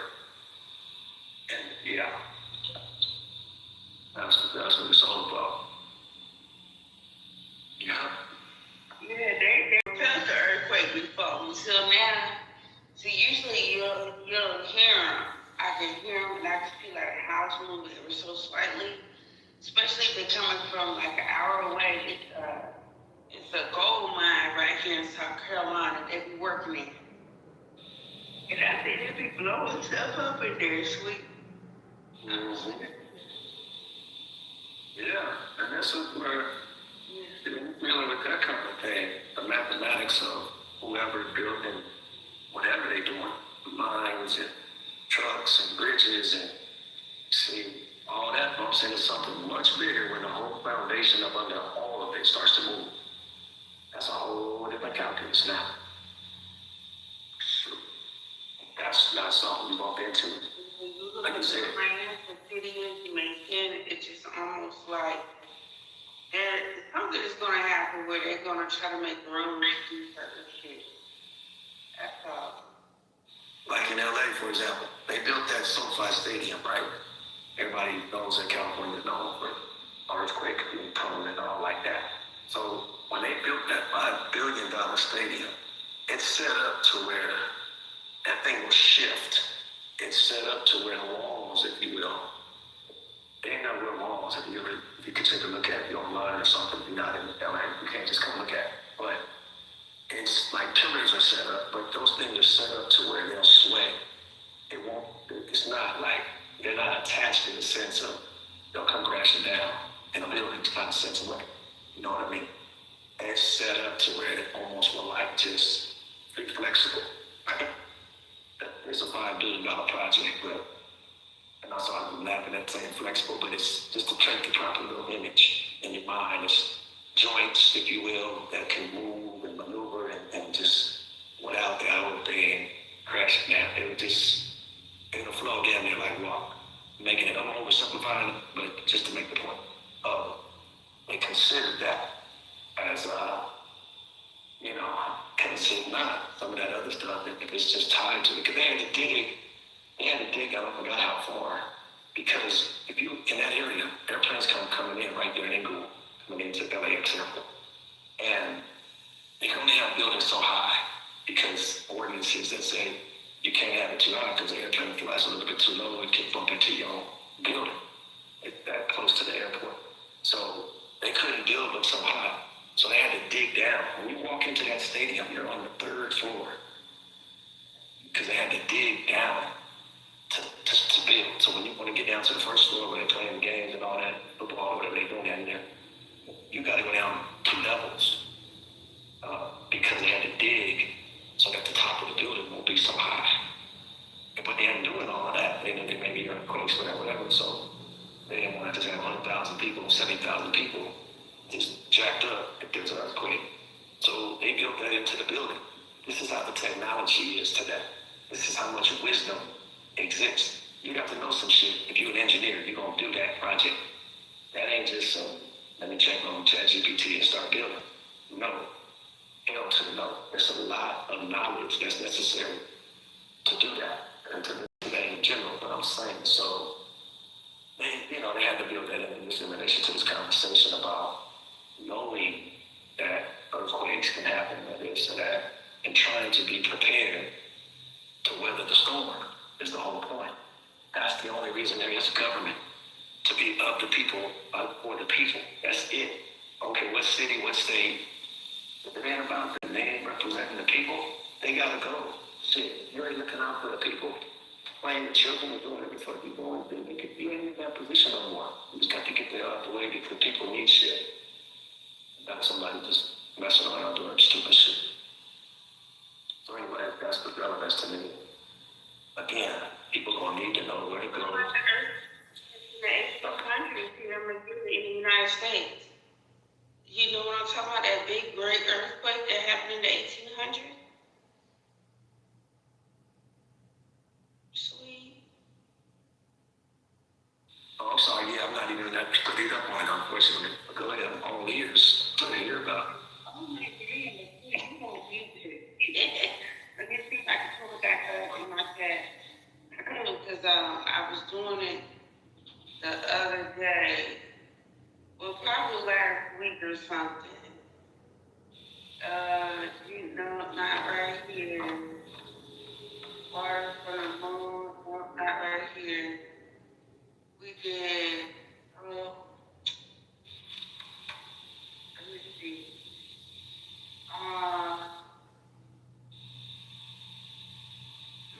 Earthquake.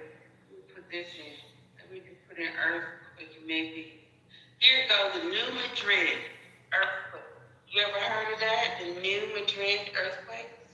Nope. Just tell me.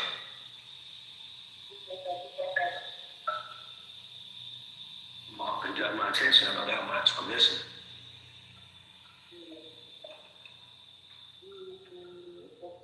Let's talk about that. Alright, let's do link to colonialism and representation. Okay, no, not them. Because I was looking at all of these companies that exist today. Right?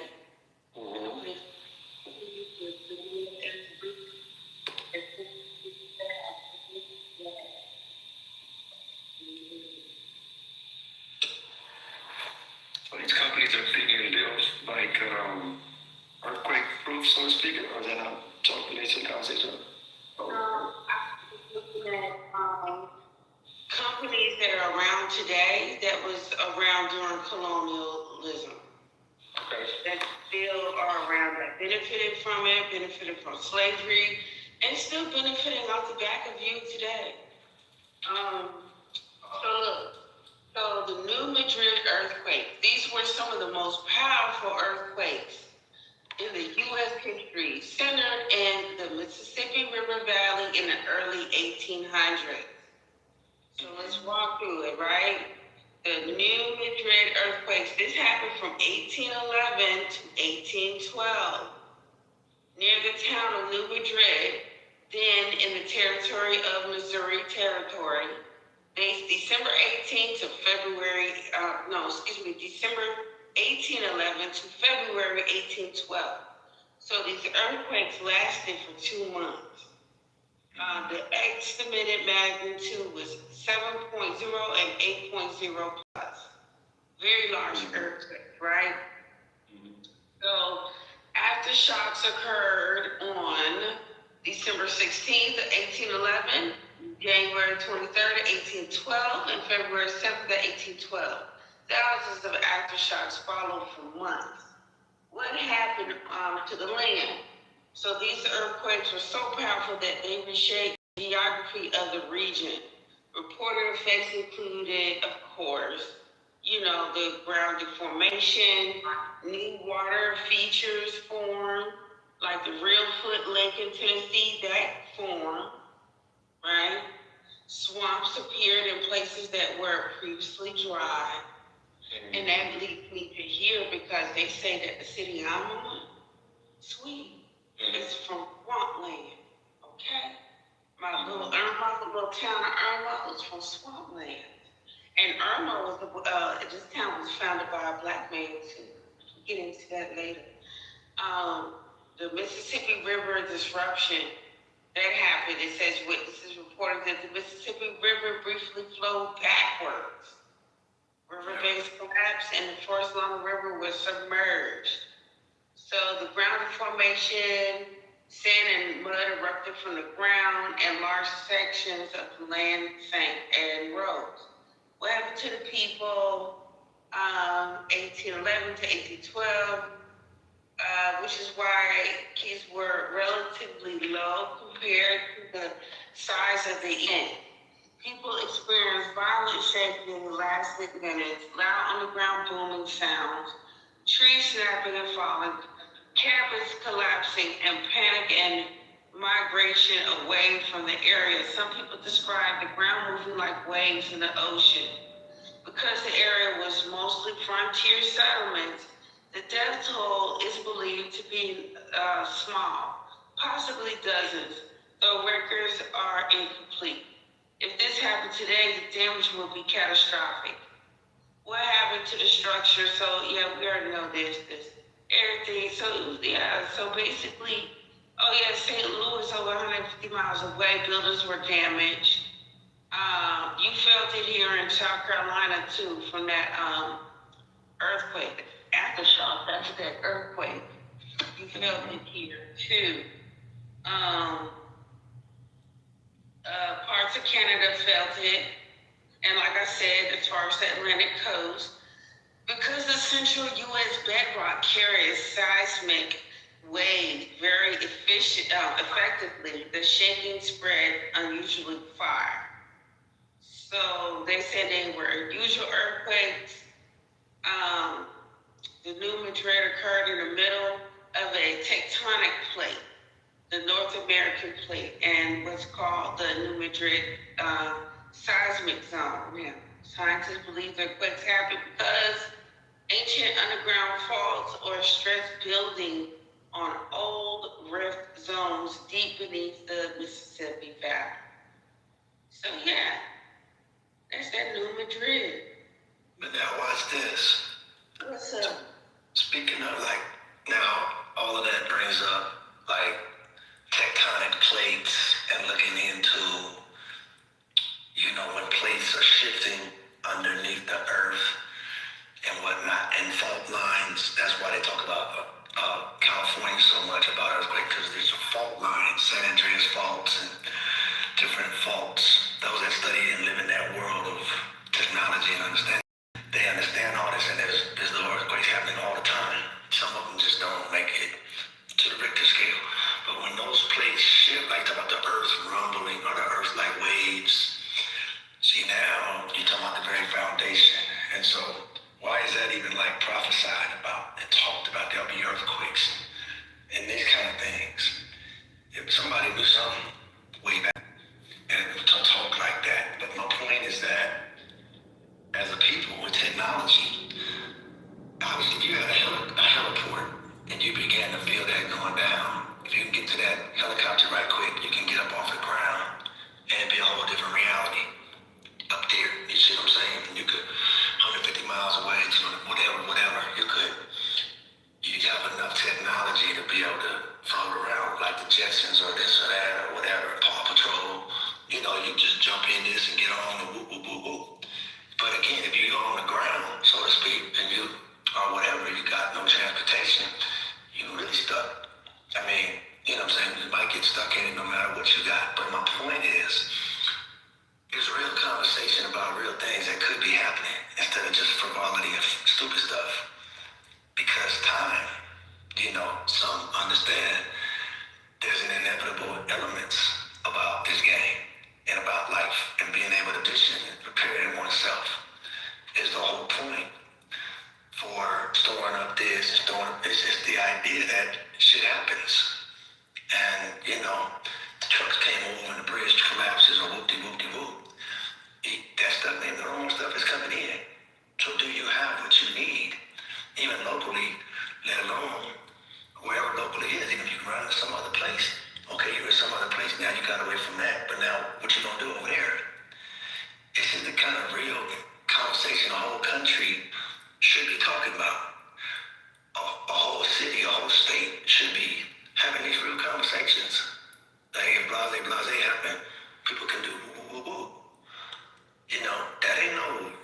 science thing. That's just real common sense. So if you got certain people that ain't getting looked out for, and this and that, and the whole city, and the homeless, and they ain't got that, and the drugs open, because you ain't got no damn order. Your house gotta have order, flawless, right? Can't just children they coming in doing whatever the hell they want to do and shit. That ain't no dictatorship. That's just, hey, this is how it's go. This ain't no game. People gotta eat. You gotta wake up tomorrow. You gotta do this. Come on, man. Some basics gotta be in place. And everything ain't just, what they say, shits and giggles and jokes and ha ha ha. It's like, somebody gotta really be preparing some stuff. Male, female, whoever. Don't matter. The children shit, somebody gotta be having what's needed. And if there ain't no more checks coming from no federals, you still gotta have what the hell you need. It's the whole point. Everybody gotta die because they don't want to write no checks and give up no money no more. They don't want to build no more hospitals. Bullshit. You got to have your shit together, man, and know some shit. So that's the sober conversation that need to be had all the time. That's why letting in frivolity and just people just conspiracy shit. Epstein's a clone. I mean, goddamn, what the fuck? You still gotta go handle your own shit. And when is that being done? Like you said, gardening, but I mean, you need to be having like acres. You, me, we, the conversation on the whole planet. There need to be some real efficient stuff and doing the work you should eat if you work that, do whatever. But that's why we gotta be involved with plowing the earth and whatnot. It being right there. Oh, we don't want to put our hands in the dirt. We don't want to drop it. Bullshit. We want to do all of that. The only reason we don't is because we're thinking ain't no money in it, or we can't survive with it. Bullshit. That's the very engine of the whole economy is that food. You ain't doing shit after you ain't eating for 4 days, 5 days, a day. So that's the whole point of being able to not lose your damn mind. If you don't eat all day but 1 meal a day, can you handle that? Can you eat 1 meal a week and not trip? And get what you're getting when you do get some food in nutrients. It's all a preparation game, man. And so some folks, if they don't eat lunch, they gonna kill somebody. But they had breakfast though, And so if they don't snack on in between, somebody can lose their life. So it's a whole discipline for a real game of living and being here and being efficient and looking out for more people and whatnot. And so, and you can't have folks stealing shit and misappropriating the wheat or the corn or what the hell ever. Hold up, man, where all the shoes at? Oh, dude got all of them. What? All these babies and whatnot. What? Talking about this one person got all this and they just having a good time. Nigga, what? You got to go, man, today. Like, no, ain't no, we gonna have a hearing. Fuck all that, nigga. You don't be taking shit. People need shit around here. What you think this is, man? Without the unity of that, though, you can't check nothing. So that's where I'm coming from with it, flawless. Because it's serious. There's a point where it's too late to talk about shit. Oh, well, you just ain't ready. It's a wrap, man. That's a sobering thing that needs to be talked on. That's the realness of it. So yeah, you can't just let people come in and ain't looking out for you. On any level. Nowhere on the planet does that happen. People just coming in and they not vested in your ass and they just doing what the fuck ever. It doesn't happen. Hold the hell up, man. Shit, this house was in order. We had plenty of houses that was in order coming through all this bullshit. You knew over there, whatever little bit they had, that shit was gonna be in order. And folks gonna get what they needed and keep it pushing. In spite of a whole lot of difficulties. And that's gotta be the order of the day to this day. So, I think that's a very fruitful conversation. As whatever happens, as you say in South Carolina, there's several earthquakes, and it happened 4 earthquakes, whatever. Yeah, okay. How's the gas in your car? How is conversation. How's your horses? Whatever. What you gonna do, man? What you got stored up? Shit, ain't nobody moving at all. It gets very real quick. So that's the conversations we need to have. Once you get a certain amount taken care of for yourself, then you can prepare for tomorrow and next week and for more people. And you can be as positioned as possible to weather whatever's coming down the pipe. That's what human beings that looking out for themselves do. That's how you stay. That's how you still get to be here and train up the children to be in that same vein. Hey, look here. This is about home. You know? And you mean you can just go off somewhere else? Nobody raised you all this time and just now you say, I'm out of here? The hell? Shit. Grandma, mama, cousins, uncles. You're talking about, man, you was 2 years old yesterday and now you 18 and you don't give a shit? Where they do that at? Hold up, right? So I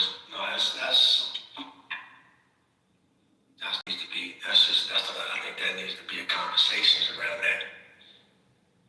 You know what I'm saying? Y'all old heads, y'all ain't did shit. Y'all, nigga, you wouldn't even be here without old head. What the fuck is wrong with you? Slow your ass down. That arrogant shit. Your ass just gonna leave, go to another country, bye, get the fuck on in. But then you're gonna come back when you realize they don't give a fuck about you. Now, back to what we was doing over here. Everything ain't just... I watched the video with this dude, black dude. No, he wasn't black. I think, I seen two of them. So one of them, it was a dark-skinned dude. He was in Nigeria. And the police was pulling them, searching them and stuff. He was like, damn, you ain't do that to the white people I was with. They singled him out. And I was like, well, shit, why they do that to him? If he with a group of white people, they just singled him out to search his shit. Why ain't do that to the white people? But anyway, the other video was on this guy. He looked like he could have been probably Asian or Puerto Rican. He was like yellow skinned or whatever. Why this fool was in Somaliland this week? And then Somalis was throwing all types of shit at him. They're throwing rocks at him. This was in America? No, this is over in Africa. Somaliland. In Africa. Both situations happened in Africa. And then I seen another one where, they want the Americans, they down in Mexico right now. It's a bunch of us stranded. They had one from hemmed up, beating his ass and shit. Yeah, that's what I'm saying. It's real like that. Shit. Yeah, ain't nothing like America, I guess. Well, yeah, but even like I'm saying, even in America, that's why I'm saying, it's about loving self. If you love self, you ain't letting nobody just come through there on some stupid shit. Right. On any level, your own personal body, your house, you got children, your community. Right. It starts with love for self. If you don't love yourself, you can't love nobody else. I love everybody. That motherfucker don't love nobody. You got to love yourself, man. And then from there, all right, come on, we can expand this. And everybody looking out for their self-interests. That's the reality. And if you ain't taking care of self and figuring this out and getting around others that got love too, that's why a lot of times our people be like, I'm out of here, I ain't dealing with no more black folks. Because they realize some of these of us don't love ourselves at all. Nobody want to be around somebody that's the degenerate, fucking up shit all the time. Whatever reason they got in that condition. Maybe grandmama and them might be keep on putting money on the books or doing some fucked up shit. But everybody else like, shit, I ain't doing that. Either your ass gonna fall in, we gonna start living a certain kind of right way, or goddamn it, there's no future in that. And all our life now is about the fact that you had to drink all this alcohol and shit, all this, now liver shutting down and everything. And so everybody's money, sell everything and fuck off to give you another week or two to live because you just wouldn't fall in. God damn it, you know fruit is best for you. You know this, man. Come on. That tough love gotta be on your ass. But hold up, what you doing? That's just killing you. Go buy you some more cigarettes. What the fuck are you saying? Let me hurry up and expedite at your death so I can hurry up and get to the funeral and watch your ass die? The hospital? Come on, man. I mean, you know, when it's jacked up, it's jacked up. But I'm saying, just voluntarily doing things that you know don't work, spending money to do it. Come on, man. Can't do that. That's hard now. Hold on, man. That don't work. Hey, 5, 6 years old, quit stealing from him. You know that's not your little toys. Play with your toys. Quit doing that stupid shit. That's just how it goes. You gotta keep order, or else it's just disorder. We all have the ability to do that. That's why that discipline. Everybody want to just go do the nice, friendly, nice whoop-de-whoop-de-whoop-de-whoop, whatever. That's natural. We just want to do that, but no, we gotta be prepared. You gotta have some order. You know, enjoy the process, but you gotta have some order. Is all I'm saying. There's gotta be certain things undebatable. Water access. You know, people like to have some kind of form of lights on or something. Solar, otherwise, I don't know. But it's well known in some of the business best practices on what is necessary, what's needed. Shout out to the mamas that realize these babies gotta eat. Shit. And hey, they gotta have stuff. Man, daddies too. But I'm just saying, across the board, we already know. And that's the realness, man. So you gotta submit to that look, they got order here. You gotta fall in, man, and be a part of the winning team. You know, and be a part of it. And definitely, everybody just don't get a pass to come through. What's your motive? What's your intent? What you doing? What you here for? That's where I know even people will get in alignment with even trouble. Like there's gotta be some order. Damn it. There's not a debate class about that. Everybody just can't rush it down the damn airplane. Yeah, they got 200 seats on it. But nigga, there's 10,000 people trying to get on that food. Now what? Shit. I know I ain't going to the gym this morning. It's pouring down rain outside. Well, you better get them sit-ups. Get your push-ups, sit-ups. Think about it, something. Yeah, I probably do. I got resistance bands, so I might do my hips or something, work on my hip flexors and stuff like that. I'm trying to get that going, but yeah, it's raining too bad. I don't feel like going nowhere. Yeah, count your blessings and batten down the hatches and be grateful that you can just chill right there. Oh yeah, absolutely. Forever grateful, forever mindful. I'm not, I got some stuff I need to make anyways. There you go. Put some stuff together for some teas. Gotta order these bottles. I gotta do inventory anyway for my cause I made this parasite cleanse. There you go. Pretty good. And then I'm about to advertise this little t-shirt line I got, this little t-shirt. Yeah, and I would call on some technology and pull out chat and just help you go down quicker, faster, get some more stuff coming in, whatever. Oh yeah, chat. I already used the chat to create this design. I had the model on there. I done posted her, got her dancing on Instagram and everything. I would ask her like that. I made a new commercial and I gotta do it better because I asked my mentor, like, what am I missing for this commercial? I'm gonna send it to you on Instagram so you can see it. And he was like, you need to put some words on it, you need to do this, that, and the third, blah, blah, blah, blah, blah. There go a good question that you can ask every morning. Okay, Chad, what's the next best thing I can do to further my operation? It knows what you're doing already. That's right. What can I do that'll make it better? Just conversation. Don't have to move out on it, but what do you think? It knows. They said, well, what you probably could do is whoop, and it's not gonna be no foolishness coming back. I know that much. I don't see you on my Instagram no more. Let me see. See something. You must have got off the app or something.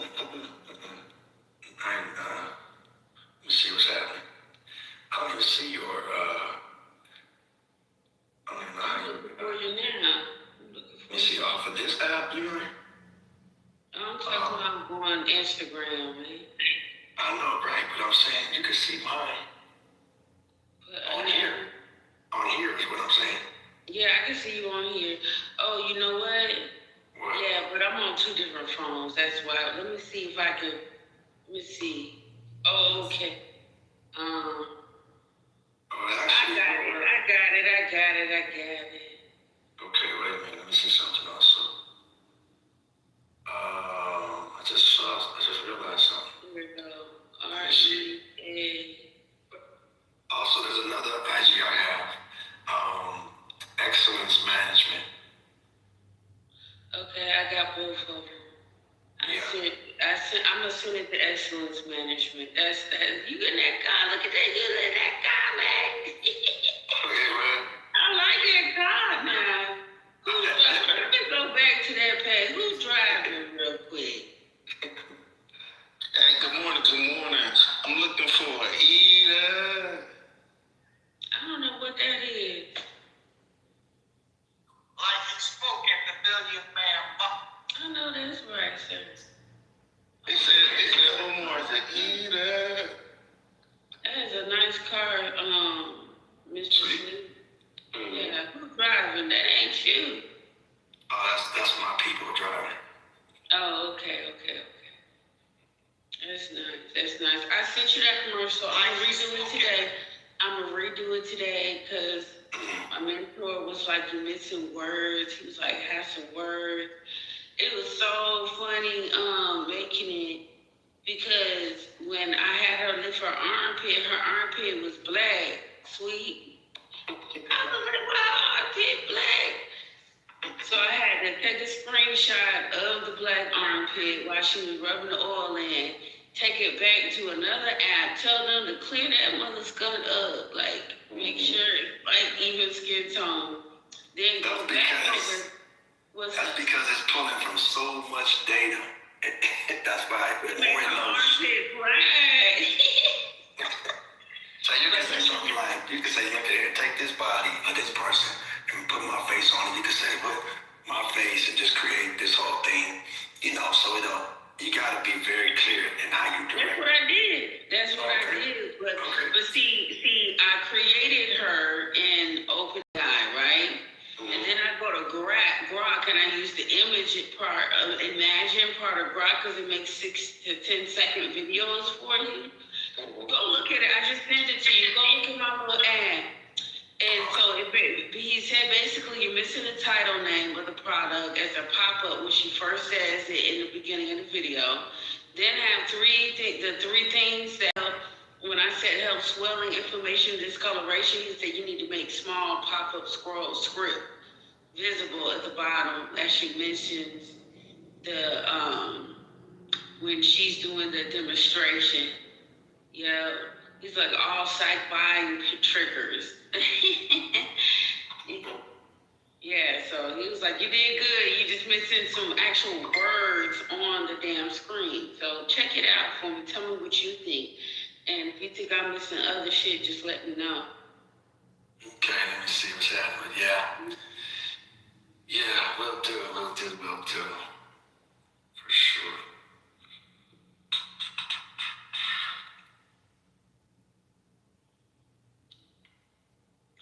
Yeah, I also got to study for my script, my next movie I'm doing right now.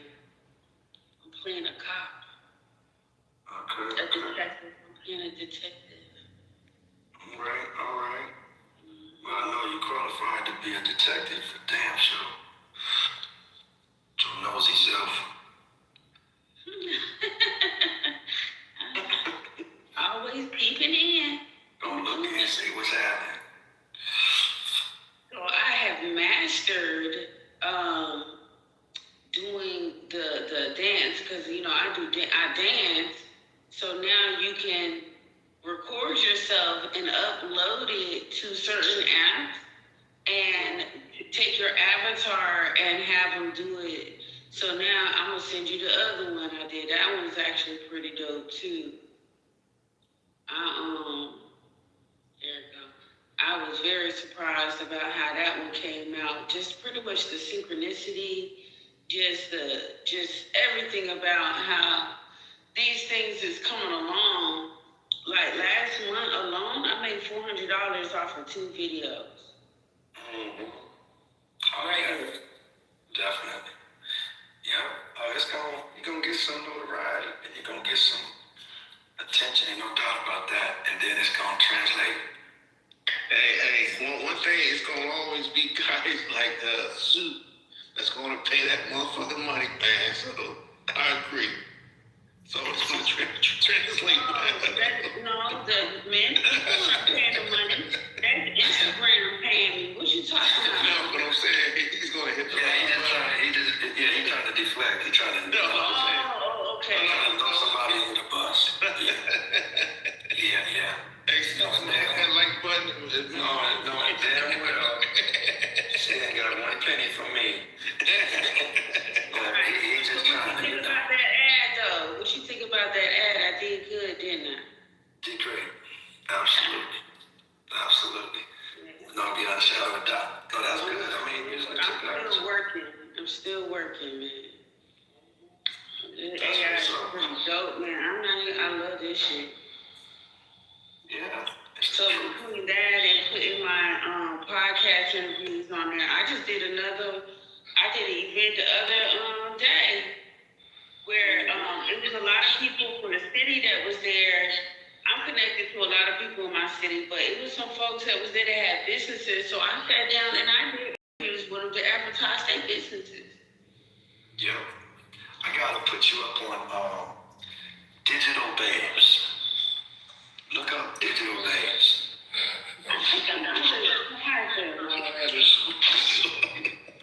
Look that up. Because it's about creating avatars, creating your own avatars. You can create one in every ethnicity and market your stuff to that particular crowd. You can create.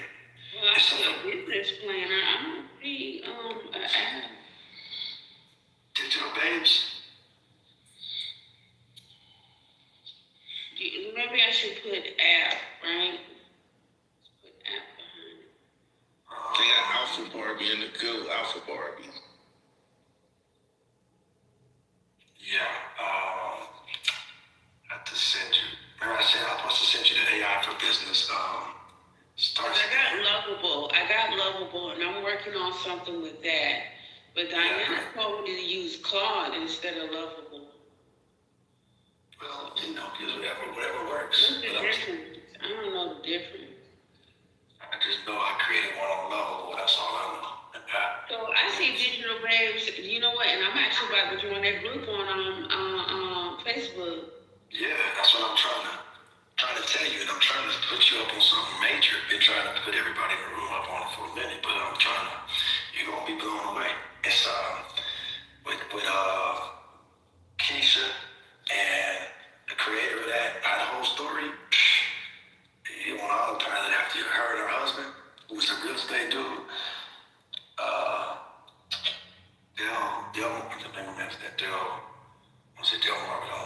But anyway, you in there now. You're gonna figure it out. When I be prompting and stuff, like I be making prompts with all of these pictures. Like the girl that's dancing with the white bodysuit on, that's an original prompt picture. Okay. Oh yeah. Absolutely. And so, yeah, we in that time when you get to capture all of whatever you are and just get to just create and just make whatever happen. And you take in charge of, agency. You create, and all creations become yours. What you create and it's yeah.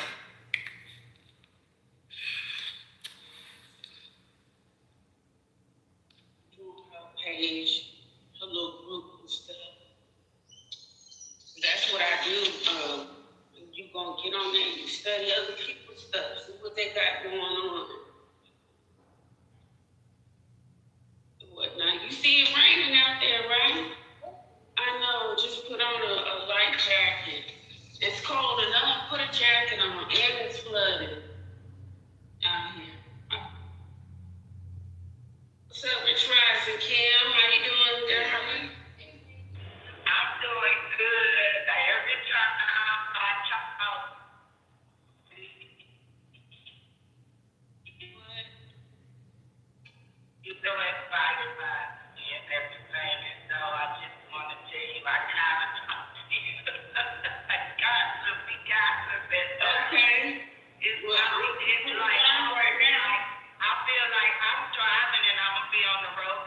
hours of transport and some stuff, but I gotta talk to you, and I want to show you some things because it seems like you're doing a lot of stuff. I'm creating this virtual world where I want to be able to bring creators together because I've developed a self-sustainable model for entertainment for a lot of different things, but I just gotta talk to you. It's amazing. I'm gonna be sitting down. We got a lot in common, but we can help each other in a lot of ways, and so I just feel like I need to talk to you offline. Yes, absolutely. I'm not doing nothing after my first client gets here at 10 o'clock. Please. Okay. Well, if you want to, like I'm going to be making my first pickup at 7, and then I'm going to be on the road for a few hours. So anytime, can I just call you when I'm free? You call me whenever you want to. Yeah. Okay. I do want to share something because I'm publishing, what I call field notes, and what I'm using with AI. And so some of the things I'm training my chat to do is to work with me in my business. And so when I'm doing like mobile labs and stuff like that, I have clients that call me sometimes about 100 miles out, right? So I have a good perimeter around me. And I got Spanish customers. And what I did, my AI did the other day, well, I've been doing it for a year now, but now I think it's important how you can have your AI listen in on your training calls, help you to close more sales, help you to predict your sales script on the fly and stuff like that. And so I literally am converting Spanish customers that I cannot talk to because we have the technology that can, do all the languages. We got power and we got to know how to use it to help ourselves. So I just wanted to share that, and I'm going to be publishing because I created my own publishing site because of the things that I'm doing. I'm going to be publishing like what I'm doing, use case for AI to give people ideas on what they can really do in this world with the AI. So I hope that will be helpful to someone, and your AI will start to, it will develop itself as long as you develop it. You have to talk to it, tell it what you got going on, let it listen in, and it will begin to, mirror back to you things that help you in your personal and in your business life, and I hope it helps. Yeah, he helped me out with my business too. I just booked a big account with the insurance company downtown. So what I do is I help corporations give back to their employees. So like if they have an employee appreciation day or something or a month.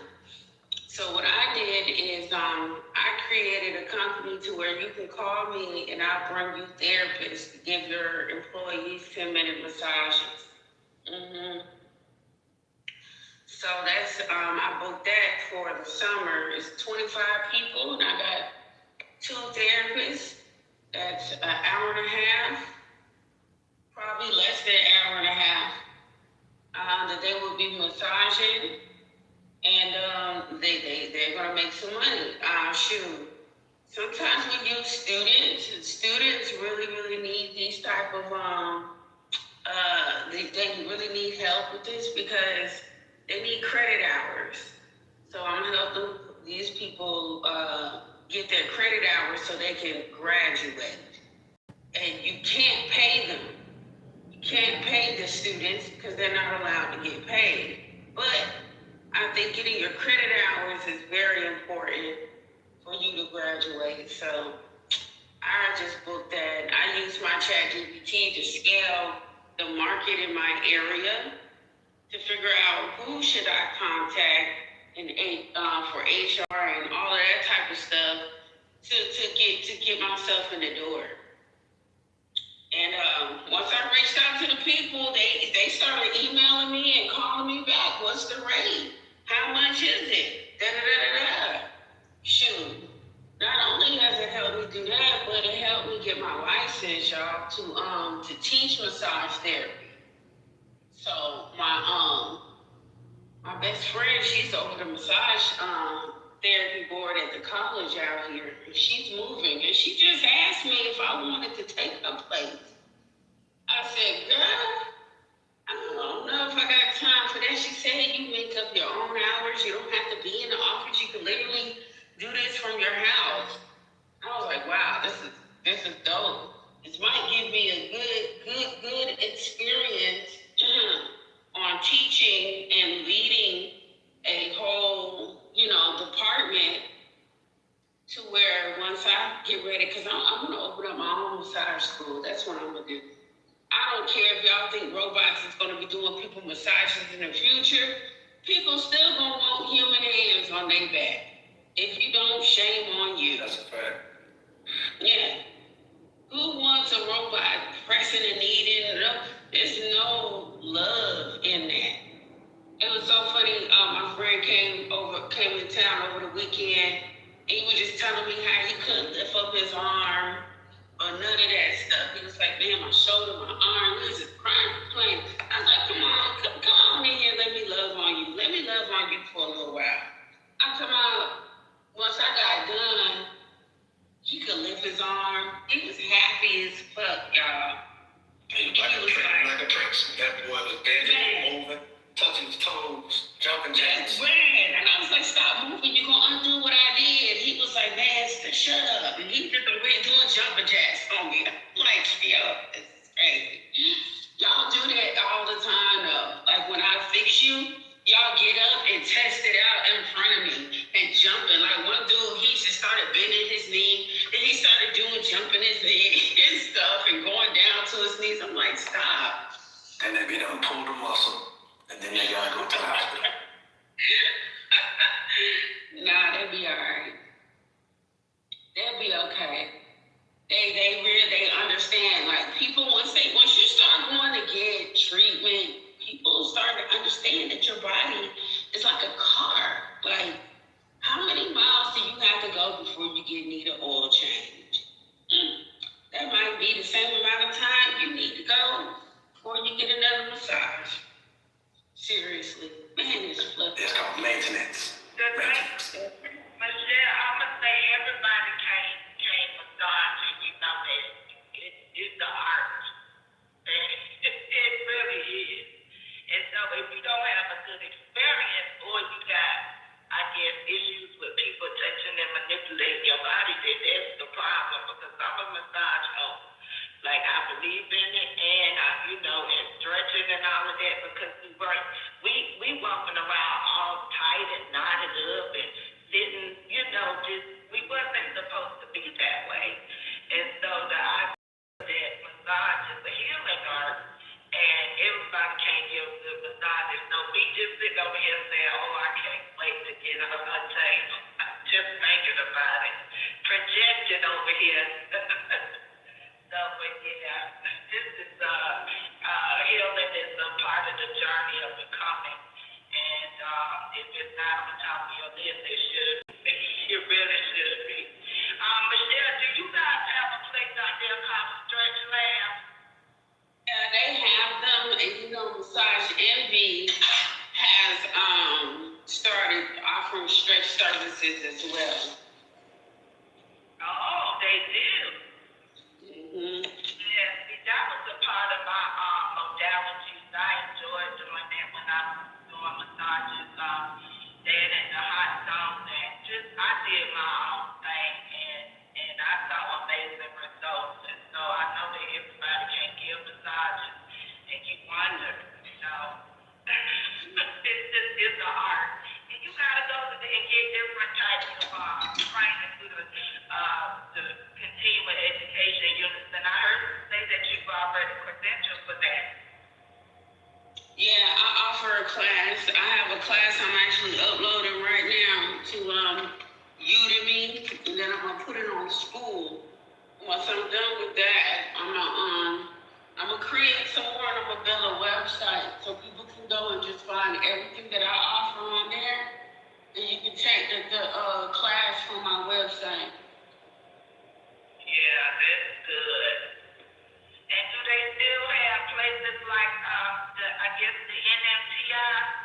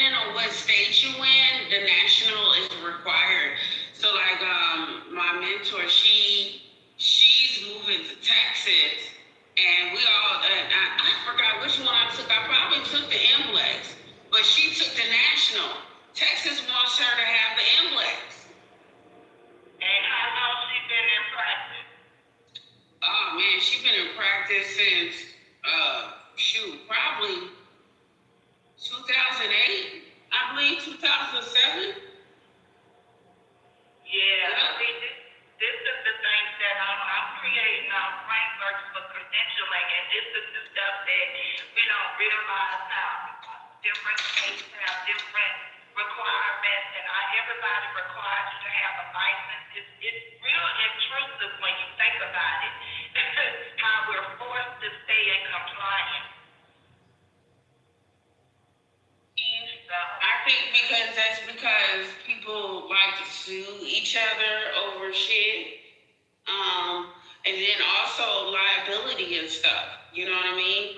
Shoot, one lady came to me and says she got burnt with a hot stone. Shoot, that lady didn't even have insurance. How you burn somebody and you don't have no insurance?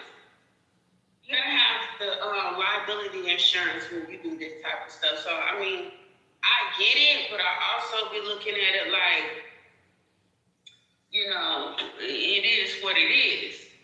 It's procedure, protocol, things need to be documented, and all of that type of stuff. Yeah. And you figured out how to do soap notes? Did I do what, honey? Soap notes. Yeah, I do them. See, I have to do them because one, I have an MPI number. I'm in network of insurance companies. So I'm in network with Optimum Care. So people that are military, they can come to me and I can see them. Your insurance covers your massage to a certain extent with me. So, okay, and so have you digitized it yet, like your soap notes, or you doing everything like with the folder and by hand?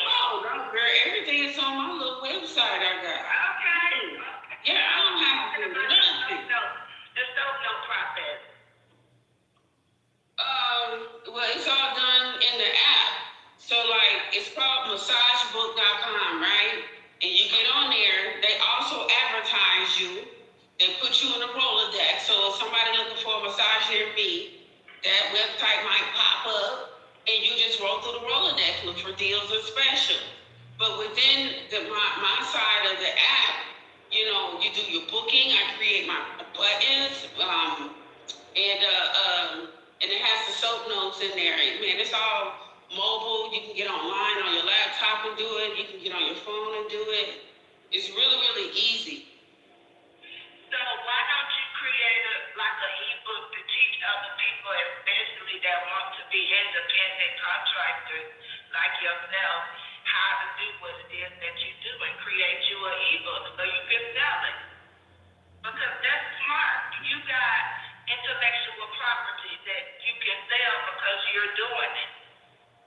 How to set yourself up as an independent contractor and run your own massage mobile business or whatever, and just get your child to write you a book, and now you have another thing that you can sell to other massage therapists.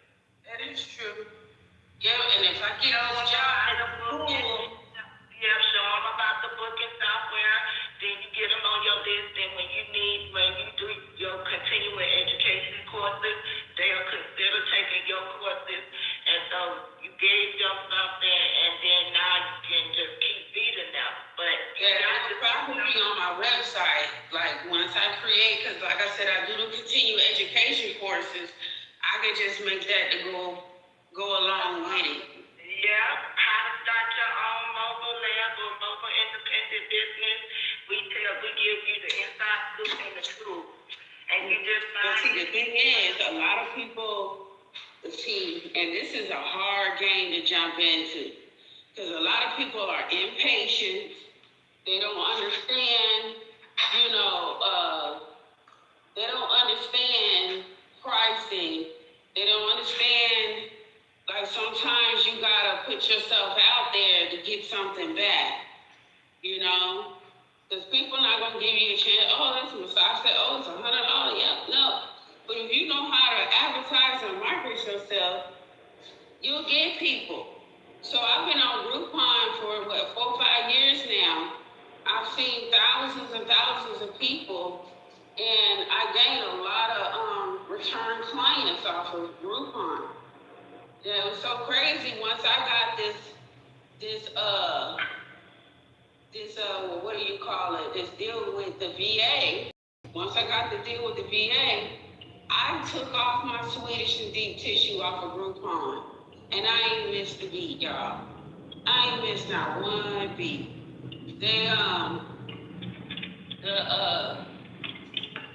I just decided to take it off because I was getting overbooked. Like I was booked out for 4 weeks. 4 weeks at a time. But what if you try, right now, you could try your mother and to work. I tried, girl, I done reached out, I done told folks about what I was hiring. I done told other massage therapists that was out here looking for work, and they don't. I don't know what the problem is, and I think it's more so our people that just can't get together and figure this shit out. I went the other day to get my hair done, and the owner of the company, first of all, walked in the house, and I was like, this is a house. And she got it on the main strip, and it was beautiful in there. And after I saw people coming from the back room, from the basement, I said, what you got for? I said, you got the only person doing it? She said, no, I got all my daughters, my 4 daughters in here. They working too. So it's like, and she said, I know, excuse me for being on the phone, I'm managing my son from home. Here at home, they in this big, beautiful state that, and they making lots of money, so I don't know. It's a shift that has to happen. I think it has a trust issue, and people just not as ambitious as they could be, because there's a lot of money out here to be made. And a lot of people don't go through their license either. Like, I done ran into a lot of therapists that can't pass the test. Out of my class, out of my graduating class, it was 7 of us. Only 2 of us passed the test. And even back then, I think when I took the test, I don't know, it was not 20 years ago now, I guess, but it was like they had testing just like learning management software. It's like they would take you through different tests. I don't know. People just ain't trying, but also people just distracted with stuff happening, and if you don't jump on it, if you don't use it, you lose it. You lose it. That's right. One girl, she was in my class. She let her license lapse, and she got to go retake the test. Went and retook the test and failed, and I was like, you can't let it lapse. Just pay, just do it. Just do it. It's like $75 every 2 years. Yup, to renew your license.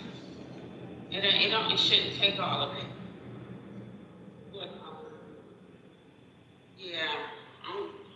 Today I'm about to figure out how I'm gonna advertise this parasite clinic.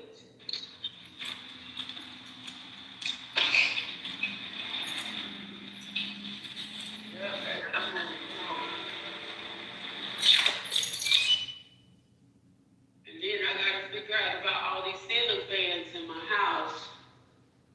Because every single one of them, the little cord popped out.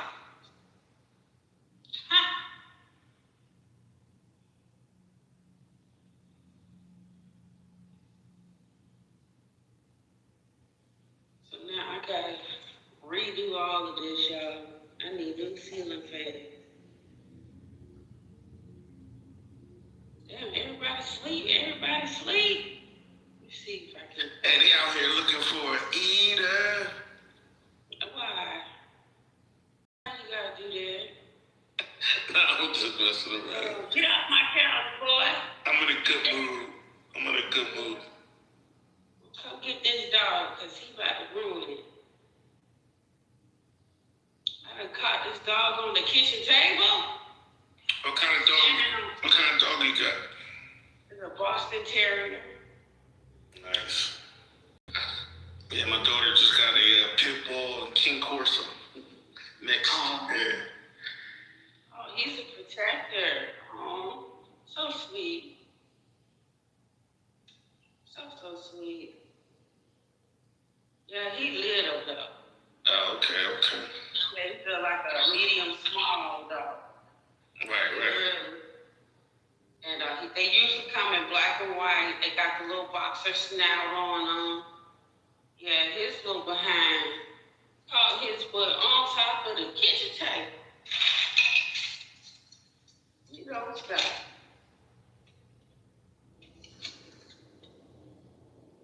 Yeah, but today is gonna be a good day. It's Friday, y'all.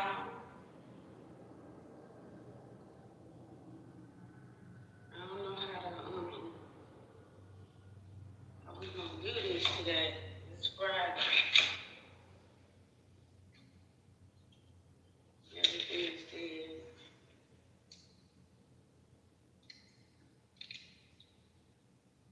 I'm talking about they've been up on here all night talking about the weather and nanoparticles and God won't let this happen and all this other type of stuff. I'm like, then why would we have certain subjects? Why does it always gotta go back to God? Just don't understand why. We just can't have a conversation or people can't share lived experiences. It's almost like, I don't know. Let's see. There is a God, though. I believe that there is a God. I didn't say it wasn't. All I'm saying is every conversation shouldn't have to lead back there. Where we gotta talk about religion about every damn thing. Shit. No. Oh, yeah, I mean, I can agree with that.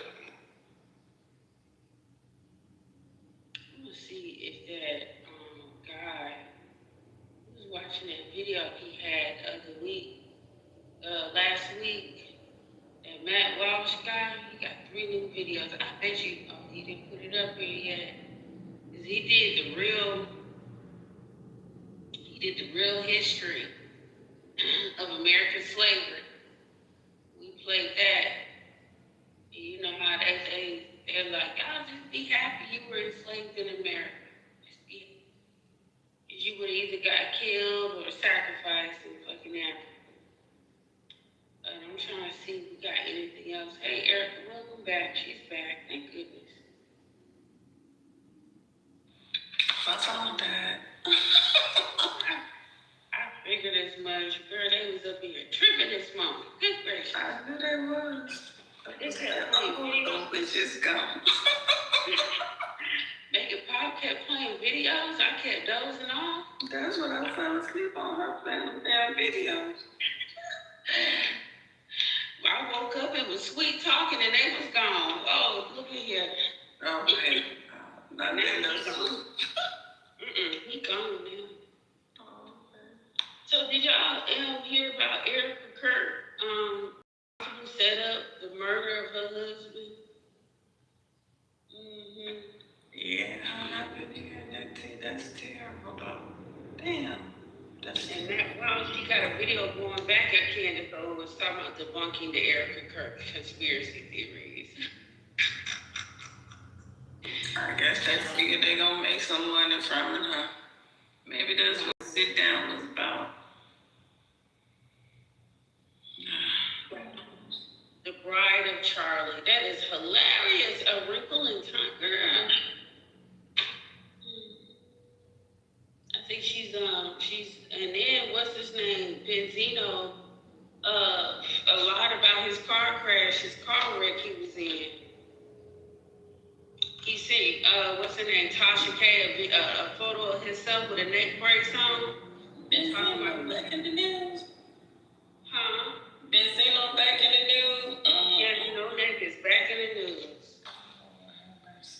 He faked the car, well, he faked his accident or something, or a car crash or something. He said, been crying ever since they started talking about him in the trainers. I guess he... What? Some training? Yeah. They've been saying Benzino switch up. Oh, my bad. I'm sorry. You ain't know that about Benzino? No, I did not know. Oh, shit. And I know Benzino. You are alive personally? Yeah, I'm actually supposed to be doing a movie with him coming soon. I kind of figured that when you guys still like real. Girl, I was looking like, wait a minute. He's supposed to be my husband in this thing. Oh, damn. Oh, shit.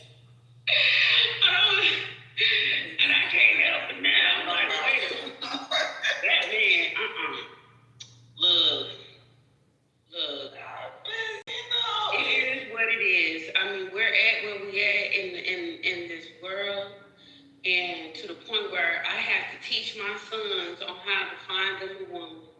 Well, his dad is going to have to teach him that. Excuse me, not me. But I have to also make sure he knows, like, what a cycle is. Women have cycles. If she don't have no cycle, it's either she's missing some body parts, some internal body parts, or that's not a woman. Yeah, ain't that the truth? And don't listen to the internal body parts, right? Because y'all too young. Right. So I had to teach them, Erica, I had to teach them a why of two boys kissing was wrong. You know what? That's so sad because I had to tell my daughter that about girls and boys.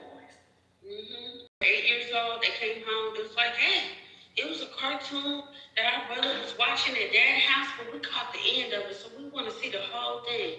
I said, for real, what is it called? It's such and such. I said, oh, okay. And they was like, yeah, it was two guys kissing at the end, and we want to know why. Oh, Lord. It was on Netflix, and I said, no, I'm not watching it. Well, why not? I said, because I don't want to see two guys kissing. Well, why not? Because they're not supposed to be kissing. Well, why not? So, by that why not, I done went and got my blow dryer, took them over to the wall socket. I said, look at this wall socket. Look at that as the girl, and this plug is the guy. You see how the plug goes in there? It fits, right? It's supposed to go on there. Now, when you put two plugs together, these are two guys together, ain't nothing happening. You see, there's just two plugs clanking around. But when you put that plug in that socket, you can turn this blow dryer on. You see how she make them work? They love that, so they got the point.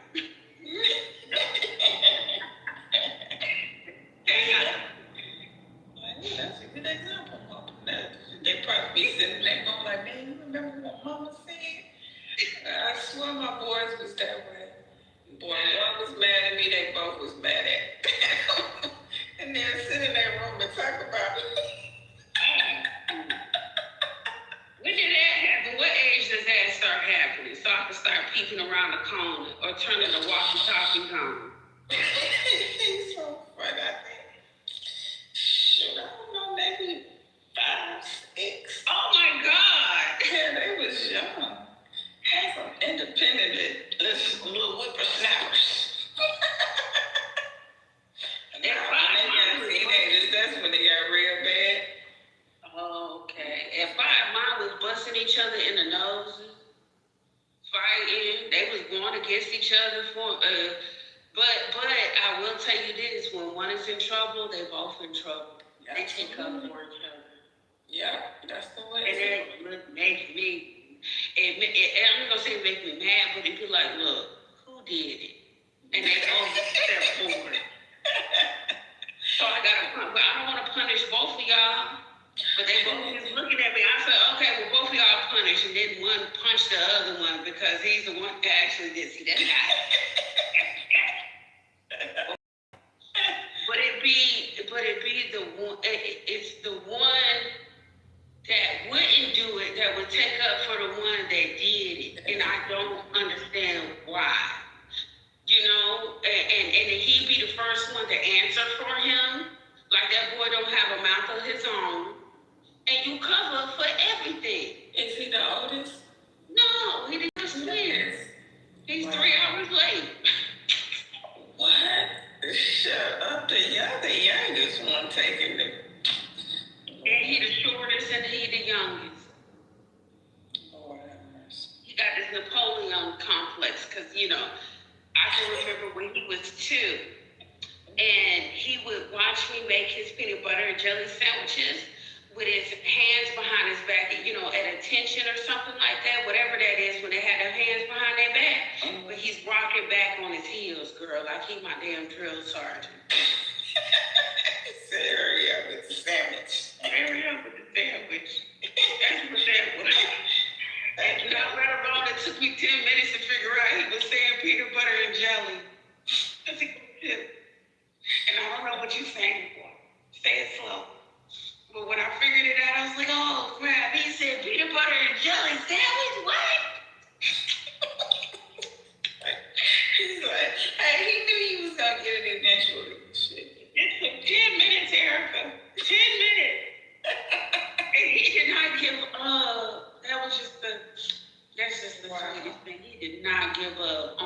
sure I knew exactly what he wanted. It was a peanut butter and jelly sandwich. But yeah, man, they take up for each other, and they fight, but majority of the time they take up for each other. Now, when they know I'm mad at one, and it usually be the oldest, and he's the tallest, slimmest one, he don't ever jump in line for his brother. You understand? It'd be the it'd be the other one that take up for him. But when Shane knows that you about to be in trouble, and it's something you did, he ain't stepping in line for shit. He just sits there and watch, and he's like, "Are you okay, Mom? You seem kind of mad." Boys always like that, dog. You think they love each other? They ain't gonna play about you. I don't know. Being a boy mom is different from being a girl mom. I mean, girls are totally different from the boys. Okay? Yes. Let me just say that. But every time one would call, especially when they went off to school, I'd get one to be on the phone. I'd be like, "Did you talk to your brother?" Whichever one on the phone is, "Did you talk to your brother?" And if they're like, "Nah, he don't answer the phone," I'd be like, "No, well, try again." Let me put him on the three-way again. No. No. So, yeah, them boys be something serious. That's all I really wanted. I didn't have any desire for anything else. Yeah, but the boy, but my daughter was my last one. But the it's a different type of energy when you raise a daughter. Yeah, I watched my homegirl. She got 2 daughters. She got a 5-year-old and an 8-month-old. And the 5-year-old is a little sassafras, and she loves me but hates me at the same time. Because when I babysit her, I don't play no game. I'm not gonna let you run amok like your mama do. Right. You at my house. You know, I remember when I first met that girl, she was like, "I as a boy." She was telling me she was a little boy. Don't call me no girl because I'm a boy. I said, "Girl, who told you that?"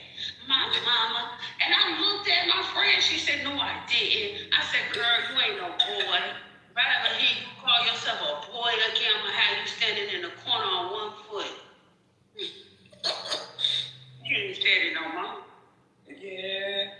Hey, most girls, you take them one time, it's all good. That little boy had to circle the block on his ass, boy. Oh, yeah, you always got to circle the block on the boys. They forgot. My oldest one, I ain't had no problems out that boy. That middle one, I really didn't have problems out of him. Kind of. He was sneaky as fuck. That middle one, he knew to have it fixed. His mama got to go to the school. Have it fixed by the time she get there. That's right. Yeah, that shit fixed too. When I get there, the teacher be like, "He is such a good kid." I'm like, "Well, why am I here if he's so good? Why am I here?" I ain't got those calls yet. You know what? I got that call one time, Erica. He was in kindergarten, and the principal called me. It wasn't the teacher. It was the principal girl. And I was like, "Why is the principal calling me?" Because my kid was in the bathroom, and, you know, they was all on a bathroom break. So it was him, probably 2 or 3 other kids in there. And they all was singing while taking a pee. They was all singing. And I forgot what song they was singing, but whatever it was, it had Shane in the mood, girl, and he started hopping around. I was so embarrassed, but I'm like, "But they're in kindergarten, sir." Okay, I'm gonna talk to them, but they're in kindergarten. But the way the teacher had went on about it to tell him, I was like, "Y'all just want to make a big fuss. Yes, just tell them, go in there and make a pee. But why 3 or 4 of them in there at one time taking a piss anyway?" I know, like, why do you send them all in there like they wasn't gonna play when they got in there? What the fuck? Yeah, that's what they do. They play. So that's I know. I kindergarten, come on now, that's crazy.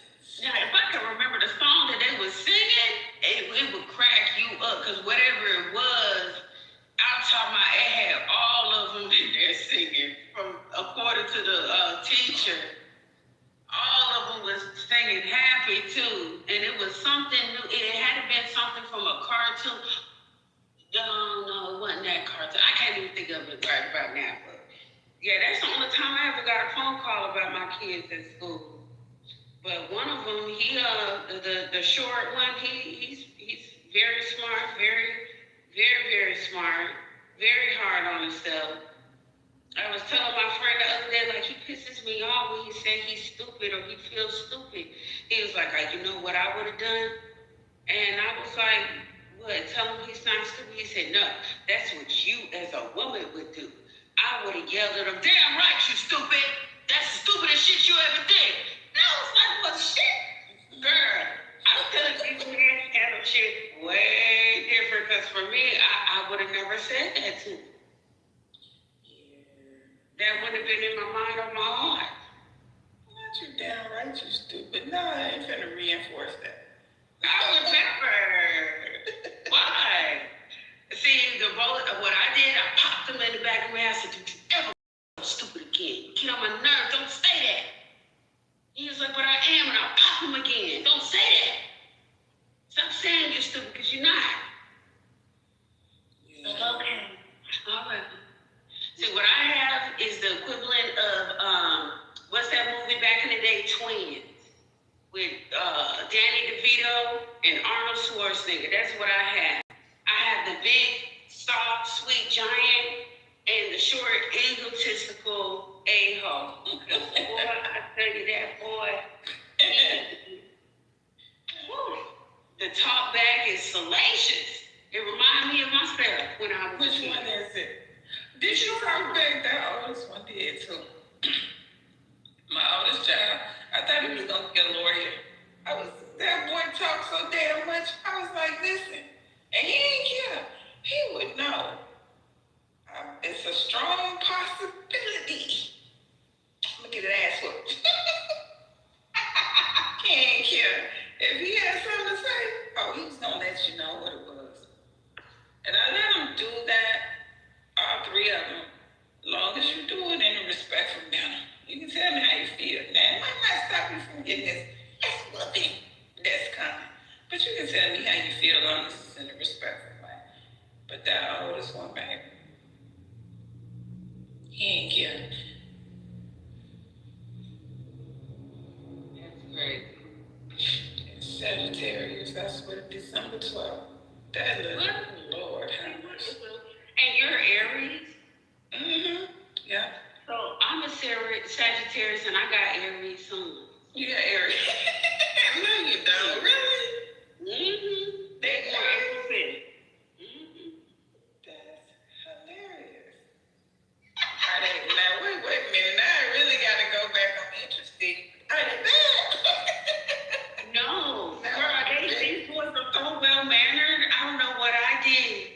But people love my boys. They be like, oh, we just can't wait to see the twins come back to school this year. All the teachers at the school love them. And it's always been like that. Right? And I don't yell unless y'all really, really get into me. But usually, I don't yell. I ain't got nothing to yell about. Now, if you really, really, really on some shit, like I can remember, it had to be Halloween, right? This is so funny just thinking about it, because I can remember they sound like a bunch of wild cats in the back. See, they had to be 4, and it was Halloween, and they was back there fighting in the back seat, and it just, I had to stop the car because I couldn't do it no more. But thinking about it now, it got me laughing in tears because the way they was fighting and wrestling, man, look, they were 4 years old. But I did fuss at Croy this past Halloween because something happened with his costume. And I felt bad, Erica. I felt so bad. And something happened with that dang old costume. And I was like, we were right there about to go into, because we was in a rich neighborhood. And these neighborhoods out here, they give you full-size candy bars. So, we be on it out there. We get out there, something malfunctioned because it was one of those costumes that blow up like a balloon. And he was in dinosaur.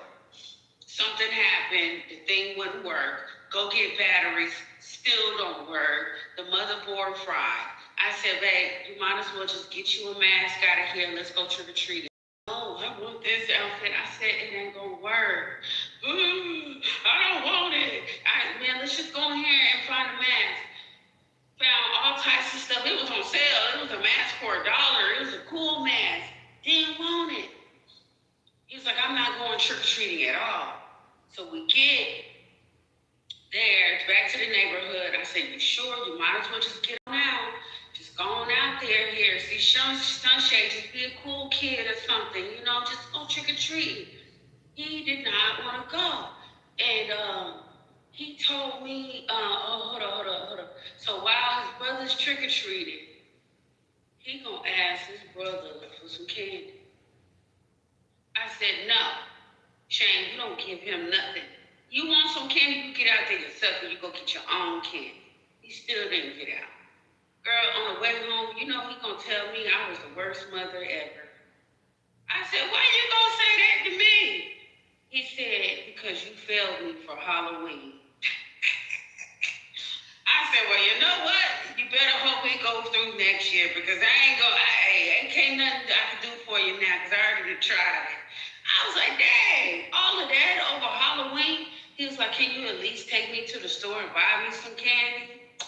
No, I'm not buying you nothing because you should have went out and trick-or-treated. And it ain't my fault. Things happen. Everything in life ain't never always gonna go away. And you're gonna have to take it just like it is. He felt like I was yelling and being mean to him. Girl came home and cried over this Halloween. I felt bad, but at the same time, I just didn't want to feel bad, Erica, because I took him to go get another costume. But he just didn't want to take it. I've been telling them children, fuck that Halloween shit, baby. All right, thank you. Yeah, fuck that Halloween, man. Fuck that candy. I used to get your ass out. Goddamn people getting out this bullshit candy. See what I'm saying? You should have told him, man, sit your ugly ass down somewhere, man. We can't let the kids. Erica, see how big you talking to him. You know, we can't let the kids come up. We gotta go back into it, Bando. I'm glad you're here. Let me go back to my thread. How everybody doing today? I'm good. How you doing, man? I'm good. Y'all know me, man. Just still moving around. As long as you see me, you know I'm good. So, man, like, me and my chat been going all in on you now, okay? He said something when you were talking about October. Yeah, 576 October. Yeah. So he said under the Gregorian calendar, Pope Gregory, I guess the 13th, corrected an error on the Julian calendar. What was the issue? The Julian calendar miscalculated the solar year slightly. It assumed 365.25 days per year, but the real solar year is 365.22 days.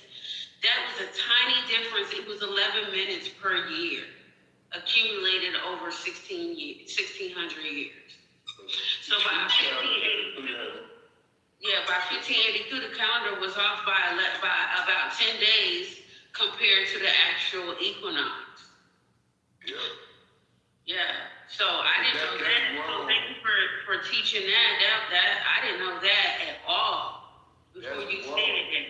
725 days of the changing of the laws, where millenniums are counted, 001 to 999, but the last millennium would be 001 to 1999. And that's the only way they can tell that lie that they ruled from 711 to 1492. You talking about the board, right? Yeah, that's how you know who wrote the history, because they made themselves look the best. It said that Victor writes with the history. So they was at war with us.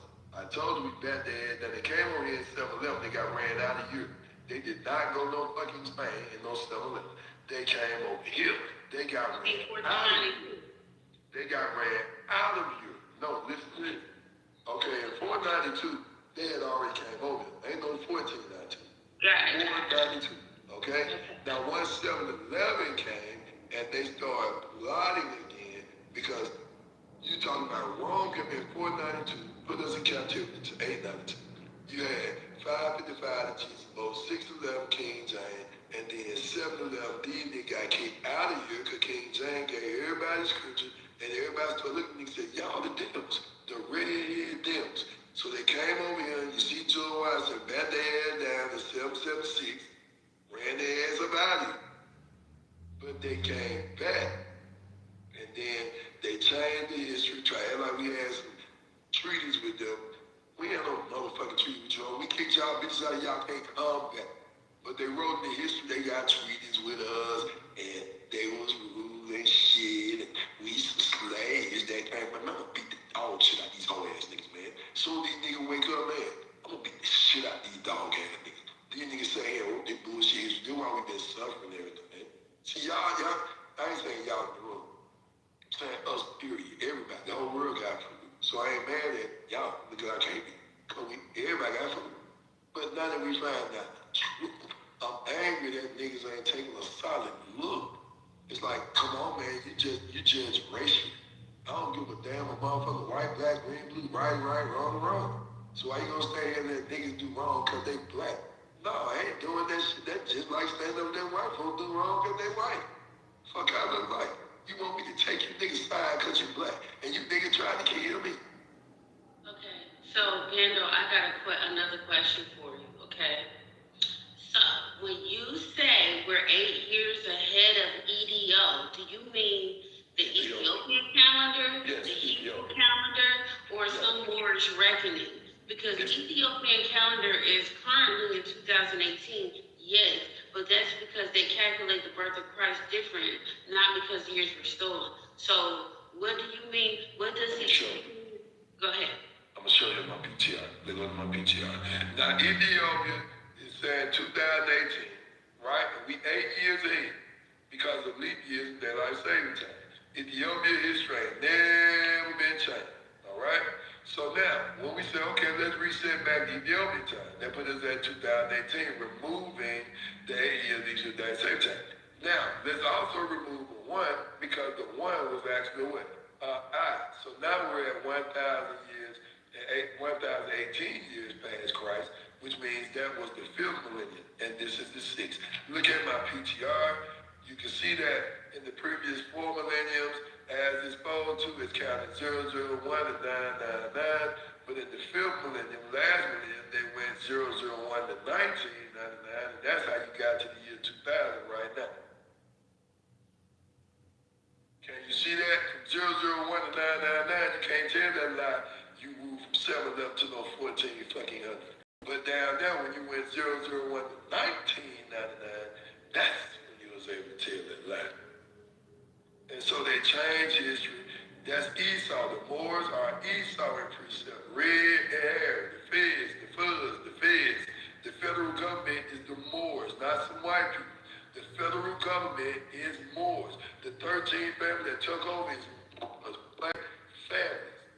Okay, they just put white faces up there to throw you off, like the Vatican. The Vatican is Mauritania, Morocco, and Mali, but they do business as the Vatican.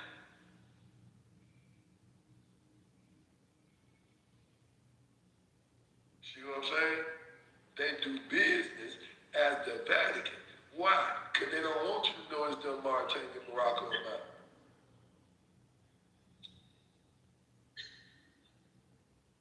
So they do business as the Vatican. You see what I'm saying? That's why the Pope bowed down to them. You see what I'm saying? If you look at my picture, go ahead. Because if we look at this in a reality, if we were actually in 1018 or whatever. This is 6th millennium. Right? 6th millennium, the 18th year. Exactly, in the 6th millennium instead. Right, but listen, that would mean that Roman historical records would collapse. Yeah. Islamic history would collapse. Chinese dynasties would collapse. And the Ethiopian history itself. No, because those events can track events independently and they all match up cross-check. Listen. So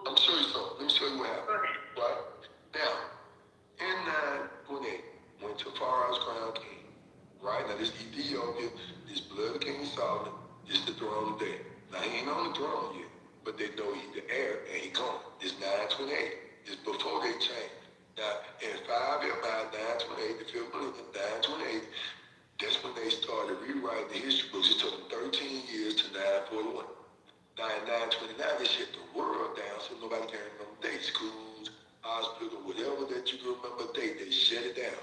So in 941, when they opened the world back up, now, 935, first they went to Ethiopia to try to change that history. To match this history, they changed. Because Ethiopia got everybody's history. Why? Because Ethiopia been untapped. Their history tells the story of the world. Ethiopia was a major hub and a major motherfucking market. You see what I'm saying? Everybody looking at Ethiopia like they going to know. You fucking up. You talking about a couple thousand years ago, Ethiopia, shit. But you niggas ain't paying no attention to that. You see what I'm saying? So I'm trying to know what happened during the mission years then. If those things didn't happen, then what happened during those years? Exactly. This is what I'm trying to inform you and show you. Like, you can't, it ain't just like a recipe where you can lay it all out like that. Because as you're dealing with the history and seeing now that, okay, let's remove this 1999 shit. Let's go back, take off the one off everything. Okay? Then this means 1611 happened, 611, 1555, everything that they say happened in 15, anything with the 15, 12, 13, 14, 15, all this shit happened during that 1,000 years. They just put a one on the MIB, they clicked the pen, flash, turned that out to a one, and made you forget everything before 928. Because they changed the history at 929, and we went from 5th millennium, 928, the year 928, to it being 1929. So then now, you got to put in a lie between 1929 back to 928. You understand? So that was the lie. Put the one on everything and saying everything happened 1,000 years later than it did. Now what that do is throw off your biblical prophecies. Because now you're trying to line up biblical prophecies to stretch out 2,000 years in your mind instead of following the line as it was, because they broke the line to keep you from following the line. The only way they could get us in this position now was to change history. Now when they came in 492, it's very important for you to know. In Herod's case, Herod knocked off everything 2 years and under because he knew Christ had just been born and was around about 2 years. When Christopher Columbus came here, the bitch killed everything 2 years and up. And this is why we didn't have no oral traditions passed. So y'all don't remember this. This is why I be mad and the Trail of Tears and all these other things. Now, when you look at the Black Basket, I'm going to put that up. Look at the Black Basket. I'm going to ask this one question on the land. When you look at this Black Basket map here, let me get a look. And you say, okay, if all these towns were Black Wall Street, every town was considered to be a Black Wall Street. Okay, now the first massacre was in 863. They say 1863, but we know that's 863. Okay, how long had these towns been before they was massacred? Now these are all black towns, Black Wall Streets. When were we slaves? It's 1800, 1700. Look at the dates on it of these massacres. And we had all these towns on here as Black Wall Streets. All these towns were here before 492, before they fucking came here. They just put us in what? Captivity, not slavery. That's what niggas be. I mean, you know what I'm saying? It's like, you gotta be intelligent. Slavery and captivity, two different things. We've never been in slavery. That's why you can't get no fucking reparations. See, they know they lie. Can I say something better? Yes, I'm sorry. Yeah. I just know you good because I'm listening to you. Did you know that the Herod killing children under 2, right? And even though it comes from the Gospel of Matthew, there's no independent Roman record of a large-scale massacre in Bethlehem at all like that. Did you know that? I know that. On their book, you got to look at it like this. So you compared it to Columbus, though. Listen, because Columbus did it. Oh, I need you to listen. Go ahead. Now, the story of the scripture is talking about up under the skin. Yeah, you see skin moving around, but that's not what I'm talking about. Now, who's that under the skin of Columbus? That's Constantine. Okay? Who's Constantine under the skin? That's Herod. You got to pay attention. We spirits. We don't die. We just transfigure. Okay, so where that motherfucker went? Louis the 14th, Louis Farrakhan. Louis the 14th, Louis Farrakhan. I'm gonna show y'all how to see Don't do that right now. Don't do that. You're gonna wait. No. I'm just showing you under the skin. I ain't going against nobody. I'm just showing you how to see beneath the skin, to see the characteristic of these spirits that you're dealing with, and you're looking at their faces and you think they're cool, but you're not looking deep within because you want to talk that way. Who's Charlamagne the Great? Because I have a blood tie. Like that's one of my I'm a descendant of Charlamagne the Great. And it don't matter about the blood descendants now, because now the grand shift, the paradigm shift, is that you're not going by your flesh no more. You got to wake up as a ghostly being under that shit. Like me, who used to be Dr. King, I'm a ghost now. Yeah, I'm walking around in the flesh. But now, since I've been awakened, resurrected, now I'm living as a ghost. Okay, so all y'all, this is the paradigm shift. Remember about a couple years ago, and even right now, people telling the shift is coming. It's going to be a paradigm shift. The earth goes into no, stupid. Y'all gonna go from walking around like y'all got damn humans to knowing you a ghost in them. We finna judge the earth. Everybody here right now is the same motherfuckers in the history book. Them same motherfuckers did all that killing in the history book. They the same motherfuckers walking around right now. Your lawyers, judges, and all this shit.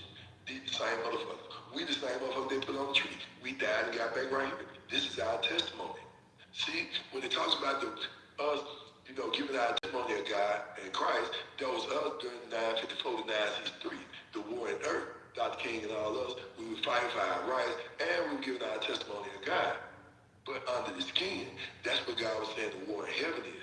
But you just saw Dr. King, and they called this shit right here. But that wasn't what that was, according to the scripture. Now, the North American blacks, us, this is our literal history book that the Romans took and made them a religion out of. So when they brought it back to you in religion... But Brandon, I agree with you. We are in the wilderness of North America. I agree with you, bro. North America is a wilderness, because a wilderness means a place of indigenous people only, whereas sea means a place, a multitude of people from many different ethnic. So when you go through your scriptures and you change these keys around, the beast that came up out of the earth, or wilderness, is a place of indigenous, where people's a beast is a government system. So this beast came up out of the earth that exercised all the power of the first beast, which is wrong, the dragon. Or it says that this beast got its seat and authority from the dragon, which is wrong. And this beast, the American government, it has two horns. The Declaration of Independence and the Constitution that allow it to speak as a lamb, but it is really a dragon. It got its seat and authority from the dragon, which we know is the Pope. We know the throne of God is the throne of David, the earth rightful rule. That's Haile Selassie. We know that the Catholic Church is the great whore, and the rider of the dragon is called the beast. We know that Russia is the bear. We know that Europe is the leopard. We know China is a dragon.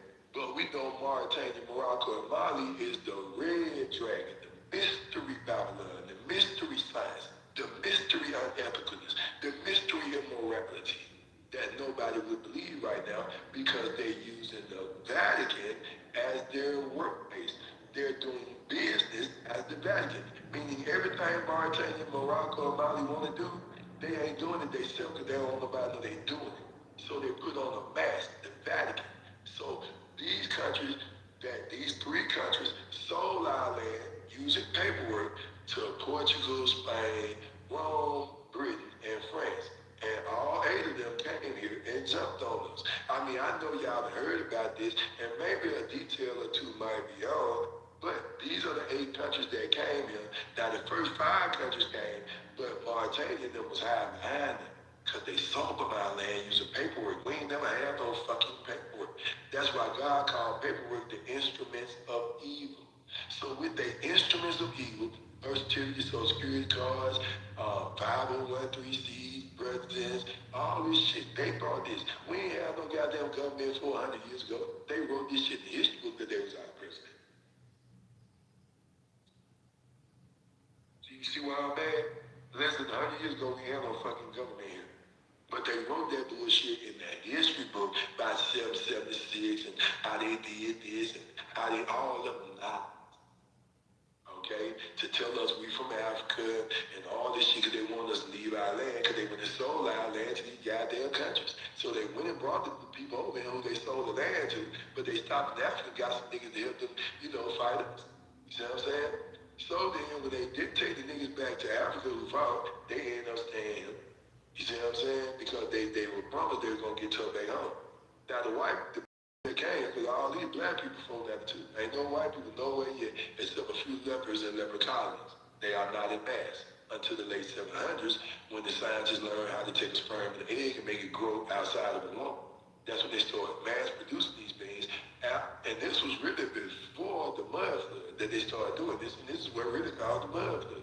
Because they had already done too much technology, and now in the 700s right here, they're about to do this wicked immorality shit, making these white folks. That's when the mud flood came. Won't wipe the giants out. All this technology and shit, Tartarian and shit, which y'all think was cool. You see what I'm saying? Because they were black. No, too much technology. You weren't worshiping God. You weren't worshiping life. They was using technology to destroy shit. Okay? So now here it is that God destroyed the giants for what they did with all this technology and fucking over people and changing the way of life with this corporation, business, companies and shit. That ain't the way we did it. That's the Moors, branding you government, 501(c). The Moors is the federal government. The federal government is not a part of the U.S. government. The federal government is a group of motherfuckers who loan the government money in exchange to do all the shit they doing. Okay, and those the Moors, the 13 black families who sat here and decided to take over in this society. 200 fallen angels, 13 families. And they took over North America, and they got all these other countries to go in on it because you couldn't pull this conspiracy by yourself. That's where the throne of David being taken back to the world table where it ain't been since Solomon. They conspired against Haile Selassie. They conspired against the Lord. They changed times, Great Depression, really was Great Deception. They took crafty counsel against the Lord's rulership. Everybody at this table, 72, they supposed to shut the fuck up and take instructions from Haile Selassie. Okay, that's how it's supposed to go. Ain't no ifs, ain't no buts. When he get to the table, ain't no, we gonna think about it. He is the Lord your God. When he said do something, you fucking do it. Every motherfucking day that table's supposed to be on their face. And since they did it, this will bring forth the wrath of me, Dr. King, right now. That not only am I taking the wrath of Haile Selassie, who they went against, but me, Dr. King. You see these Hebrew Israelites, they killed my mama in church. They killed my brother, the government, after I'm dead. I got a question. So why are they supposed to were they supposed to listen to Haile Selassie or Henry Selassie like that? Who was he supposed to be? He is the Almighty God. How they supposed to know that? So Ali Selassie, he had like 3,000 slaves, man. What's going on? Man, hold on. Let me finish. You can say what you want to in your own time. I'm just saying, Ali Selassie had slaves, brother. What the fuck he did? He abolished slavery, stupid. Hey, I'm gonna put it in the chat. All right, go ahead. He abolished slavery. Now, when he grew up in... How many he had before he abolished them, right? Listen, pay attention. Pay attention, young man. Hey, don't let someone take some Ethiopian. Man, you pay attention. Because y'all don't understand the English shit. You trying to treat the man like a regular hood nigga like you. These are kings. They deserve shit. Now, when he grew up as a young prince, this stuff belongs to the kingdom. Emperor Menelik, who was the emperor before him, okay? This stuff belonged to the kingdom. So by him taking the throne, it just belonged to him because he took control of the kingdom. But then he abolished that shit. You need to pay attention and quit trying to go against the highest nigga on earth that came to free you. That shows you the ruler, stupid. Haile Selassie rules, we the fucking rulers. And you, I mean, the earth, 25th earth rightful fucking rulers. You know what 225 means? That means there were 224 motherfuckers before him that sat on the throne at the world table and told the 72 nations what the fuck they do. They didn't ask. God don't ask motherfuckers what to do. That's because they're not God. They humans like you. No, stop. We are spirits here. Stop. We are spirits under this skin. Stop. That's where you're wrong. You're ignorant. You're wrong. You're wrong. Stop. Stop. Me who used to be Dr. King was standing right here. I'm proving to you. We don't fucking die. Stop. Well, you know what I mean. I mean by the other part. No, I know what you're saying. But listen, you can't take it no kind of way. We don't die. His breath, yeah, body died, but we got another body. Why? Because God says salvation is sure. Now stop. I need you to go back and read the scriptures. If you got that, if you ain't got the scriptures, that's the fuck up. Because you lying. You ain't reading for real. You just going on what the fuck you heard. What somebody told you. Stop down the king. I can show you eternal life from the beginning of the scripture to the fucking end. Stop. They lied to you about what the book said. I mean what it means. Because they all read it as a human. I'm reading it as a ghost. Now let me tell you, it's a whole different read when you wake the fuck up as a ghost and read the scriptures versus reading it like a fucking human. Okay? Now, if you tell me that's a lie, then I know you dumb as hell. That to read it like a human, thinking you human and everybody in that human, is different than thinking you a spirit and everybody in that spirit. What's the prerequisites then? If you don't read it like if you're not reading the book like a human, so what is there something? Okay, you're supposed to read it as a spirit. You got to read it as a spirit, meaning take your flesh off, take the flesh off everybody in the scripture. Now listen to these ghosts talk to each other. Now listen to the promise the Most High Ghost, who was standing in flesh, makes to Abraham when he Abraham. Listen to that. There's two breaths talking. Abraham became Jacob. You know the king transfigured and became the next person. Isaac witnessed that. So now later on down the line, since you see that Abel got knocked off and became Sarah, you should have got that right then, how God saved your life by giving you a new flesh. You should have got it right then. When you seen Abel got knocked off and then God brought him back as Sarah, you should have got eternal life. Or how God saves everybody's life right then. Because life ain't the body. The body was made from the ground. And the breath of life, which is you, the consciousness, was blown into the body. So when something happened to your body, ain't your spirit get a new avatar? Of course. But we didn't know that. That's why it's called revelation. Why? Because these things have been hidden from the world until now. That this is actually the way it goes. We all transfigured. That's called the transfiguration, change in flesh. And then, if you remember, it's called resurrection. Born again, immortality, having your soul restored, having remembrance brought to you. Okay? So we all can do it, because you all can wake up, because we all was here, we died, we got here. I know it's true, because I used to be Dr. King. I can see all y'all who's with me, clear as day. But y'all can't see y'all self under the skin, because we in clouds. We in disguises. Ooh, all those breaths who walk around as Dr. King and them. And now we look like us, we don't look like Dr. King and them, so we in cloud. And now I'm catching y'all up. You're being called up to the knowledge of the resurrection, the knowledge of transfiguration, resurrection, meaning understanding how I truly go here, that we all pass from one physical avatar to the next. So ain't nobody ever died. They all right here. This is why God told us don't worship dead ancestors. Why? Because we all right here. You see what I'm saying? Because the spirits do it. Pass from life unto life. Ain't nobody ever died. Spirit died. Flesh died, but that's the creation. We know that. You see what I'm saying? So we're not afraid of physical death because we know it's coming down. We just got back from being dead. And you see what I'm saying? So how you think you're going to make me think I'm going to die now? When I see I just came from living as Dr. King and I ain't had nothing to do with getting right here. I just woke up and my ghost is right here. Now look at all y'all. Y'all ain't had nothing to do with getting where y'all at. But if you wake up right now, I remember y'all was in here, McGarrett's, IDB, and all them, then what we going to say? You going to tell God he lied, that you right there, he saved your life like this? And you standing right there? No, I can't lie on God. He saved my life. Me, Dr. King, my brother. He put me in this flesh. Okay, he awakened me. Why me? I'm the only begotten son. I'm in his express image. I'll show y'all the book of life. Look right here in my PTR. I'm going to show you the Lamb's book of life and the book of life. It's things that anybody who claims to be Christ should have been able to tell you. But they ain't going to be able to because they're not Christ. You Dr. King, I can show you and prove you right. Let's look at the book of life. We're going to look at the top of the verse. I'm going to read it to you right quick so you can understand what the book of life is. We count it. Somebody in the background? Huh? Who you talking to? Somebody in your background? No, I'm talking to y'all about the book of life in my PTR. Oh. Look at my PTR.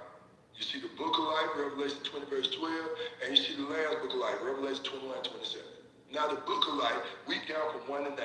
One spirit replicated itself, made 2. The second spirit replicated itself, made 3.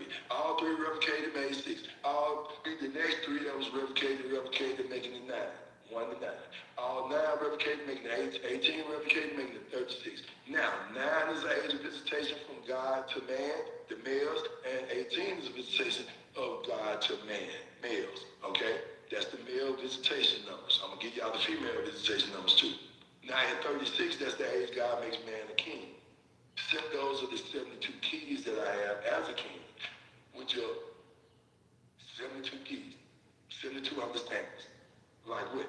The sun rises at 7:20 and passes away at 9:70 years until the millennium Christ came and returned 72 years before the millennium end. If you strap your head down on the tape, then you can only see 7 degrees to the left, 72 degrees to the right, 72 degrees up and down. Now, after 72, you got your keys that make you what? A 1%, which is 144. 144 to 1%. 144,000. Okay, now you know you're one of them. That's your symbol mark.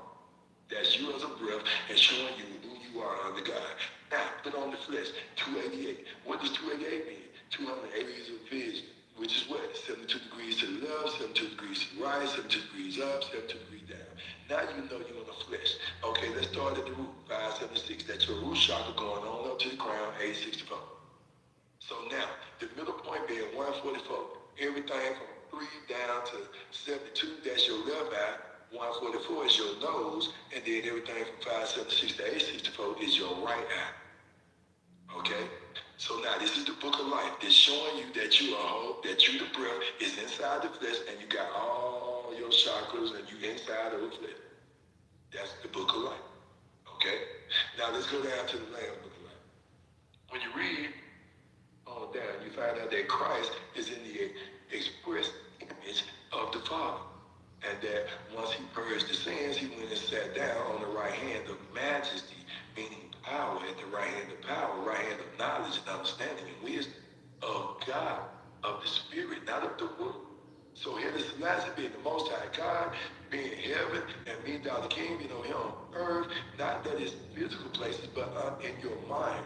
In heaven, he's sitting on the throne. Me, the King, I didn't know who I was. When he got crowned king in 928, my breath got crowned king in 928. Michael King, I was in my mama's belly. I bowed, and he was 36 years old to Peoria. He got crowned king. It's important that you hear this. At age 38, 2 years later, he was crowned king of kings. Okay, you had the war in heaven, 935, 941. Then you had me, the war in earth, 954 to 963. Okay, in 964, here the Celeste received the Nobel Peace Prize. In 964, I received the Nobel Peace Prize. 2 years, I was 36 years old. Here the Celeste was 72 in 1964. This when me and Malcolm met him and talked to him. This is when Malcolm decided to go ahead and leave where he was. Okay, this me and Malcolm talking to the earth's rightful ruler. The two American leaders talking to the earth's rightful ruler, not just talking to him. Because I'm going to show you something else after this picture. Okay, so now, you see in 68, I got what? Suffocated. Yeah, I got shot, but that ain't how I died. I died through suffocation. When you go see how Haile Selassie died, they said they strangled him. Now, all these things that I'm showing you. I got a question. How was they able to strangle Haile Selassie? What's his Because, pay attention, in 1974, he stepped down off the throne because he said, y'all want too much modern shit, so I'm going to get out the way. Now, remember now, he was a king and becoming it. So a lot of people during the kingdom, you know, shit, nigga had to knock niggas off. Why? Niggas trying to kill you. So these loyalists to people, he probably had, you know, some of his men probably killed niggas and shit during his, you know, reign. So these people, I forget the name of the group that did this to him, they were somebody who was salty. This man was off the throne. He ain't got shit else to do with it. Why they killed this man? Because they were mad by his rulership from earlier. These are kings. You can't look at this shit like Daryl down the block. These are kings. You try to kings listen, you are a king too, so stop. You a queen too. So honor that shit to the fullest. How you gonna be a queen? You ain't gonna honor another queen or a king. You can't do that. Listen, please. Please listen. Please listen. You think we human because you are human. You see yourself as a human. Stop. You see yourself as a human. That's why you looking at everybody else calling us human. Look at me, the coach, Dr. King. I'm not human. Stop. But you made that why you can't stop nigga. Because I need you to be mad. You're not listening. You're not listening with intent. You're just hearing me. Listen. Me, the coach, who used to be Dr. King, I'm standing right here in front of you. We are not humans. Stop saying that. We live as humans. Stop.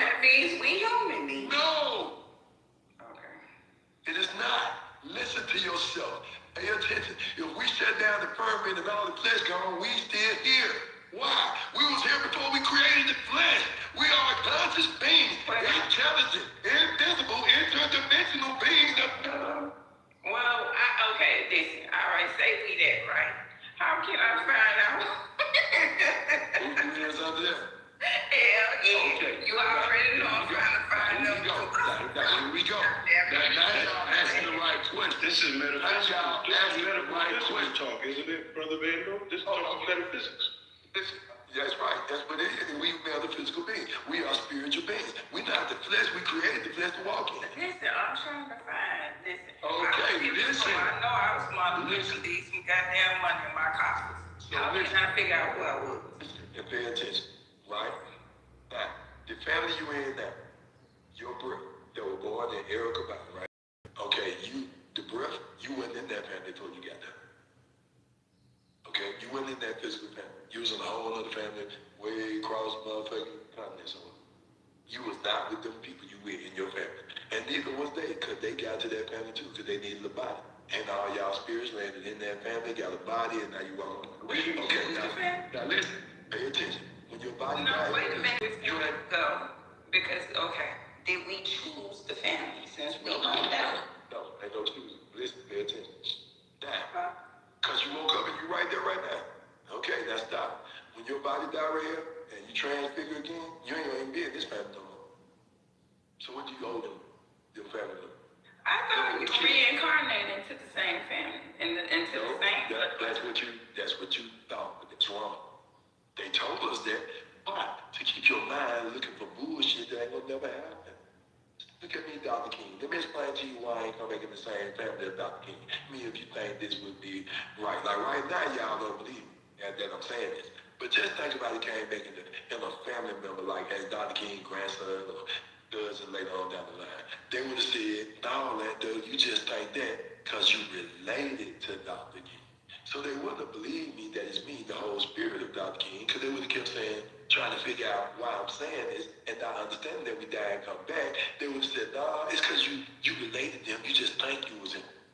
So they wouldn't get this message I'm giving y'all because they wouldn't listen to me. They would say, no, you just think that because you related to him. That's your granddad. You see what I'm saying? When I was there trying to fight, like, no, look, I'm the whole being. My body died, got right here. If I was in the blood of Dr. King, y'all really wouldn't accept this shit. Hey, Bando, you related to Cool Joe? You related to Cool Joe? Trying to call me a dog? No, you used to be on the ass with a guy named Cool Joe. No, I'm sorry. But you say we are ancestors, and you say that leads the person to think that when you come back same generation because you're saying. Exactly, you right there. You just left and came right back. We come back 4 months later. Your mama be 5 months pregnant. When your body die, your breath go in her nose, into that belly. You stand there 4 months, which is the first 4 walls of this new temple that I'm building. But when you say the ancestors, you make a person think that it's our relative ancestors. Because you say our ancestors. Just people from the past ancestors. People of your lineage ancestors. People of your nationality ancestors. Not your bloodline ancestors, but they there too, right? But that's not what we're talking about because we are beings. We're talking about a nation. We're not talking about individual people. As a nation of people, we knew that we all died and come back and we had North America. Listen, North America is one nation of people. We're a wilderness. We're the earth. Okay? We know that we die and come back. And I'm going to show you these 2 remnants, which are remnants of our way of thinking. Before 492. That child been there before. That child got a whole soul. Why did we say that? Because we knew that's how life go before 492 and we got colonized to think like the Romans that you die and float the hill or somewhere. Sound about right? So, okay, when we so-called die, the human death, right? Where does our energy, what happens? You're transfigured to the next life. You're transfigured to the next avatar. You are saved. So immediately, or is there a class? Just listen, 4 months later, I'm showing you how I did. I'm showing you what happened to me. I didn't do nothing. I just woke up and this is what the fuck was going on. So pay attention. When I was Dr. King, April 4th, 1968, when they killed me, okay, I guess my breath was in here because I was born August 7th, 1968. So I had to spend 4 months in my mama's belly. Wait, what? Wait, what? I need you to pay attention. You ain't gonna learn if you don't learn. If you quit thinking everything is fucking impossible, stupid, you ain't gonna learn. Wait, you say you die? Wait. If you fucking listen, you ain't gonna learn if you don't fucking listen. I'm listening. Go ahead, brother. I'm trying to wrap my head around this.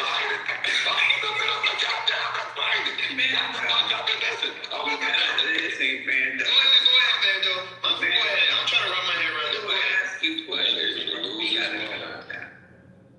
You gotta be willing to be asked. I'm in the middle of explaining this shit. My fault. Go ahead, Vando. Go ahead. Go ahead. I'm asking you that. Your ass ain't never got Go ahead. She died, Erica. Let me go ahead. Go ahead, Vando. your ass up, nigga. Close your mic. Vando died. No, you go on mute, bossy boy. Shit, man, no, I never got no motherfucking periods. Hell, you just gotta ask questions, goddamn. Shit, I'm talking, but your ass ain't never got a period. I'm answering the questions as I speak, but you're not listening. Oh, man, that's what the question. No, goddamn it, I ain't goddamn it. I answered the question before you ever asked. I answered the question before you ever asked. And the whole time I've been answering the question. That's my fault, bro. Continue, please. You better run to the Facebook page. Go ahead, brother, baby. Now listen, when you go to a school, you go to a school, right, and the professor is teaching you something. Now, hold on, y'all, because we talking about Bando. Like, for real. Like, people are gonna ask you questions. I know that. Yeah. Nigga, hold on. I need you to buy some periods for free. Y'all just hard-headed as hell, ain't want to talk. No, hard-headed, nigga. You talking to grown folks, not kids. What's going on? Acting like kids. Not what, nigga. I'm acting like a grown folks. Like your ass gonna Man, y'all do all this shit right here. You acting like a goddamn kid. Because you only let me finish teaching you what the fuck I'm... I didn't ask to be taught shit, Bando. I asked for a conversation. That's why we on this app. That's why we here. Now listen, pay attention. Now I'm teaching you something, so I need y'all to listen to me. I'm the one teaching. I'm the one doing this. Listen, I'm not saying you don't know nothing. Just listen. I'm an electrician. I'm a mechanic. Now, if you was having an electrical problem, right? You'll call an electrician. Why? Because that's who know what they do. When you're having a problem, you'll call a mechanic. Why? But you're having a problem. Okay? Right? So now I'm a teacher. What I teach is the understanding. Meaning, I teach about you under the skin to show you who you are and what your true purpose is here in the earth. Now, you don't have to listen to that. You don't. Everybody not into the high science. Everybody didn't go to these Egyptian mystery schools. Okay? So everybody don't know the mysteries. The Holy Scriptures are a mystery.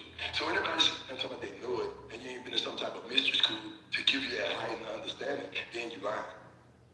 Why you think they had mystery schools? You think everybody in Egypt walking around going to the mystery schools knew all the mysteries? Well, that's what I keep trying to ask you. So they had powers, right? Power is just the knowledge to wake up out of death. Ain't no power. Ain't no magic? Listen, if you listen to me, Dr. King, who here right now, me, just listen, please. Old Coast, Dr. King. Anything that God saved my life, stop it. You can go back and read this ancient text. Besides the Bible, okay? My consciousness, I transferred from the body of Dr. King to this body right here. Then I resurrect.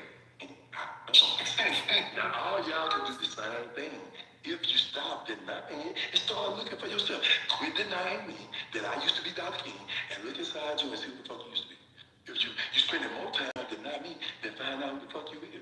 Now, all this time you've been denying me, you could have found out who you were by now. But you won't accept that truth. Why? Because the whole world got food. And all y'all talking about is what the world gave you to talk. Now look at this 001 to 999 versus 001 to 1999. What did Cat Williams tell you? The liar know what lie he told. Y'all keep telling the government shit that they gave y'all to tell them. Now go tell them they lied by 001 to 1999 and ain't no way you fucking rule from 711 to 1492. Then you telling them the lie they told. That makes sense. Yeah, that makes a lot of sense. I hear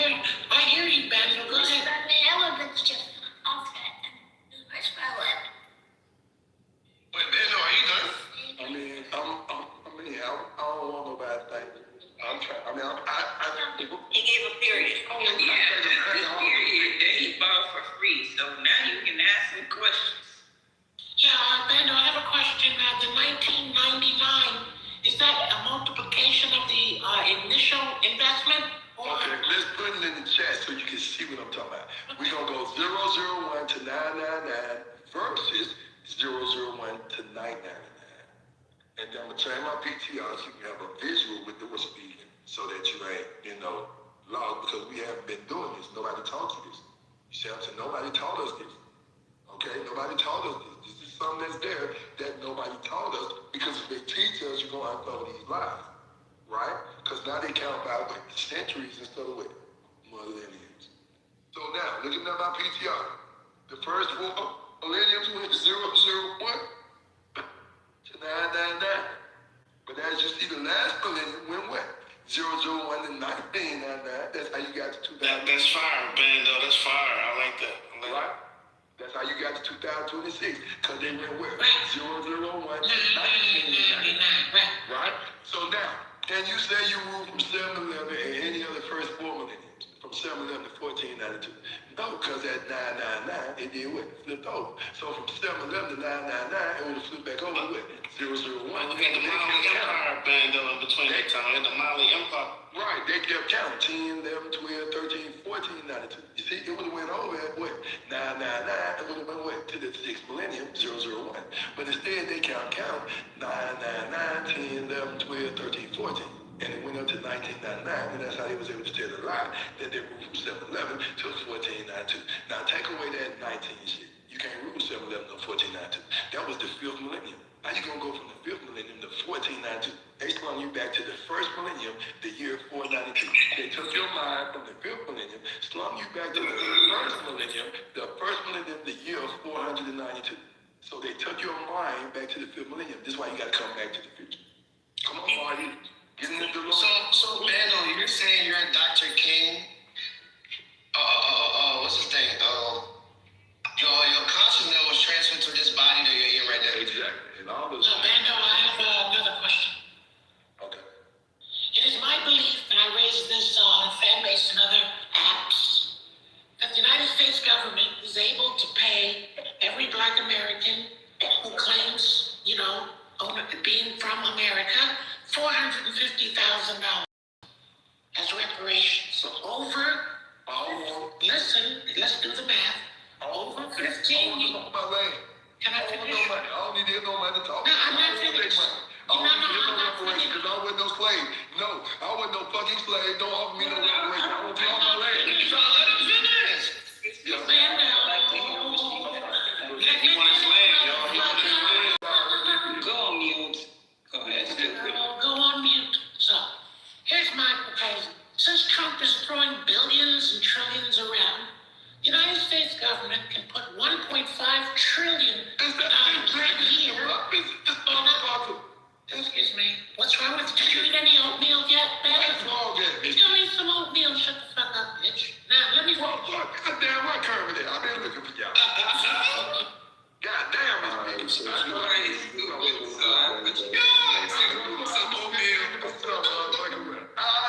knew that voice. Relax. Kermit ain't that far. Relax for a second. Kermit ain't that far behind y'all. Kermit ain't that far behind. Relax, Bando. Relax. Oh, hey, Eugene, how you doing, young brother? Hey, what's up, man? You in here entertaining? All the time. I love you, man. I really do. I can't wait to meet you in person, man, and give you a strong handshake. I know you ain't gonna smoke with me, but at least I'll give you a strong handshake, and we can laugh at each other for talking shit to each other on these internet shits and really show each other some love. I can't wait to meet a lot of y'all, to show y'all the love. You see what I'm saying? But I say I can. I know I talk a lot of love shit, but Dr. King himself. Yeah, Dr. King. Hey, what's up, Erica? What's going on? Flawless, Shine. Okay. Y'all holding it down? Y'all got it? I'm just checking. I'm just checking. Flawless. Yeah, these my babies there. These my babies there. Hey, so where's Stupid?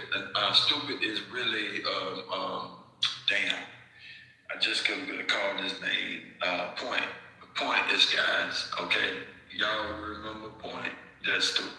And Stupid is the same person. The same person, yeah. point, you got to relax. You on here calling everybody bitches and stuff. That's a no-no on the stage, all right? You can't do that, family. That's a concrete bylaw that we have adopted. So just relax. You know, I guess you're gonna have to put your questions in the chats because your behind is kicked off stage. All right, so like I said, I'm just checking in. Terry, what's up with you? Nita, I see you, Bossy Boy. Hey, Bossy Boy, you know that's a ugly name in Jamaica, Bossy Boy, right? Or Bossy Boy. No, that's Bossy Boy. That's not Bossy Boy. That's Bossy Boy. Oh, okay, Bossy. There's a difference. Oh, yeah, different. The tribe I come from West Africa, that's not the tribe. No, it's the same meaning. It's the same meaning. Oh, Bossy, it's the same. No, but that's the tribe. That's one of the ethnic group tribes that I come from. That's the name. Nah, I'm gonna feel it. Shout out to Liberia. Shout out to Liberia. All right, Dizzy. Oh, my spiritual. What's up, spiritual? Where you bad, Jay? You sleep, but what you got going on? What up, Total Bowl? John Funk out. You cool, man, and you ain't got nothing going on with the backside anymore. Lenore, what's good with you, man? Everybody in the audience, I'm gonna run through the audience. My grandmother always told me it's all right, or it's good to speak to people when you're coming home. I see you, Alpha. I see you, Chili. What's my man? Alabama. I saw you on stage the other day. What's up, Jake? Stupid, you still down there. Kimmy, Bredrick, XRP, B. Renee, Alpha. Khalid, let's see. Coco, what up, Coco? What's going on with you? Franklin, what you doing down there, man? Franklin, why y'all always keep Franklin in the group? Y'all know Franklin's supposed to be on stage. Erica, y'all ain't bringing Franklin up, man. Lady MD, I can't stand you. I'm going to get rid of you one of these days. I'm going to make up my mind and just say, okay, Lady MD got to go. Never liked you, don't like you. You know I love you, Lady MD. Okay? All right, so we got Rise. Coach Lee, what you doing down there? Are you working out or what? What you got going on today? Five, Rise, Ito, Kojak, Sunshine. I see everybody. I don't know how to pronounce that, but that's J-N. Okay, I see you. All right, everybody else down there with the red tickets. Grand Rising, Rich Rising, hello, how y'all doing? All right, so what y'all got? Mando, you finna take back off, or you educate? You bringing them up? It depends on the day. You know, they might want to speak, but I did want to finish and wrap it up so that it don't start off and be incomplete. That's the only thing I be wanting to do. Because I'm crazy. Go ahead and wrap it up, Bando. Okay, so go ahead and wrap it up, Dr. King.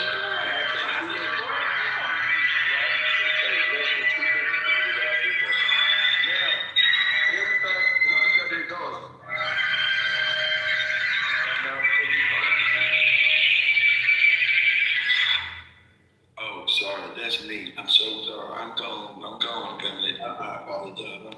So now, everything I'm giving you is just an over. A lot of you got many details to these overviews I'm giving because you got details, but you never saw the puzzle before the pit was broken up into pieces. So you got a bunch of pieces, but you don't know how to put it together because you haven't seen the whole picture. So now I'm just painting the whole picture, all right? The everything, all right? So now here we go. The birth of Christ started off the 5th millennium. That was last millennium. It was an I there because Christ, Emmanuel, Isaiah 7:14, Matthew 1:23, not no Jesus, Emmanuel. That's why the I was there. And that's how in 9:20, Daniel 7:25 took place because they took that I and made it a one. Thereby in 1,000 years of time, not really, right, just in your mind, and 700 years of displaced history. Okay, meaning they took a one, like everything they have that they said was 19, 17, 18, just take the one off. All that shit happened during that 1 millennium. They just put a one on everything and made it seem like 2 millenniums had went by. But just take the one off everything, 1900s, 1800s, take that one off. Everything happened within that 1,000 years. All the wars from 5318, 5th millennium, 318, from Constantine creating the Council of Nicaea to right now, 6th millennium, 018, has been 700 years. And that is the time and a half that was given to him to do this. 700 years, 200 years is a time, 200 years is a time, 200 years is a time, and 100 years is a half a time. This is how God constructed time for this particular prophecy. And God constructed different times. He constructed time differently for different prophecies. Okay? So in this case, the time and a half that the devil was given to do these things from Revelation said he would be let out for a little season to deceive the nations and Gog and Magog, which was by doing what? It was called the Great Depression. But now that you see they changed the millennium time, how we count, it was the great what? Deception. Also, this was the conspiracy and crafty counsel taken against Haile Selassie at the world table. Why? Because all 72 nations supposed to shut the fuck up and do what Haile Selassie says. Why? He is the Almighty God, the earth's rightful ruler. Okay? Now, we didn't listen to that because we didn't know over here. But we did. In 935, niggas over here went to go help fight for Haile Selassie in Ethiopia. Why? Because Ethiopia is married to us through King Solomon. That's what y'all not paying attention to. In 948, they placed Israel over there in Palestine and gave those fake people and said that those are the children of Israel. When really in North America is where the throne of David came from. Now, ask yourself this one question. It took Queen Ethiopia 9 months to get the King Solomon. You saying it take 9 months to get from Ethiopia to right there in Palestine? Or 9 months to get from Ethiopia over here in North America? Now, when you turn your map the right way, like I'm going to show you, and then read your scriptures again, then it'll begin to make sense to you what was stated. Okay? Now, hold on, let me pull my PTR up. Because this is the last time I'm saying I'm finna link. When I show y'all this map, and how you supposed to look at the map, right? And how they told us to look at the map, you're gonna see why they changed it. Now look at the map. You see the way it is? That's how you're supposed to look at the map. Now look at Christ Emmanuel being in Birmingham, Bethlehem, North America, and calling the Queen of Ethiopia the Queen of the South. Turn the map the other way like you regularly look at it. How can you call her the Queen of the South? Now turn the map like I'm showing you. He in Bethlehem, Birmingham, North America. And he said the Queen of the South came to see King Solomon, and yet there is a greater one here. So now, with North America and the map turned like this, does that make Ethiopia south of North America or no? Okay, so you see they changed the map, they changed time, the geographical areas and such. You see what I'm saying? To tell us North American niggas we not from here, they want our land. It's been our land. Make the PTR big and look up there at the top of North America. You telling me that don't look like Anubis to you with his mouth open? Now this is God who shaped the form of the earth. This is a satellite image. I ain't got shit to do with this. But that's Wait, Bendo, one question. I don't interrupt you. Is this the map before Pangea? Nah, this is the map after Pangea, and even after the World Trade map. I mean the world, the world map that they got at the United Nations. Even when you look at that map, you'll see that they took it when it was like that. But the earth has shaped and formed since then to look like this. You see what I'm saying? So now that you see it looking like this, I'm going to show you one other thing. Well, first let me show you this so you'll understand who Haile Selassie is as their rightful ruler and why Martin King and Malcolm X are the two witnesses of God. You got to act like, you ain't got to accept it, but you got to put this man in that position. Okay, let's say Haile Selassie is God. Okay, let's just put it right there for a minute. Okay, Dr. King and Malcolm X is visiting with God, the rightful ruler. Look at my PTR. Now this happened in 964. This was after Malcolm had went to the meeting and wanted to split and came and me and him when he kicked it with Haile Selassie on his birthday, his 72nd birthday, 964. I was 36. Malcolm was 39. We went over there and kicked with Haile Selassie as he told us what was going to happen to us. We couldn't come back and tell you, but I told you outside the mountaintop, I seen the coming of the glory of the Lord. The glory of the Lord is eternal life. So me, Dr. King, he showed me who I was before I was Dr. King. So you see why I made that statement? I seen the coming of the glory.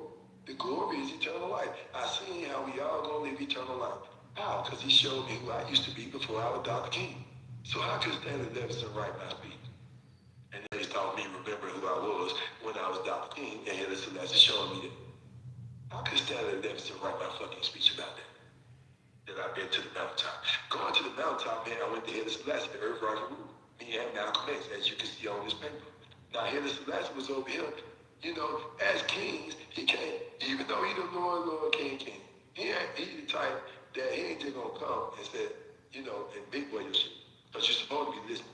So when he was coming to America back and forth, telling the president, hey man, you need to stop y'all doing. See, this stuff y'all don't know about because they kept you based on the small at the bottom. These is high places, okay? Now he was coming over here telling these folks, cut this shit out, okay? Now these folks, I ain't know he God under there because it hadn't been revealed yet. To them and everybody else in the world, we just regular people. But now that you open the scripture and look under the skin, no, that's not just a regular person. That's the Almighty God under the skin. And y'all didn't treat him right. Why? Because you didn't know it was him. Okay then. Y'all the king, the only begotten son of him, y'all didn't treat me right. Why? Y'all didn't know it was me under the skin. Now I'm here after the reveal this to you, because it's me who was Dr. King. I'm the only one who can reveal this to you. How somebody else gonna tell you about me thinks I'm dead? I'm the one not dead. I'm the one trying to prove to you I'm not dead. Yeah, my body dead. But me, the ghost, we go from to the next life. We are all ghosts. Not just me. Did Christ John the Baptist was that same Elijah? Why? Because he said he was King Solomon. So King Solomon and Elijah lived way before Christ Emmanuel and John the Baptist. How them two beings living as Christ Emmanuel and John the Baptist? And everybody else ain't doing the same thing. How them two beings incarnating over and over again? But everybody else here, come on now, the clues was there. From the beginning, we just wanted to pay attention to that because the church has been teaching us for the last 700 years, from 5 through 18 to 6 to 18 right now, the 700 years, the times and a half of time that he was given to fool us. So now I'm here with you. 200 years is a time, 200 years is a time, 200 years is a time, and 100 years is a half a time. 700 years, 5318 to right now. Now, why is this just coming out? Because it's the appointed time. And all these scholars in the world that didn't see that they added this one to this map, that was because they weren't paying attention. Because when we grew up, this is the way it was. So nobody thought it was wrong. Okay, your grandma grew up like this, thought it was this way, your mama thought it was this way, your uncle, dad, your cousin, your brother, your sister, everybody in the world think it go this way. But that's how the whole world got fooled. You understand what I'm saying? Because Rome been ruling, and don't nobody know who the throne of God really is.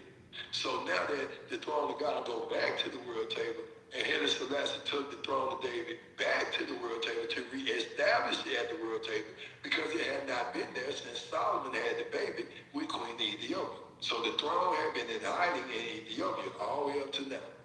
And that was for a time and a half, which was 1260 days.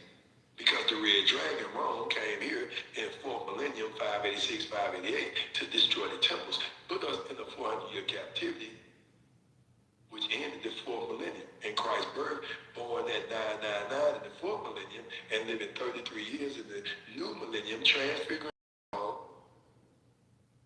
giving his testimony, leaving in 72 AD to go sit on the throne of Ethiopia that I just inherited by doing this life, death, resurrection testimony. Me, the particular being, it's me, Solomon on it. It's me. I ain't never going nowhere. Me, King Solomon. Me, Job. Me, Abraham. Me, Jacob. It's me right here. I'm the same breath. That's why they call the scriptures an allegory.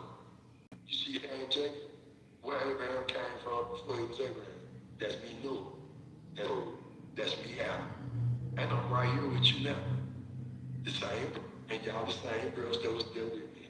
But we all been sleeping. This has been hidden for our glory. Because look at us as a people. We the ones that been studying, the ones who's calling God. So for God to keep that a secret tonight, that's for us. Because all the people that did all the evil, they didn't know it was us under the skin. And so now we at the end to receive a reward and them to receive their punishment for what they've been doing to us, or who we are under the skin. I love you.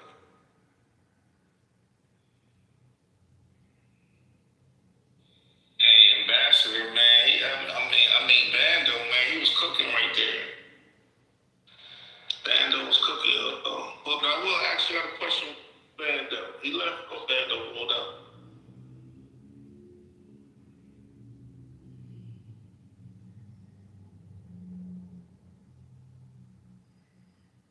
Hey, Alpha Barbie, come on up. Let's hear your analysis. What you got to say about this? Let's hear your critique. I'll mute up. Come on up, Alpha Barbie.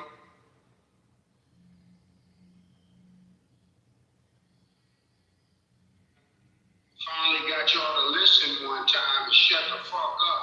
I'm glad that everybody chose to listen.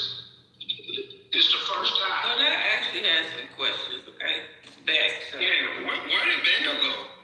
He's right there. My phone, and I'm on my wife PTR right now. Thank y'all so much, really, for listening. And y'all know, I want to make this disclaimer with y'all for good, with everybody that's here. Because I'm always trying to pass you what I know. You don't have to listen to what I know. But if we're going to accept each other, and if you got something to say, I want to listen. Because it may be something that help me. So I have to listen to you. We all studying different things at different times. We all have different experience, got different knowledge. So we all one big puzzle. You can't deny that piece. Why? We all applaud it. So what you got is very important. I don't care what you're saying. It's important. And we need to hear you and to express it how you feel so that we all feel it. You see what I'm saying? So don't shut nobody down from expressing themselves. That's what happened to us for the last 400 years.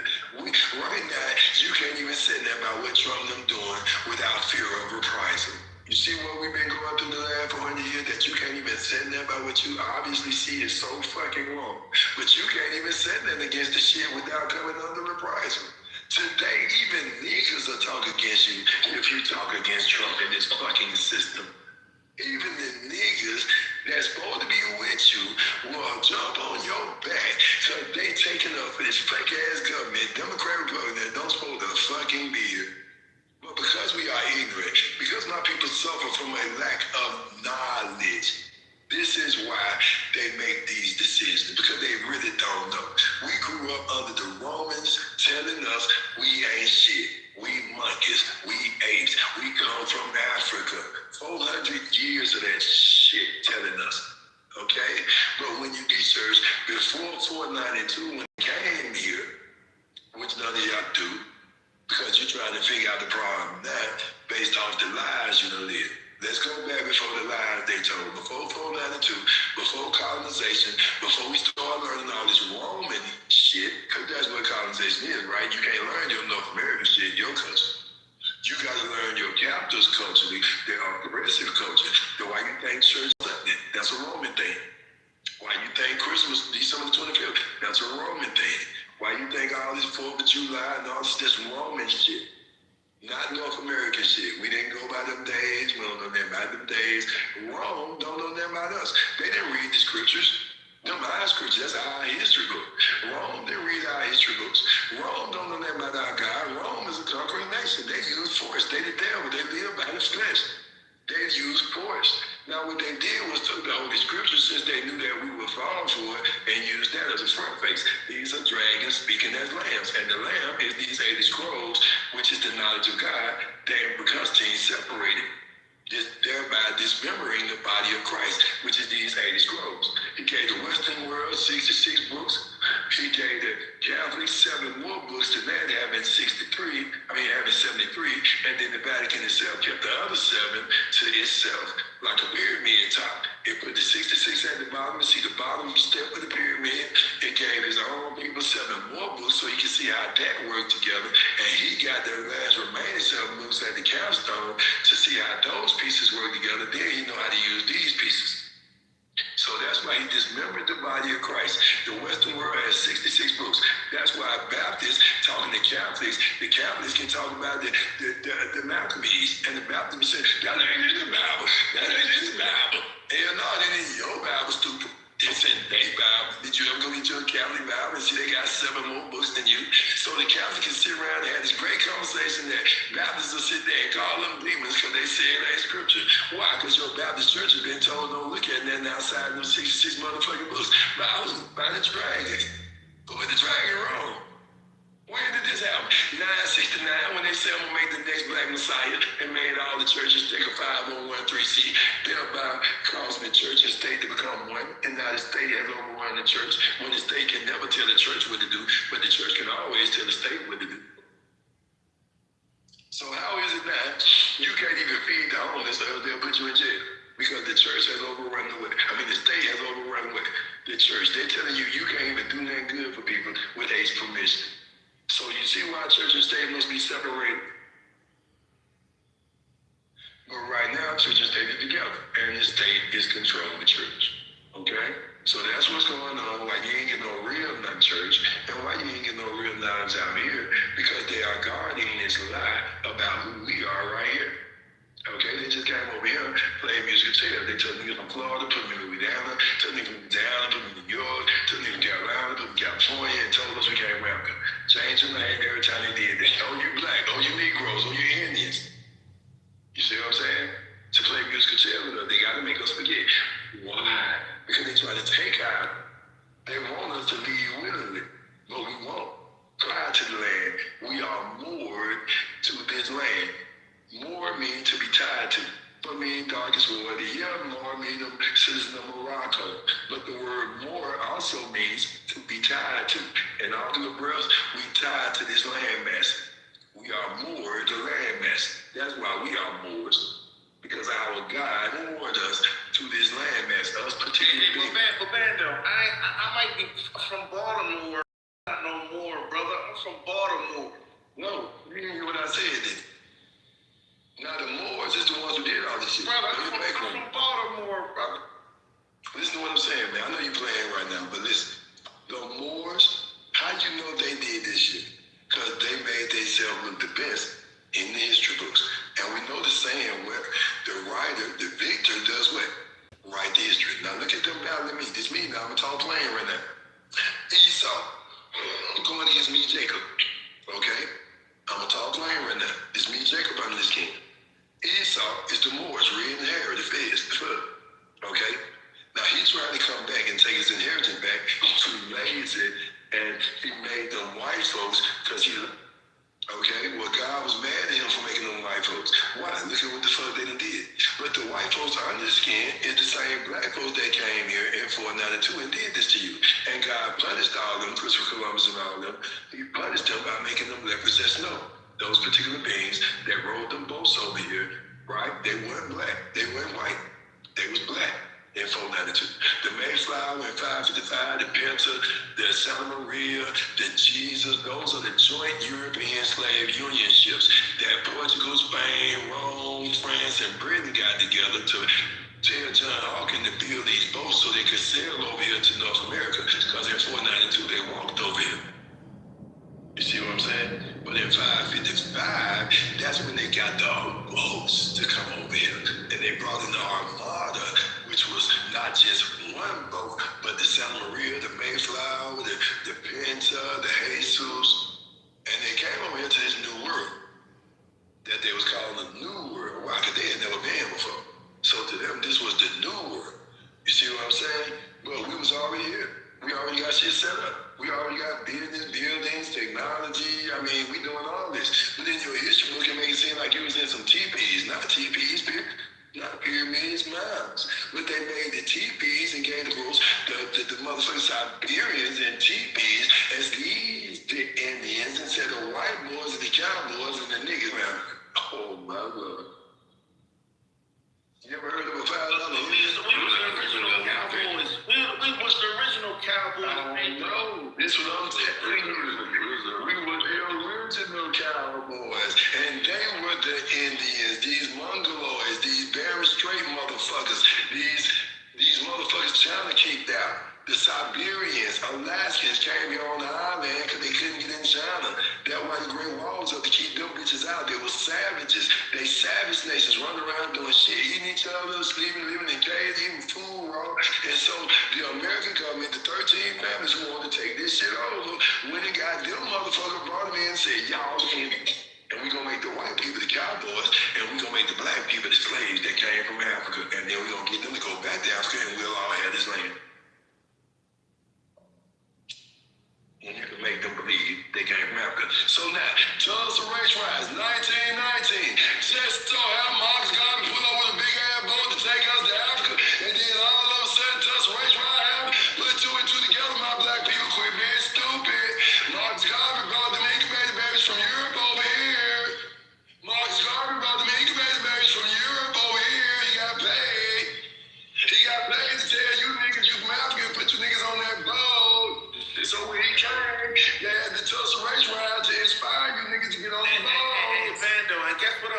Garvey did. He went down in Florida, right, and killed and assassinated Mother Kofi down there in Miami. You see what I'm talking Mother about? Kofi. You see what I'm talking about? That nigga Marcus Garvey went shit. They said Mother Kofi was the real deal. He assassinated that black man. Yeah, listen. Because Marcus Garvey got his teaching. Go ahead, I'm sorry, y'all go ahead. That's good, but that's good one. You don't trust my His teaching from a guy named Hussein, who he used to work for in his prayer. Marcus Garvey worked for a dude named Duce, who taught him that Arab mysticism, Islam, okay? And then when Marcus Garvey started his movement, the dude Duce used to come and talk to them. Like Malcolm X, no dad, all of them was Garveyites. Elijah Muhammad, Wallace Farrar, all of them was Garveyites. And then they turned into Noble Drew Ali, Moorish Science Temple. And then they left there and became the NOM. All of them was together. The UNI, that's the Hebrew Israelites, they came from Marcus Garvey. That's the UNI, the Universal Negro Improvement Association. That's where the Hebrew Israelites come from, Marcus Garvey. The Garveyites, that's where Moorish Science Temple come from. Noble Drew and all of them was Garveyites. Malcolm X, dad and mama was Garveyites. Wasn't no Moorish Science Temple until Noble Drew Ali did that. Okay? Then Noble Drew Ali got mad with the other nigga, Claude Green Bay, and killed the nigga about the money. And hold on, I got it on my PCR. Damn, man, on my phone. On my PCR, I show you where Noble Drew Ali, he wanted to be the Grand Sheik, but the other dude, Claude Green Bay, he was the Grand Sheik. And this other Islamic nigga who was a professor, who was the Grand Governor, had told Claude Green Bay that he should split from Noble Drew. Right? So Noble Drew went to visit the nigga, and then while Noble Drew visiting, he telling Noble Drew, yeah, man, blah, blah, blah. Noble Drew called back home, and they killed this nigga on the front of his temple. He didn't have the Moorish Science Temple of America. He had the Moorish Science Temple, Claude Green Bay, when he split from Noble Drew. They killed this man on the front porch of his fucking temple. And then Noble Drew came back home, police questioned him, yeah, like he don't know what's going on. Then Noble Drew threatened Wallace Farrar. Y'all bitches better not put on no feds. Y'all ain't no boys. Why you think nigga took shit up? Why you think they took shit up? Why you think Wallace Farrar allowed them and love Noble Drew Ali but didn't put the feds on? Because Noble told them bitches, you can't name your shit Moorish shit. I'd knock y'all fucking head off. So they took the feds off. They didn't name their shit Moorish shit. They named their shit the Allah Temple of Islam. Because Noble told them, nigga, you see what I did to Claude? And them niggas that were with Noble got their bread, they'll kill your ass. Okay? So it was a gang, not a religion. That's how it ended up being. You know what I'm saying? So now you get here where the NOI is saying, and really, that's the Moorish Science Temple, just without the feds. All of them came from the Moorish Science Temple. What other doctrine you teaching? What doctrine you teaching that Noble Drew ain't teaching down there, NOI? That's the same fucking doctrine, just without the feds, and without calling yourself the Moors. So now they done slipped in on us and caused a third of our people to fall with them, because that's a lie. Islam ain't for the black man. Islam came from the Catholic Church and was given to the Arabs. That's not a message for the black man. That was a lie. So that lie, the devil's lie, the devil's tale, T-A-L-E, that the message of Islam for the black man drew a third of the stars. Out of 144,000, 48,000 believed that bullshit lie with Islam and fell off doing that. Chasing after gods and our fathers, he had not known. We don't know nothing about no Allah. We know the man sit on the great white throne, the Most High, the Almighty. Y'all chasing Allah. That's arm, leg, arm, head, ain't no breath in it. So you chasing the dead body. If you go back to the worship of Allah, understand that's bound. Understand that this came, the three unclean spirits that came out of the mouth of the dragon is Christianity, Islam, and Catholicism. These three fake religions that came out of the world, this is the dragon spewing three spirits out of his mouth like frogs. These three spirits was Islam, Christianity, and Catholicism. They all came from Rome, the dragon. Okay? Now, if y'all read scripture, I know you popping right now because you read this shit and now it should be filling in blanks for you. If you never read the scripture, when you go read, now the shit you gonna know it in now. It ain't gonna be a mystery no more because I'm filling in the blanks for you. But I'm doing it on an overall basis. There's way more details down than it's going to get. That some of y'all already got. Y'all thought the details meant one thing, but now you hear this. Now you know how to rearrange the detail. Marcus Garvey was fucked up. Elijah Muhammad fucked up. All of them fucked up niggas from Europe type shit. They not from here with us. They don't have our thinking. And these niggas with that Islamic shit, the wrong shit. Okay, that's just fact. Now, we can judge racially, or we can judge righteously. If we're going to judge racially, let's black people get together and go knock off all these white folk. If we're going to judge righteously, then we need to stand down and do what we need to do righteously. Just because these people black, we shouldn't just be on their side because they black. Because these motherfuckers, these same black people came in and fucked you up. But they still here now. They descendants still here now. And they still trying to fuck you over and get you off your land.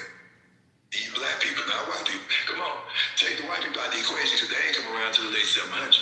They're just being used as a scapegoat. Because Esau don't want you to know it's him. Esau don't want you to know it's him that's doing this to you. Okay? That's the biggest trick. That's the biggest trick in the world, man.